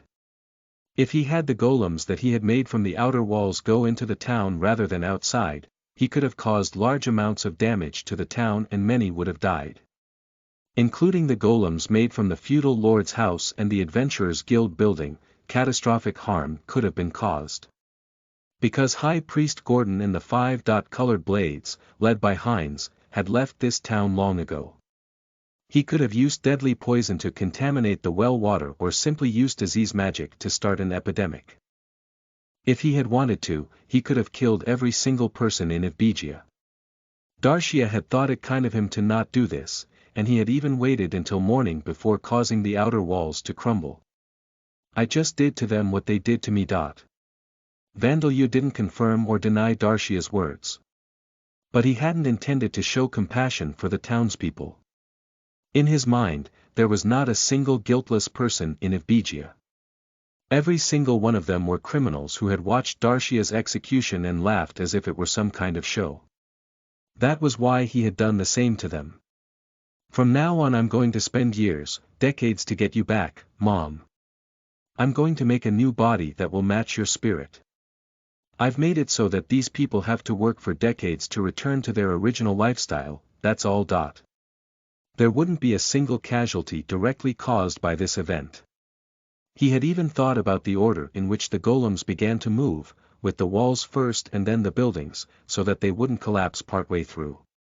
He had only destroyed things that could be repaired. Yuri right, you gave them a chance. Vandalyu is a gentle child, after all. If one thought of it one way, he had inflicted damage that would take decades to repair, but Darshia, who had been charmed by the death, attribute charm skill, had no intention of pointing that out. As Darshia patted his head with her hand that he could not feel, his eyes narrowed a little. Well then, let's get going. Bone Bird, I'm counting on you. Gia, letting out a cry that sounded like a person being strangled, Bone Bird, who had become a phantom bird, spread its bone wings. Putting away the fragment of Darshia's bone near his chest, he took hold of both of Bone Bird's legs. The bone wings, covered in shining, blue-white spirit feathers, began to flap and Vandalyu flew through the air to return to the cursed carriage where Bone Man and the others were waiting. Name: Vandalyu. Race: Damper, Dark Elf. Age: 1 year old. Title: None. Job: None. Level: 100, Job History: None. Attributes: Vitality: 34, Mana: 100,001,247, Strength: 32, Agility: 7, Stamina: 33, Intelligence: 45 Passive Skills: Superhuman Strength. Level 1. Rapid Healing. Level 2. Death Attribute Magic. Level 3. Status Effect Resistance. Level 3. Magic Resistance. Level 1. Dark Vision. Mental Corruption. Level 10. Death Attribute Charm. Level 2. Chant Revocation.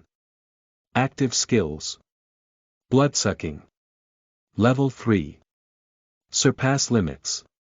Level 2. Golem Transmutation. Level 3, Level Up. Curses experience gained in previous life not carried over, cannot learn existing jobs, unable to gain experience points independently. Name: Bone Bird. Rank: 3, Race: Phantom bird. Level 17, passive skills. Dark vision. Spirit feathers. Level 1, new. Superhuman strength. Level 1, new. Active skills. Silent steps. Level 1, new. Swift flight. Level 1, new. Chapter 8, Encountering an optional gate and challenging it. You are listening at novelfull.audio. Chapter 8. Encountering an optional gate and challenging it. After the mysterious incident in which Abigia's outer walls turned into golems, the people of the city began working on the large-scale construction to rebuild it with heavy hearts. The Adventurers Guild set E-class adventurers to carry out human wave tactics to defend the city, and the country's government requested for renowned mages and adventurers to be dispatched in order to investigate the incident. Meanwhile, the mastermind behind all of this was in the midst of an enjoyable journey by carriage. He was sitting on the hide of a beast spread out inside the carriage in place of a cushion, listening to the cries of insects as he murmured to himself about how it would be autumn soon. Now that I think about it, this is the first time I've been on a journey. Technically, he had gone on a school trip while on Earth, but the ferry had blown up partway through and he had drowned, so it didn't count. In any case, he remembered that it wasn't exactly enjoyable. Speaking of journeys. A different atmosphere from your everyday life, new experiences, rare sights, delicious food, talking with family or friends. No, that's not a journey. It's a trip. How is a trip different from a journey? If your goal is to have fun, it's a trip. If not, it's a journey. Dictionaries back on Earth probably defined it differently. So that's how it is. Vandalyu is much more knowledgeable than his mother. Darcia gave a small, happy sounding laugh. Hearing only this conversation, one might think that it was the start of a happy family trip. However, the mother was the ghost of a dark elf, with traces of gruesome torture visible on her slightly glowing body. And the child that was sitting in the carriage had shining red and bluish purple eyes. He was a 1-year old damper with even less of a presence than the ghost. The carriage that they were riding on was moving without a driver or horses to pull it. It was a rank 2 undead monster, the cursed carriage. Flying in circles high up in the sky and keeping watch was the rank 3 phantom bird, a bird with a body of bones surrounded by a bluish glow. And protecting the carriages on all sides were the rank 3 skeleton warrior, and the bear, monkey and wolf bone beasts. This group that was proceeding forward in the middle of the night looked like a monster parade, a small-scale pandemonium. If there were any adventurers nearby, the only two responses they would have to them would be to either attack or run away. I think I'll go to sleep now. Before the sky gets brighter, I need to hide somewhere. Knowing this, Vandalyu and his party only traveled on the highway at night. They were heading to the Orbom Kingdom, which had been in conflict with the Amid Empire for centuries. The original plan had been to head to the village where Darcia had been born and raised, the place she had been living when she was still alive, but Darcia herself stopped them. I think it's better not to go to my birthplace. Since I went and died, there is no way to prove that Vandalyu is my child, and I'm not sure that everyone would believe my words as I am now. Vandalyu's skin was as white as a dead man's. His ears were pointed, but because of his skin color, one would not think that one of his parents was a dark elf. According to Darcia, the relationship between elves and dark elves of Lambda was not a good one. There were some elf clans that had friendly relations with dark elves, but they were a minority. Most elves hated dark elves and regarded them as the filthy elves birthed by Vita. And there was no need to even question what the dark elves thought about the people that hated them. If Darika herself had been alive, they would have believed her, but unfortunately, she had died. She did exist as a spirit, but the only ones who would be able to see her other than Vandalyu would be those who possessed rare jobs such as spiritualist. Also, I don't know if they'll forgive your father or not. Your father was the subordinate of a vampire that believed in evil gods. The dark elf race had been birthed by the goddess Veda, and most of them lived while worshipping Veda and the spirits while also intermingling with the other races created by Veda. Therefore it made perfect sense that they were also friendly with vampires and dampirs, but only those that believed in gods other than Alda or the evil spirits. There are also races of monsters such as Lamias and Scyllas that share a parent with the dark elf race, but if they were made obedient by tamers, it wasn't a problem. But the evil gods that were once the demon king's subordinates are still enemies. Those who worshipped them, even if they were of races given birth to by Veda, were considered traitors. It's a tough world we live in, Mother. Yes, that's why I think it would be better if we headed towards the Orbaum Kingdom. The Orbaum Kingdom and the Amid Empire made up the two halves of the Bon Gaia continent. The continent of Bon Gaia was sometimes called Warhammer of Xantark, because of the fact that it was shaped like the letter T. The Warhammer's handle part was thought to be the place where the fallen champion Zakhart had faced his end for the second time, an area filled with high mountains and countless devil's nests. It was unexplored territory where even adventurers had never set foot. The head part of the Warhammer was divided into two. In the west was the Amid Empire, and in the east was the Orbaum Kingdom. They had been fighting one another for centuries to take over the other and unite the continent. The Orbaum Kingdom had formed from the alliance of many smaller countries that rebelled against the Amid Empire around 500 years ago. But since it was a union of countries now, it needed to be managed properly. For this purpose, they had made an electoral system called selective monarchy where the royal families of the participating nations became dukes and then a king was selected from among these. The term of the king was 10 years, and reappointment was possible only once. However, since the reappointment of a king was common, the effective term period was usually 20 years. Politics in the Orbaum Kingdom changed depending on the personality and policies of the new king, but whatever the case, Alda's teachings, the state religion of the Amid Empire that was the enemy nation, should be weak. It seems like there are beast-men and titans among those who can be selected as kings, so a damper such as Vandalia should have no problem. Darcia had never been to the Orbaum Kingdom herself, so she couldn't be sure. But since there were beast-men and titans among the candidates for king's position, it was certain that the Veda's offspring there were treated very differently compared to the ones in the Amid Empire. And so they were headed towards the Orbaum Kingdom, but they were unable to follow the straightest, shortest path there. They had heard that a war between the Orbaum Kingdom and Amid Empire was close. Yuhi, this is a secret, okay? It's special, national.secret.level information, okay.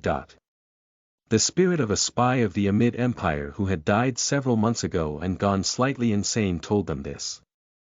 Vandalia actually wondered whether he should believe him or not, but it would be terrible if he ignored him only to find that the war had already started when he reached border between Merg and Orbaum. Of course, there would be increased security, and even if he managed to get through it to sneak out of this country, he wasn't sure if he could sneak into the next. Convincing a suspicious soldier that they weren't spies of the enemy would be no easy task. In fact, the soldiers would immediately assume that they were a small group of undead. There would be no monster tamer that they could spot with a single glance, so instead of let's try talking to them first they would surely think let's get rid of them first. If I'm lucky, they'd take me into custody, but I don't want the undead that I took the time to raise to be destroyed, and who knows what they'd do if they found Mom. Vandalia was just a 14-month-old child, so if they didn't pulverize everything including the carriage from long range using offensive magic, he would probably be taken into custody, but that was impossible for the undead. As for Darcia, she was unlikely to be discovered as there was probably no soldier with the necromancer job, but if they took the bone she was residing in and buried it, she might just disappear this time. For that reason, they were not heading north-east to the Merg country that was closest to the Orbaum Kingdom's border, but were rather heading south-east towards the southern part of the continent, the area covered in high mountains and devil's nests. Crossing high mountains and devil's nests will be difficult, but it's still better than coming into contact with humans. This was also often true on Earth too. Humans were the most fearsome creatures of all, and this was probably true for his situation right now. Incidentally, the reason why Vandeleur hadn't trained any golems or zombies till now was because he had been planning for this journey. The movements of golems were sluggish, and if he made them big to cover for that, they would be conspicuous, even in the middle of the night. Zombies were the same, their movements were also very sluggish. In movies on Earth, he had seen zombies that could run at the same speed as athletes, but you shouldn't expect fiction. Like things in reality. Yes, this world was a fantasy world, but it was also reality. Also, in the case of zombies, he would have to use the corpses of the bandits or Orbi and his companions, and they were hardly faces that he wanted to look at all day. This was another very important factor. And so, Vandeleur's little group was composed of just bones. Vandeleur's travels, except for the fact that they couldn't move around while the sun was up, was progressing smoothly. During the day, they hid in forests away from the highway, and resumed their travels once night fell. If there were some peddlers or adventurers that were traveling along at night, they would go off the highway and continue on, and do the same when there were guard stations or checkpoints in the way. Even though they were making steady progress, their pace was less than half that of a normal traveler, but that couldn't be helped. I want to hurry and be able to travel boldly in the middle of the highway. He hadn't done anything wrong, except for his revenge, it was such an unfair world. He had to worry about the risk of beasts, monsters, or even bandits attacking them if they traveled off the highway, though that was quite rare. Just from seeing Bone Man or Bone Monkey protecting the carriage from far away, beasts and bandits would be discouraged from approaching. The wild beasts such as wolves and bears instinctively feared monsters except in cases where the monster was plainly weaker than them. Bandits were the same. Their targets were merchants and travelers, not monsters. Of course, by defeating monsters you could expect some gains like ingredients and experience points. But if they had the skills to take on monsters, they would be working as adventurers, not as bandits. And as for monsters themselves, there weren't many monsters that attacked other undead monsters, especially skeleton types that were made of just bones. The primary reason for a monster attacking another monster was to feed, but skeletons didn't have any edible parts. There were other reasons such as territorial disputes and self-defense, but Vandeleur and the others never invaded the habitats or entered too far into the territory of other monsters, so the monsters would not do much other than wait and see. Gigya. Well, from time to time monsters with low judgment capabilities decided to attack them. Bone Wolf dragged a twitching, almost dead goblin in front of the carriage's wheels. The goblin was crushed with a loud crunch. We haven't been able to gain levels these days by killing monsters like goblins, Vandeleur didn't pay the goblin any attention as he left it behind. He didn't bother searching for a magic stone, let alone the right ear that adventurers took to prove that they had killed the monster. Darcia had told him that because the chances of finding a magic stone on a rank 1 monster was less than 1 in 100, even many higher rank adventurers didn't bother searching monsters like goblins for them. Since Vandeleur had no way of even exchanging the magic stones for money, he decided to follow their example. What concerned him more was the difficulty he was having in raising the levels of his undead. When they were rank 1, their levels increased even when they killed a single monster together, even sharing the experience between all of them. But now, killing numerous monsters without sharing experience didn't even yield 1 level. The rank 2 carriage still increased in levels after running over some goblins, but the levels of the rank 3 undead weren't increasing at all. I suppose I have to kill more bandits after all. Though I want the carriage to be rank 3 before we cross the mountain range. Vandeleur, rank 3 is normally considered quite strong, you know. It would take several normal rank 2 people to drive away 1 rank 3 monster. A rank 3 monster was so threatening that it could still trample one-sidedly over a group of normal people. At the very least, even normal citizens who were proud of their fighting skills or physically strong town guards wouldn't stand a chance. But Mom, there aren't going to be any normal people in the place we're going to, and since I can't get any stronger myself right now, I want everyone to get stronger instead. I suppose that's true, though you're able to make golems quickly, so you'll be fine. This mother of Vandalios was an easy-going person, even after death. The Amid Empire had been founded by the descendants of Belwood, a champion who was guided to this world long ago. The champion Belwood had stood on the front lines with the people who were forced to do battle against the Demon King's forces, and fought bravely.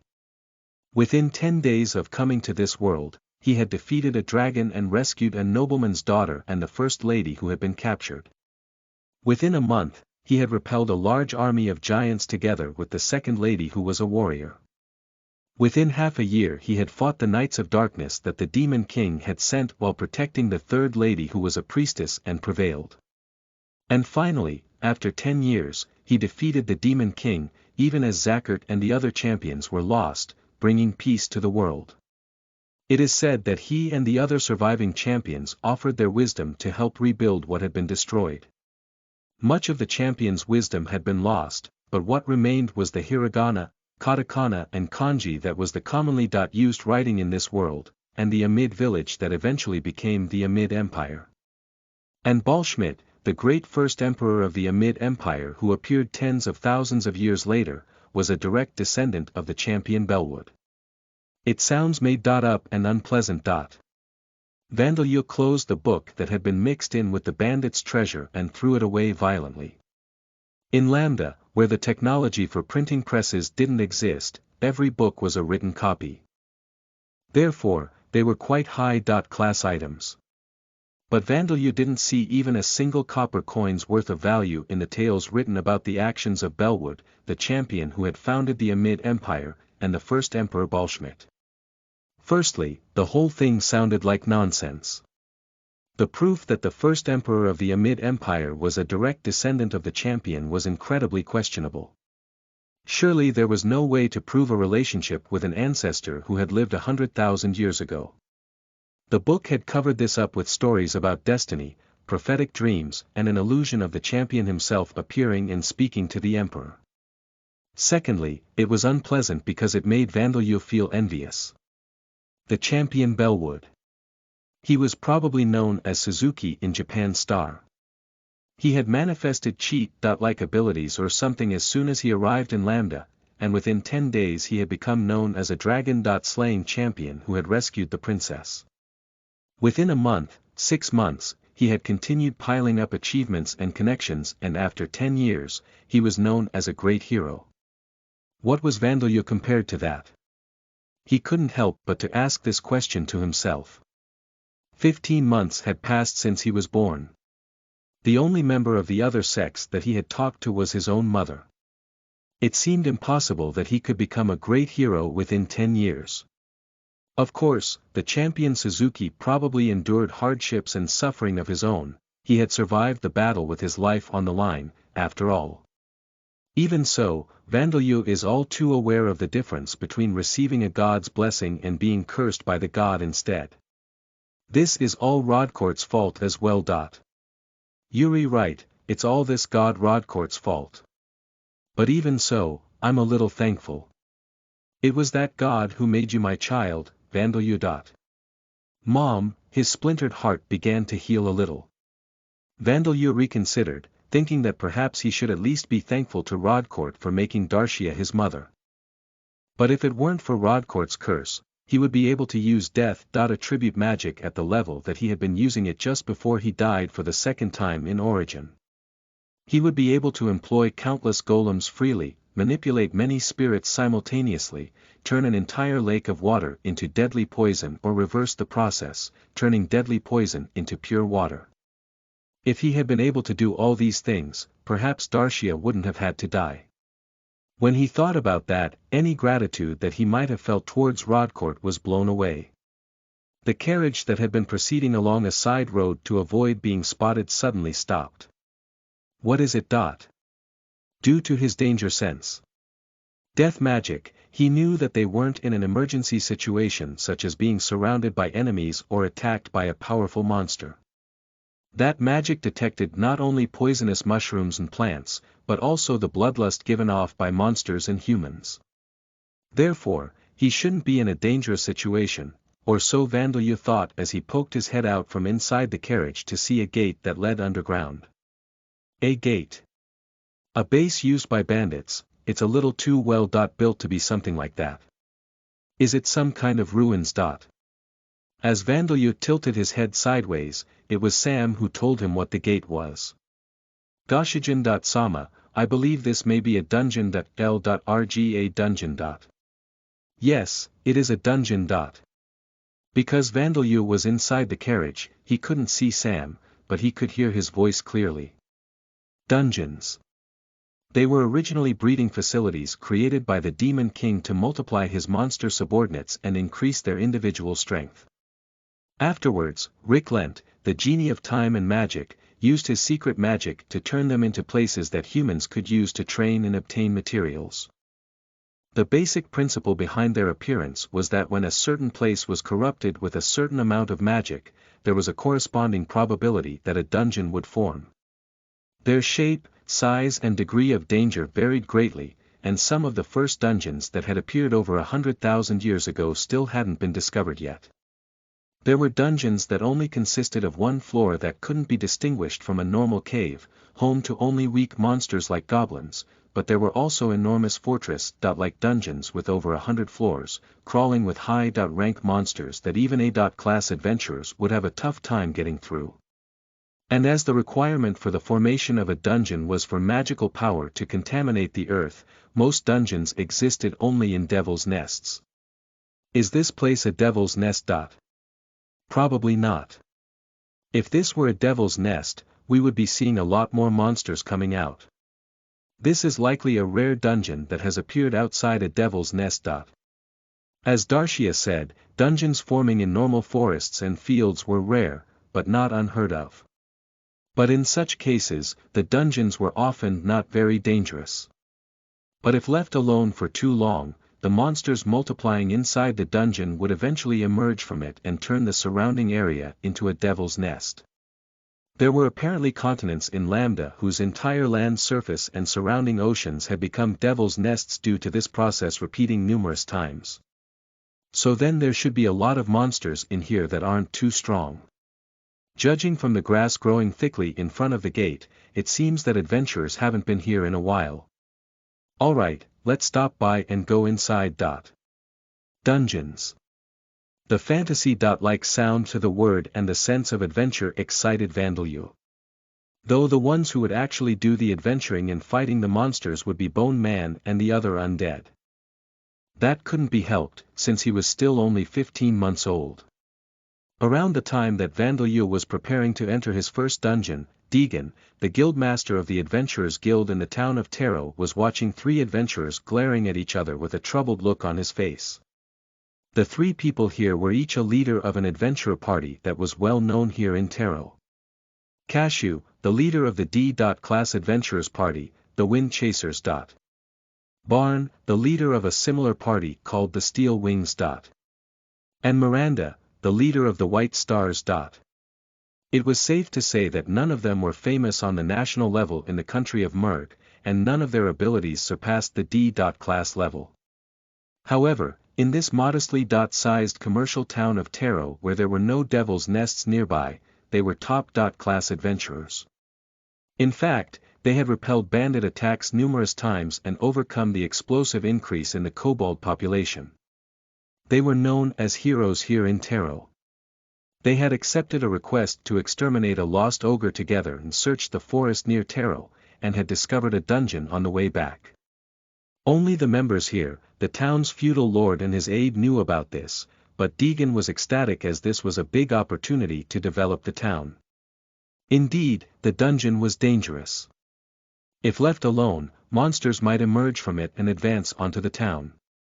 But if adventurers were to venture into it from time to thin out the monster numbers, it was essentially a chicken that laid an unlimited amount of golden eggs.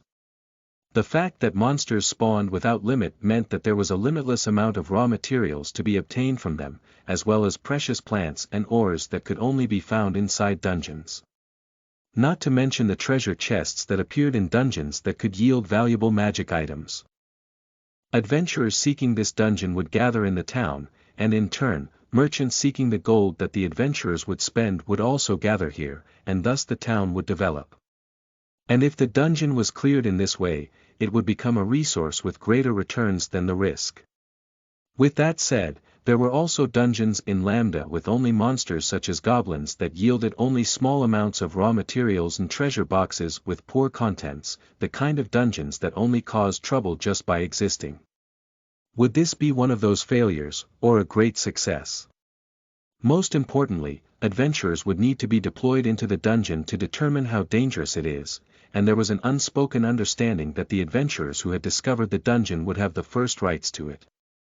Of course, in cases where adventurers that were not hunters or otherwise not confident in their abilities discovered the dungeon, they could sell the rights to explore the dungeon first through the Adventurers Guild. In cases where multiple adventurer parties discovered the dungeon together, they often negotiated with money or performed the first exploration together. We wind chasers will explore the dungeon first. Cashew, what are you saying? We steel wings are more suitable for the task. Barn, leave it to us, the white stars. The rest of you can go and collect some goblin ears or something.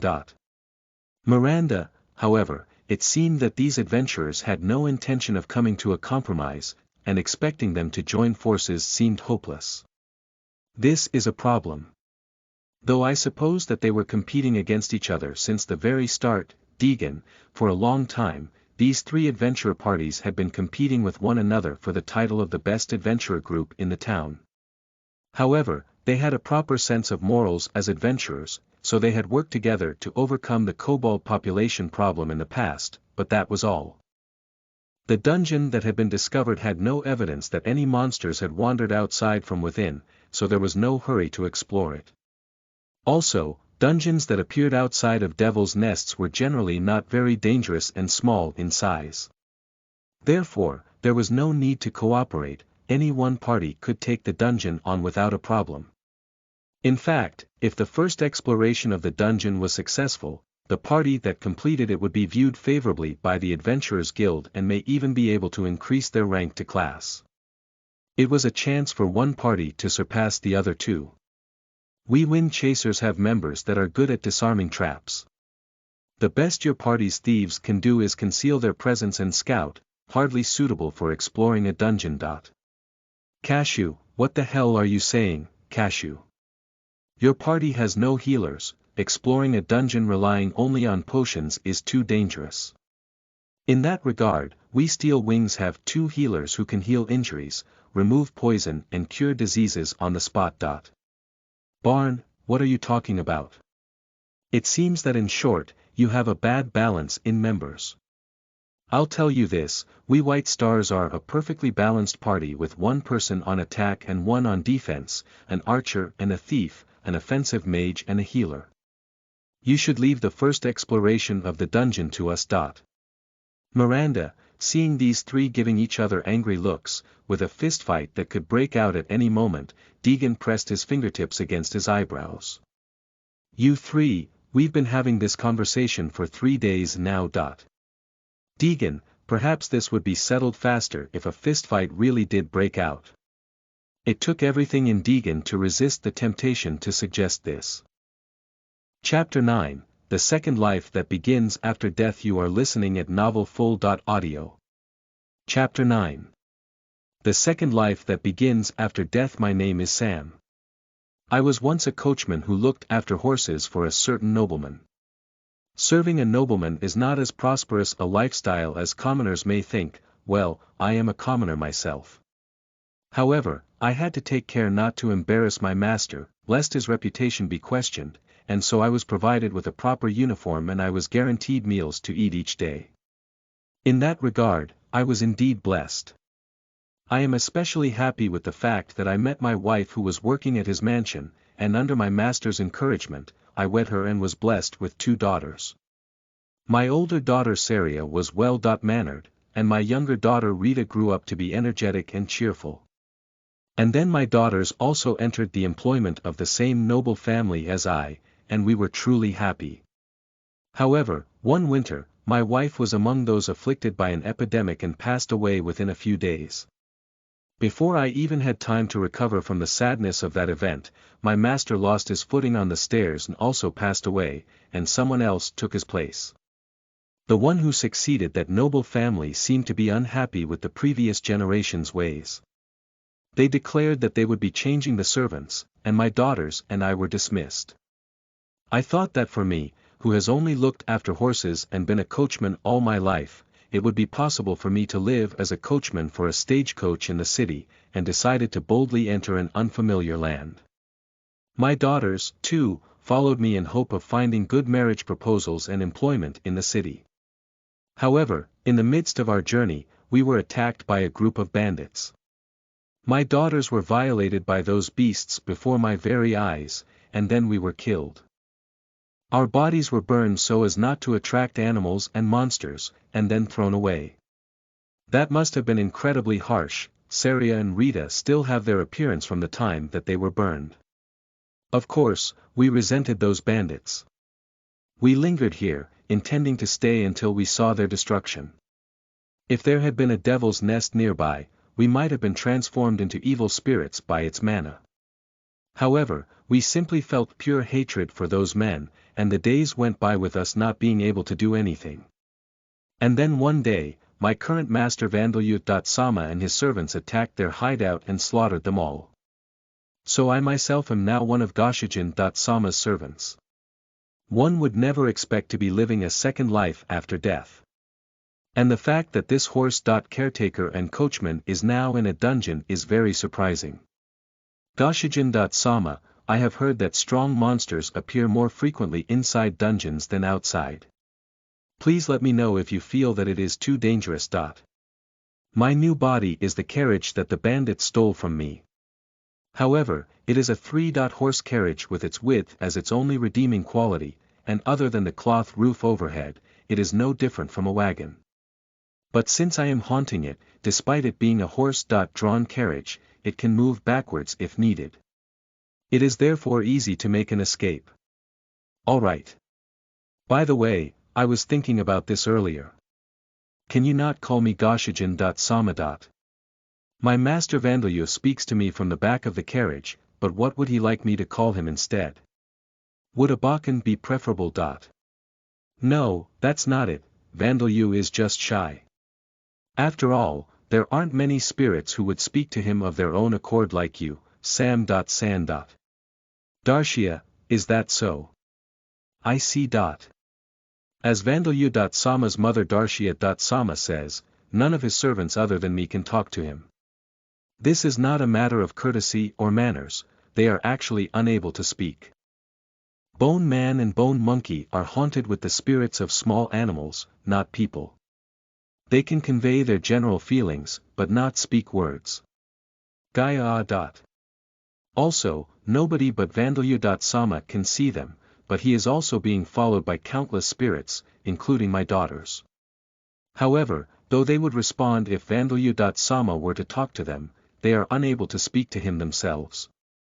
This is because when one becomes a spirit, it is very easy to become dominated by a single emotion, and without intervention, it is normal to repeat the same behavior endlessly. My daughters are no exception. Ghi. However, since I am Bakan's servant, it is only natural that I should show respect to you. Anne. If I were to behave like Bone Man and the others, you would be displeased, would you not? Bone Man's outward appearance is that of a human skeleton. However, since the spirits inside him are those of small animals, Bakan sometimes pats him and spoils him in his free time. Gigiagagaga. Since Bakan can see spirits, he does not seem discomforted by this, but there would be a problem if it were me. If I, a middle-aged man in his 40s with thinning hair, were to say, Bakan, pet me. Or something of that sort, he would most certainly feel hesitant about that. Ah. Indeed. Then, Bakan will be fine. He looks strangely unsatisfied, but we have come to an agreement. Gg. Incidentally, the unpleasant death cries that have been rising up are those of the goblin soldiers that I have been running over. Goblin soldiers are rank 2 monsters, goblins that have developed enough intelligence to hold weapons. Rank 1 goblins also wield sticks sometimes, but they are nothing more than tree branches. One cannot say that they have any kind of technique. Even if a goblin were to luckily get its hands on a sword or a spear, it would swing it no differently from a tree branch.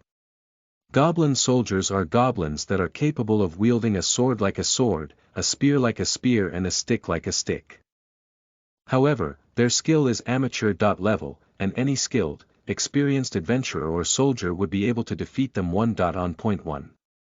They are quite similar in appearance to regular goblins, so apparently there are incidents where farmers and hunters carelessly try to drive them away and become overwhelmed.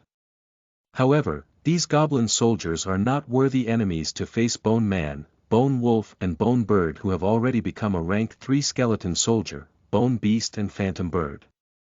As they appear, they have their heads split by a sword, are torn to pieces by fangs and shot down by spirit feathers. The undead throw the ones that are still barely breathing in front of my wheels. Thanks to this, I am also able to attain some experience points. Gagey, gijigijigij. Their organs are crushed with a squelch and their bones crunch and crumble beneath the wheels. What a wonderful sensation! Though I am embarrassed to admit it, I may become addicted to this. I hope you don't. It would be a problem if we were to run someone over by accident. Ah, but it's alright to run over bandits. Thank you very much. I will crush bandits beneath my wheels. My heart beats with excitement just imagining this. Incidentally, Bone Monkey and Bone Bear are protecting the back of the carriage while prudently checking to see if any magic stones have been generated. Since they are rank 2 monsters, around 1 in 5 monsters drop magic stones. For goblin soldiers and goblin archers to be appearing on the first floor, it seems that this is a rather dangerous dungeon after all. Goblin archers are goblins that wield bows and arrows instead of melee weapons, and are also rank 2 monsters. I don't feel any danger, though. It may seem that way because the undead are defeating them as soon as they appear, but it is quite unusual to encounter more than 14 monsters right after entering a dungeon. Well, this is also my first time being in a dungeon as well. Darshia-sama was an adventurer in her past life, but it seems that she acted solo, so she does not have any experience in clearing dungeons. However, this number of monsters may be because not many adventurers have attempted to clear this dungeon. That happens. Occasionally. When there are wars and the adventurers have to work as mercenaries, or when there is a large-scale emergency request and more people are needed, or when there is no profit to be had from a dungeon so adventurers are unmotivated to clear it. Well, if the only monsters that appear are goblins, then it's not likely that they would be rewarded for their efforts. Humans are creatures that don't act if there is no benefit for them. You are wise, Bakken, you do not seem like a 1-year-old child at all, so please take care around other people.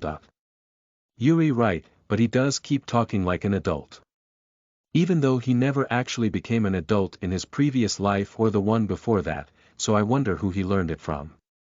Ah, it seems that I've reached my limit today, so I'm counting on you, Sam. San. Good night, Vandal. You.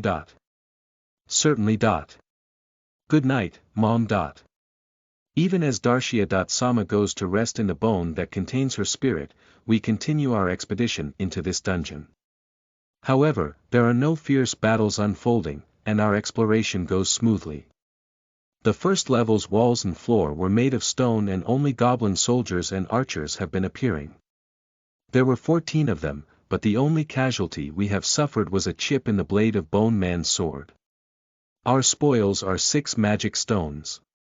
The second floor seems more like a natural cave, and though the first floor's ceiling was glowing a little, the second floor is pitch black. Adventurer parties would normally use torches, lanterns or the torch spell, but all of us, including Bakken, possess the dark vision skill. We can see more clearly in complete darkness than in dim lighting, so this is actually more beneficial for us. The monsters that are appearing are monsters that are like animals and bugs whose body lengths have grown over a meter, such as giant bats, giant moles, giant worms and giant spiders. Goblins are not appearing here. All of the monsters other than the giant spiders are rank 1, and even if we were to find ourselves in a nest of the rank 2 spiders, we would defeat them easily, so we do not have much trouble at all. However, there are no raw materials to be obtained and these monsters are particularly unsuitable for eating. The only thing we attained was a single magic stone from a giant spider. The third floor that we have descended to is a wetland. Despite our surprise, the sight and smell of water and dirt are real. When we look up at the sky, there is even a sun-like light source. While we are still wondering whether we could possibly still be underground, Darshia.Sama awoke and informed us dungeons are apparently these kinds of places. If she says so, then that must be the case, I thought. But Bakken had his head tilted to one side for a while. Putting that aside, the monsters appearing on the third floor are all rank 1 monsters that one might expect to see in a wetland, such as giant slugs, big frogs, giant leeches, giant lizards, so I assumed that it would be easy for us. However, we encounter rank 2 monsters further in. Acid slugs, slugs that release acidic mucus. Poison frogs that secrete neurotoxins from their tongues. Dagger finches, small birds with quick movements and a sharp beak that could easily pierce a human's body. Though these monsters are rank 1 and 2, they are clearly much more dangerous enemies than goblin soldiers. However, they still have no chance against Bone Man and the others, who are rank 3. Our only casualty was Bone Man's sword, which fell to pieces when he swung it at an acid slug, mistaking it for a giant slug. Having Bone Man's weapons degrade every time he cuts one of the acid slugs down is a waste, so Bakken buried them alive using mud golems. The rest of the enemies were easily defeated. Poison does not work against the undead who are made of just bones, and even when the dagger finches poke holes in the bones, the damaged bones are easily replaced. Of course, the same applies for me, since my body is a carriage. Having some holes poked in my canopy does not affect me in the slightest. The one who has to sew it back together later is me, though. I apologize, Bakken. Our harvest is 7 rank 2 magic stones as well as the hind legs and internal organs of the giant frogs and poison frogs. And the beaks of the dagger finches. These beaks can easily become a knife blade or a spearhead just by attaching a handle. The hind legs of 2 species of frog are a great delicacy, and their organs are used as ingredients in medicines. The dismantling of the monsters was conducted by Bone Monkey and Bone Man. They crushed several organs and broke a number of beaks, but overall it went quite well. Will you make medicine, Bakken? I don't know how, so that's impossible. For now, I'll use the preservation spell on them and keep them in a sack. Using death. Attribute magic, it is possible to preserve for several years the organs that would normally spoil very easily. How very convenient. I'll have grilled frog legs for food today. First, let's start a fire. Bakken, you will not use demon light. Unfortunately, demon light doesn't produce any heat. Actually, it absorbs heat, so it'll actually get colder. But it seems even death. Attribute magic is not omnipotent. Though at least he can stay cool in the summer. Bone Monkey burned one of the legs, but Bakken said they were delicious as he enjoyed them. It tastes better than rabbit blood. Bakken, that comparison is not helpful at all. The 4th floor is another cave, and the monsters that appear here are all undead. They are not rank 1 living dead and living bones, but powerful rank 3 skeleton soldiers, zombie warriors, bone beasts and wraiths that are immune to physical attacks. Oh, such terrifying undying beasts. Sam, you're an undead as well. Now that you mention it, you are correct. It seems that we are in for a difficult battle this time, but as I am about to suggest that we return to the previous floor to think of a strategy, something surprising happens. The skeletons and zombies move aside and make a path for us. I can pass through. The skeletons with blue flames in their eye sockets and the muddy-eyed zombies give a groan as if to answer Bakken's question, and drop their weapons. Their rusty weapons drop onto the ground with an echoing clang, and there is no further response from these undead. Sam, everyone, let's move on. Is this alright? Perhaps it is some kind of trap. I don't sense any bloodthirst, so I think it's fine. I trust in Bakken's danger sense. Death magic and proceed onwards, and the undead really do not attempt to attack us. Other than slowly picking their weapons back up as we pass, they show no further movements. I'm sure those guys came to like Vandalyu, too. As expected of Bakken. Well, isn't it just the normal effect of my death attribute charm skill? Though I didn't expect it to work on already raised undead. This fourth floor contains nothing but undead monsters that show no signs of wanting to attack Bakken, so we continue our expedition with no obstructions. Of course, we do not attain any magic stones and such either, but compared to having to fight against rank 3 monsters, this is a welcome turn of events. Vandalyu, it's a treasure chest. Treasure chests really appear in dungeons, don't they? So it seems. Just who would leave them there? I don't know about that. Maybe they're the Demon King's traps to lure humans into danger, or the Genie Ricklant's way of motivating humans to improve themselves by giving them the treasure chests as a reward for their training. There are a few theories. It seems that treasure chests appear in dungeons depending on the floor. It is unknown as to why they appear, but valuable goods are contained within them and they are fuel that warms the hearts of adventurers. Of course, the treasure chests are locked and sometimes there are traps set on them. Getting through those is the job of a thief, but we have no thieves among us. Well, I guess we'll open it. Awaken. Even so, Bakken finds a way. Even without a thief, he can have spirits haunt the treasure chest itself and have it open the lock and undo the traps itself. It costs 10,000 mana to open one treasure chest. Therefore, this is a method well suited for Bakken, who possesses a tremendous mana pool. The contents are. What is this? On first glance, it seems like poison. What is contained in the treasure chest is a blue fluid in an expensive glass bottle. Oh, if this isn't a potion, and quite a high class one. Bakken, this is no poison. It is a potion. A potion, you mean an item that heals injuries. That's right, if you drink it or apply it to wounds, they heal right away, so they're essential items for adventurers. Yes, Darshia. Sama. I have never seen such a high quality product, even in the noble family that I once served. Potions have a number of grades, and the typical 5th grade potion heals for 30 vitality. Most merchants and soldiers carry one of these with them, and adventurers and mercenaries always include them as part of their inventory. However, 4th grade potions are more expensive, and noblemen have 3rd grade potions in reserve. Of course, these potions have effects reflecting their high price. You can tell a quality of a potion by its color. The brighter blue it is, the higher quality. If it's darker, it's lower quality.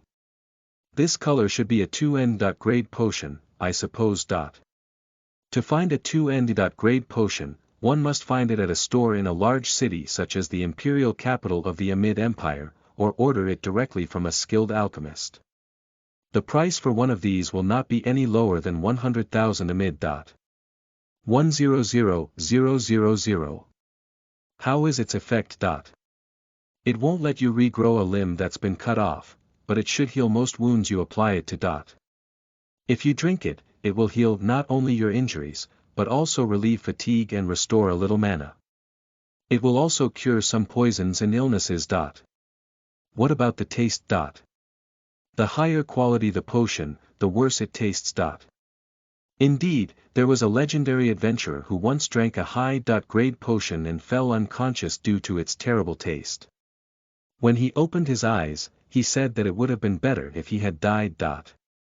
With that in mind, I cannot blame Bakken for mistaking the potion for poison at first. They say that good medicine is bitter to the tongue, but isn't that a little too bitter? I did not have the experience of drinking a potion while I was alive, and I am fortunate that I am unable to drink it now. It seems that Bakken has also realized that this potion is not to be consumed. Following this, we found more treasure chests and attained the treasure inside. All of the items contained inside them seemed considerably high-class items. With that said, I cannot be sure, as I am but a horse caretaker and a coachman, and cannot judge the value of some items. This is, probably a magic item. This is probably also a magic item. Ah, this is just a gem, no, could it be a magic item? Bakken, you are saying, probably, quite frequently. I'm just over a year old, I hope you're not expecting me to have a good eye for judging these things. But if you include your previous life and the one before that, are you not almost 40 years of age? Several days ago, Bakken told Darshia-sama, my daughters and myself about his circumstances. Though it was surprising to hear, he possesses a tremendous mana pool for a 1-year-old, even if he is a damper. Furthermore, he is using some unknown magic that nobody has taught him. These things are far more surprising. Of course, Bakken also explained the future risks that he faces, but neither Darshia-sama nor I feel any intention of separating ourselves from him. To me, Bakken is my savior and master. Bakken requires my carriage, so how can I abandon my duty? Furthermore, if I were to separate myself from Bakken, would be nothing but a stray undead monster. That might be true, but there was no magic on Earth, and even though there was magic in origin, I never touched a magic item.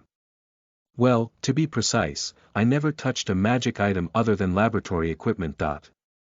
That is why Bakken says that he had no chance to become good at appraising items or detecting mana.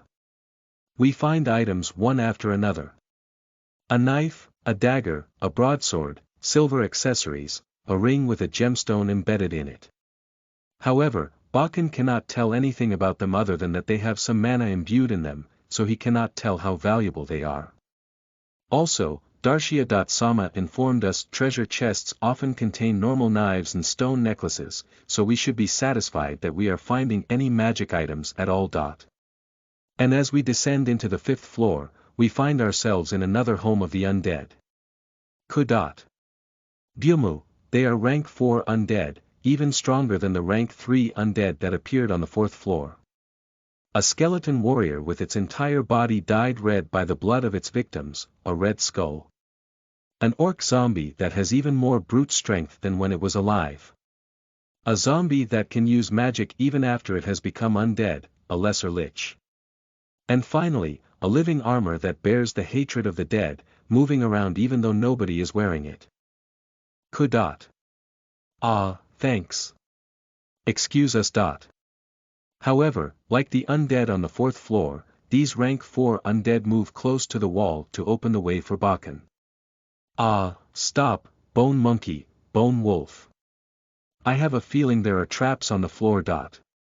The only obstacles in our way are the traps set in the dungeon. However, with Bakken's danger sense, death, we can detect and disarm them.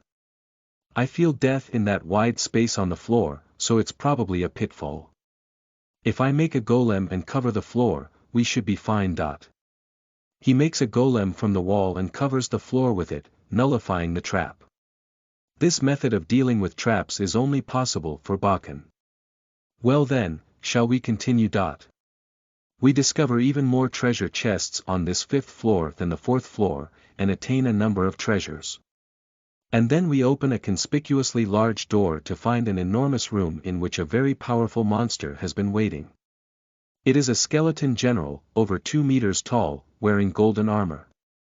It is holding an axe that could easily cut a cow in half, and a shield as sturdy as a castle wall. It is so impressive that it is difficult to believe its body is made of only bones. It is enough to send a chill down a spine that I do not possess. And around the skeleton general are 10 suits of living armor, like knights serving their master. This must be a dungeon boss. According to Darshia-sama, who has just awakened, bosses always appears in a dungeon. Bosses that appear at the bottom floor are particularly difficult to defeat compared to bosses that may appear on other floors. Oh, thank you for your courtesy. You're giving that to me. That's helpful, but is that really alright? But like the other undead we have encountered so far, not only does the skeleton general let us pass, but he also offers the sharp-bladed axe and shield in its hands in his devotion to Bakken. I feel bad for receiving a weapon and shield for free, so I'll give you this in return. Bakken retrieves a battle axe and large shield from inside the carriage and hands it to the skeleton general. They are among the better made items that the bandits were using, but they are not magic items. They are normal equipment made of metal. Just these won't quite do, so, with that, Bakken produces a large amount of mana from his body. It takes great effort to not have my consciousness swept away by its pressure. Bone Bird stops flying and falls onto the ground.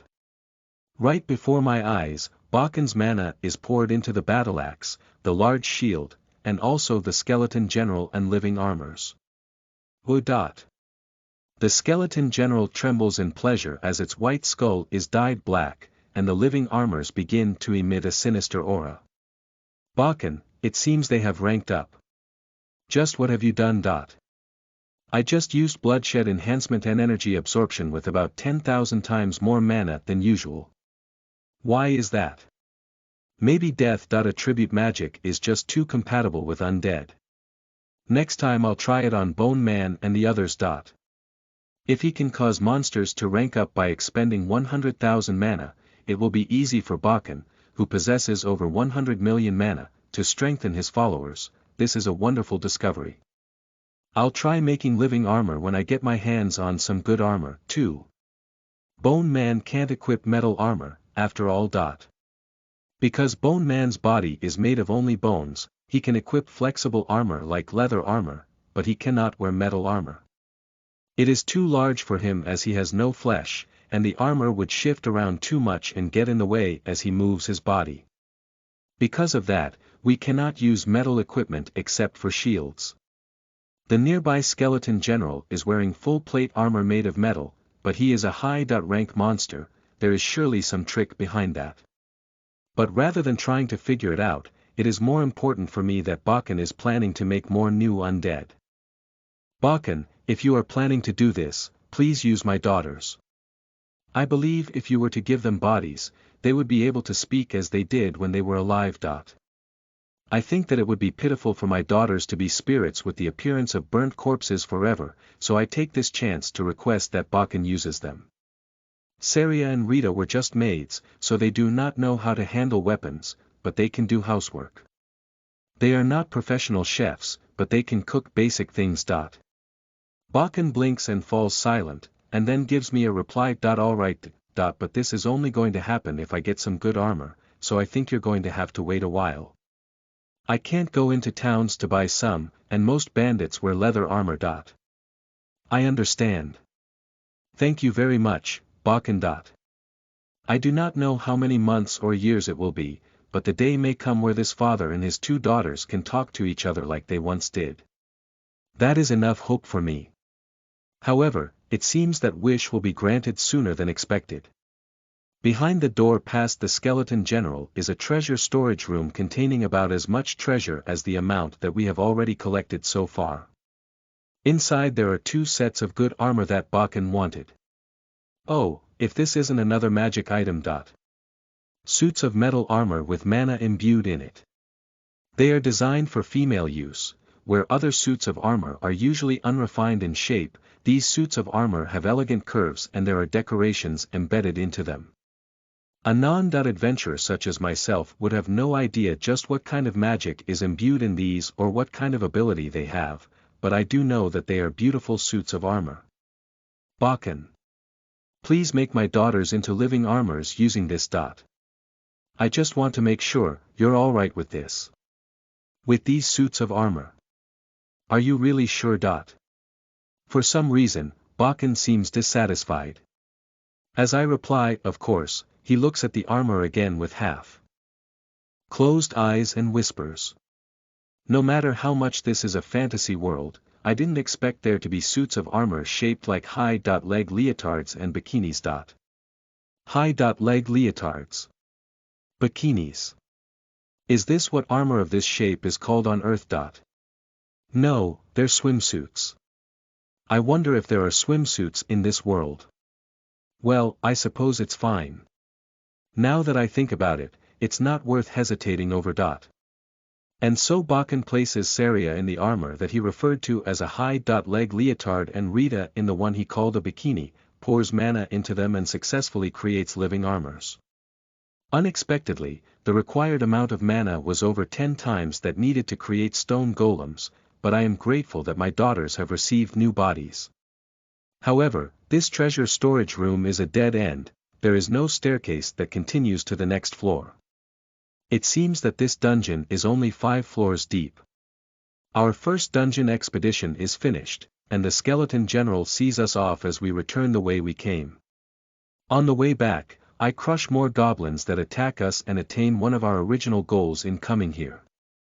I have now evolved into a rank 3 ghost carriage, which is a happy event. The most difficult battle I faced in this dungeon was that with the stairs that I had to go up and down. Bakken turned them into golems and made them into a steep slope that I forced my way up and down, but it was rather difficult. I had Bone Monkey and Bone Bear support me when I went down them, and push me when I climbed up.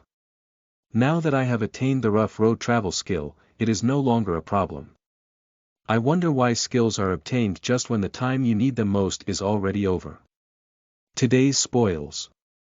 Rank 2 Magic Stone x14.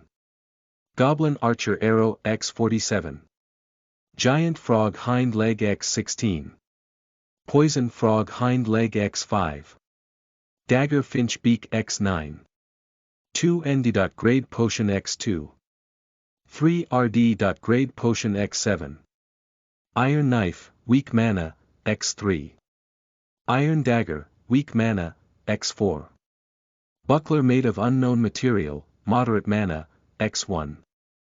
Steel Broadsword, Weak Mana, x1. Round Shield made of unknown material, moderate mana, x3. Tower Shield made of unknown material, moderate mana, x1. Long Sword made of mysterious metal, moderate mana, x1. Steel Spear, Weak Mana, x3. Chainmail, Weak Mana, x1. Half-plate armor made of mysterious metal, x1. Claymore made of mysterious metal, moderate mana, x1. Glaive made of mysterious metal, moderate mana, x1. Halberd made of mysterious metal, moderate mana, x1. Steel Battleaxe, Weak Mana, x1. Skeleton General's Fine Battleaxe, slightly weak mana, x1. Skeleton General's Fine Kite Shield, slightly weak mana, x1. Various accessories, weak moderate mana, x many. Normally, we would also receive income from the proof that we killed the monsters, but because we are not adventurers, that is impossible for us. Name: Sam. Rank: 3, Race: Ghost Carriage. Level: 3. Passive Skills. Spirit Form. Level 1, New. Superhuman Strength. Level 1, New. Rough Road Travel. Level 1, New. Impact Resistance.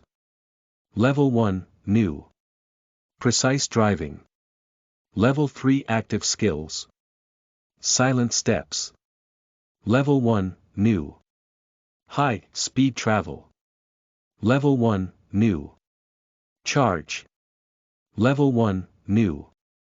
Monster Explanation. Ghost carriages. These are undead consisting of a spirit that had lingering regrets in this world and now inhabits a carriage as an evil spirit. Their appearance is that of a carriage driven by horse and coachman made of mist, but the main body of the evil spirit lies in the carriage itself. The horse and coachman are but a manifestation of its spiritual body. Because of this, the only way to defeat them is to purify the evil spirit or destroy the carriage itself. Their main method of battle is a ramming attack using the carriage, or rather, this is their only method of attacking. However, depending on the type of carriage, there are some with armaments such as spikes attached. Riding in them is usually impossible as they are often reckless, but if they are ridden, they are said to be very comfortable as they possess the rough road travel and impact resistance skills. As proof of defeating one, a carriage component with a magic stone is used. The raw material that can be obtained from it is the mana-imbued carriage itself. It is seldom used as is, but when disassembled, its components have various uses. To carry the carriage intact, one would need a horse or a carriage of his own. Ghost carriages are fundamentally rare monsters, and do not normally appear in devil's nests. All known incidents of ghost carriage appearances that have occurred were stagecoaches of abandoned areas that have turned into devil's nests. Sam has attained precise driving and silent steps, which ghost carriages cannot normally attain, with the acquisition of the former being due to Sam being a professional coachman during his lifetime and the latter from moving around stealthily since becoming an undead. Thus, he has more skilled movements than normal ghost carriages and can move around very quietly. Skill explanation. Spirit form. This is a skill that allows half-dot materialization of the soul or spirit, something that does not normally exist physically. The materialized spirit form is visible to the eye and can be touched physically. Though physical attacks do affect the spirit form, over 2/3 of their effects are nullified. Attacks using magic items or consecrated weapons are effective. There are various ways to use the half-dot materialized spirit form. Lower dot level use extends to only using it to connect bones in place of cartilage. Just by attaining the skill, one can use it to replace muscle that has rotted and fallen off in order to strengthen the body, or decayed fur and scales in order to improve defense. To give an example, Bone Bird's materialization of its spirit form over its bone wings allows it to generate the lift required for flight, and it can fire parts of the spirit form as projectiles. Another example is Sam, who has now increased in rank to become a ghost carriage, who can use his spirit form to take the shape of a horse to increase the carriage's horsepower. Yet another example is how the skeleton general wears his metal armor. The space between the bones and the armor is filled by its spirit form. Another application of this skill is to manipulate the spirit form without materializing it to have it crawl under another person's skin or penetrate walls.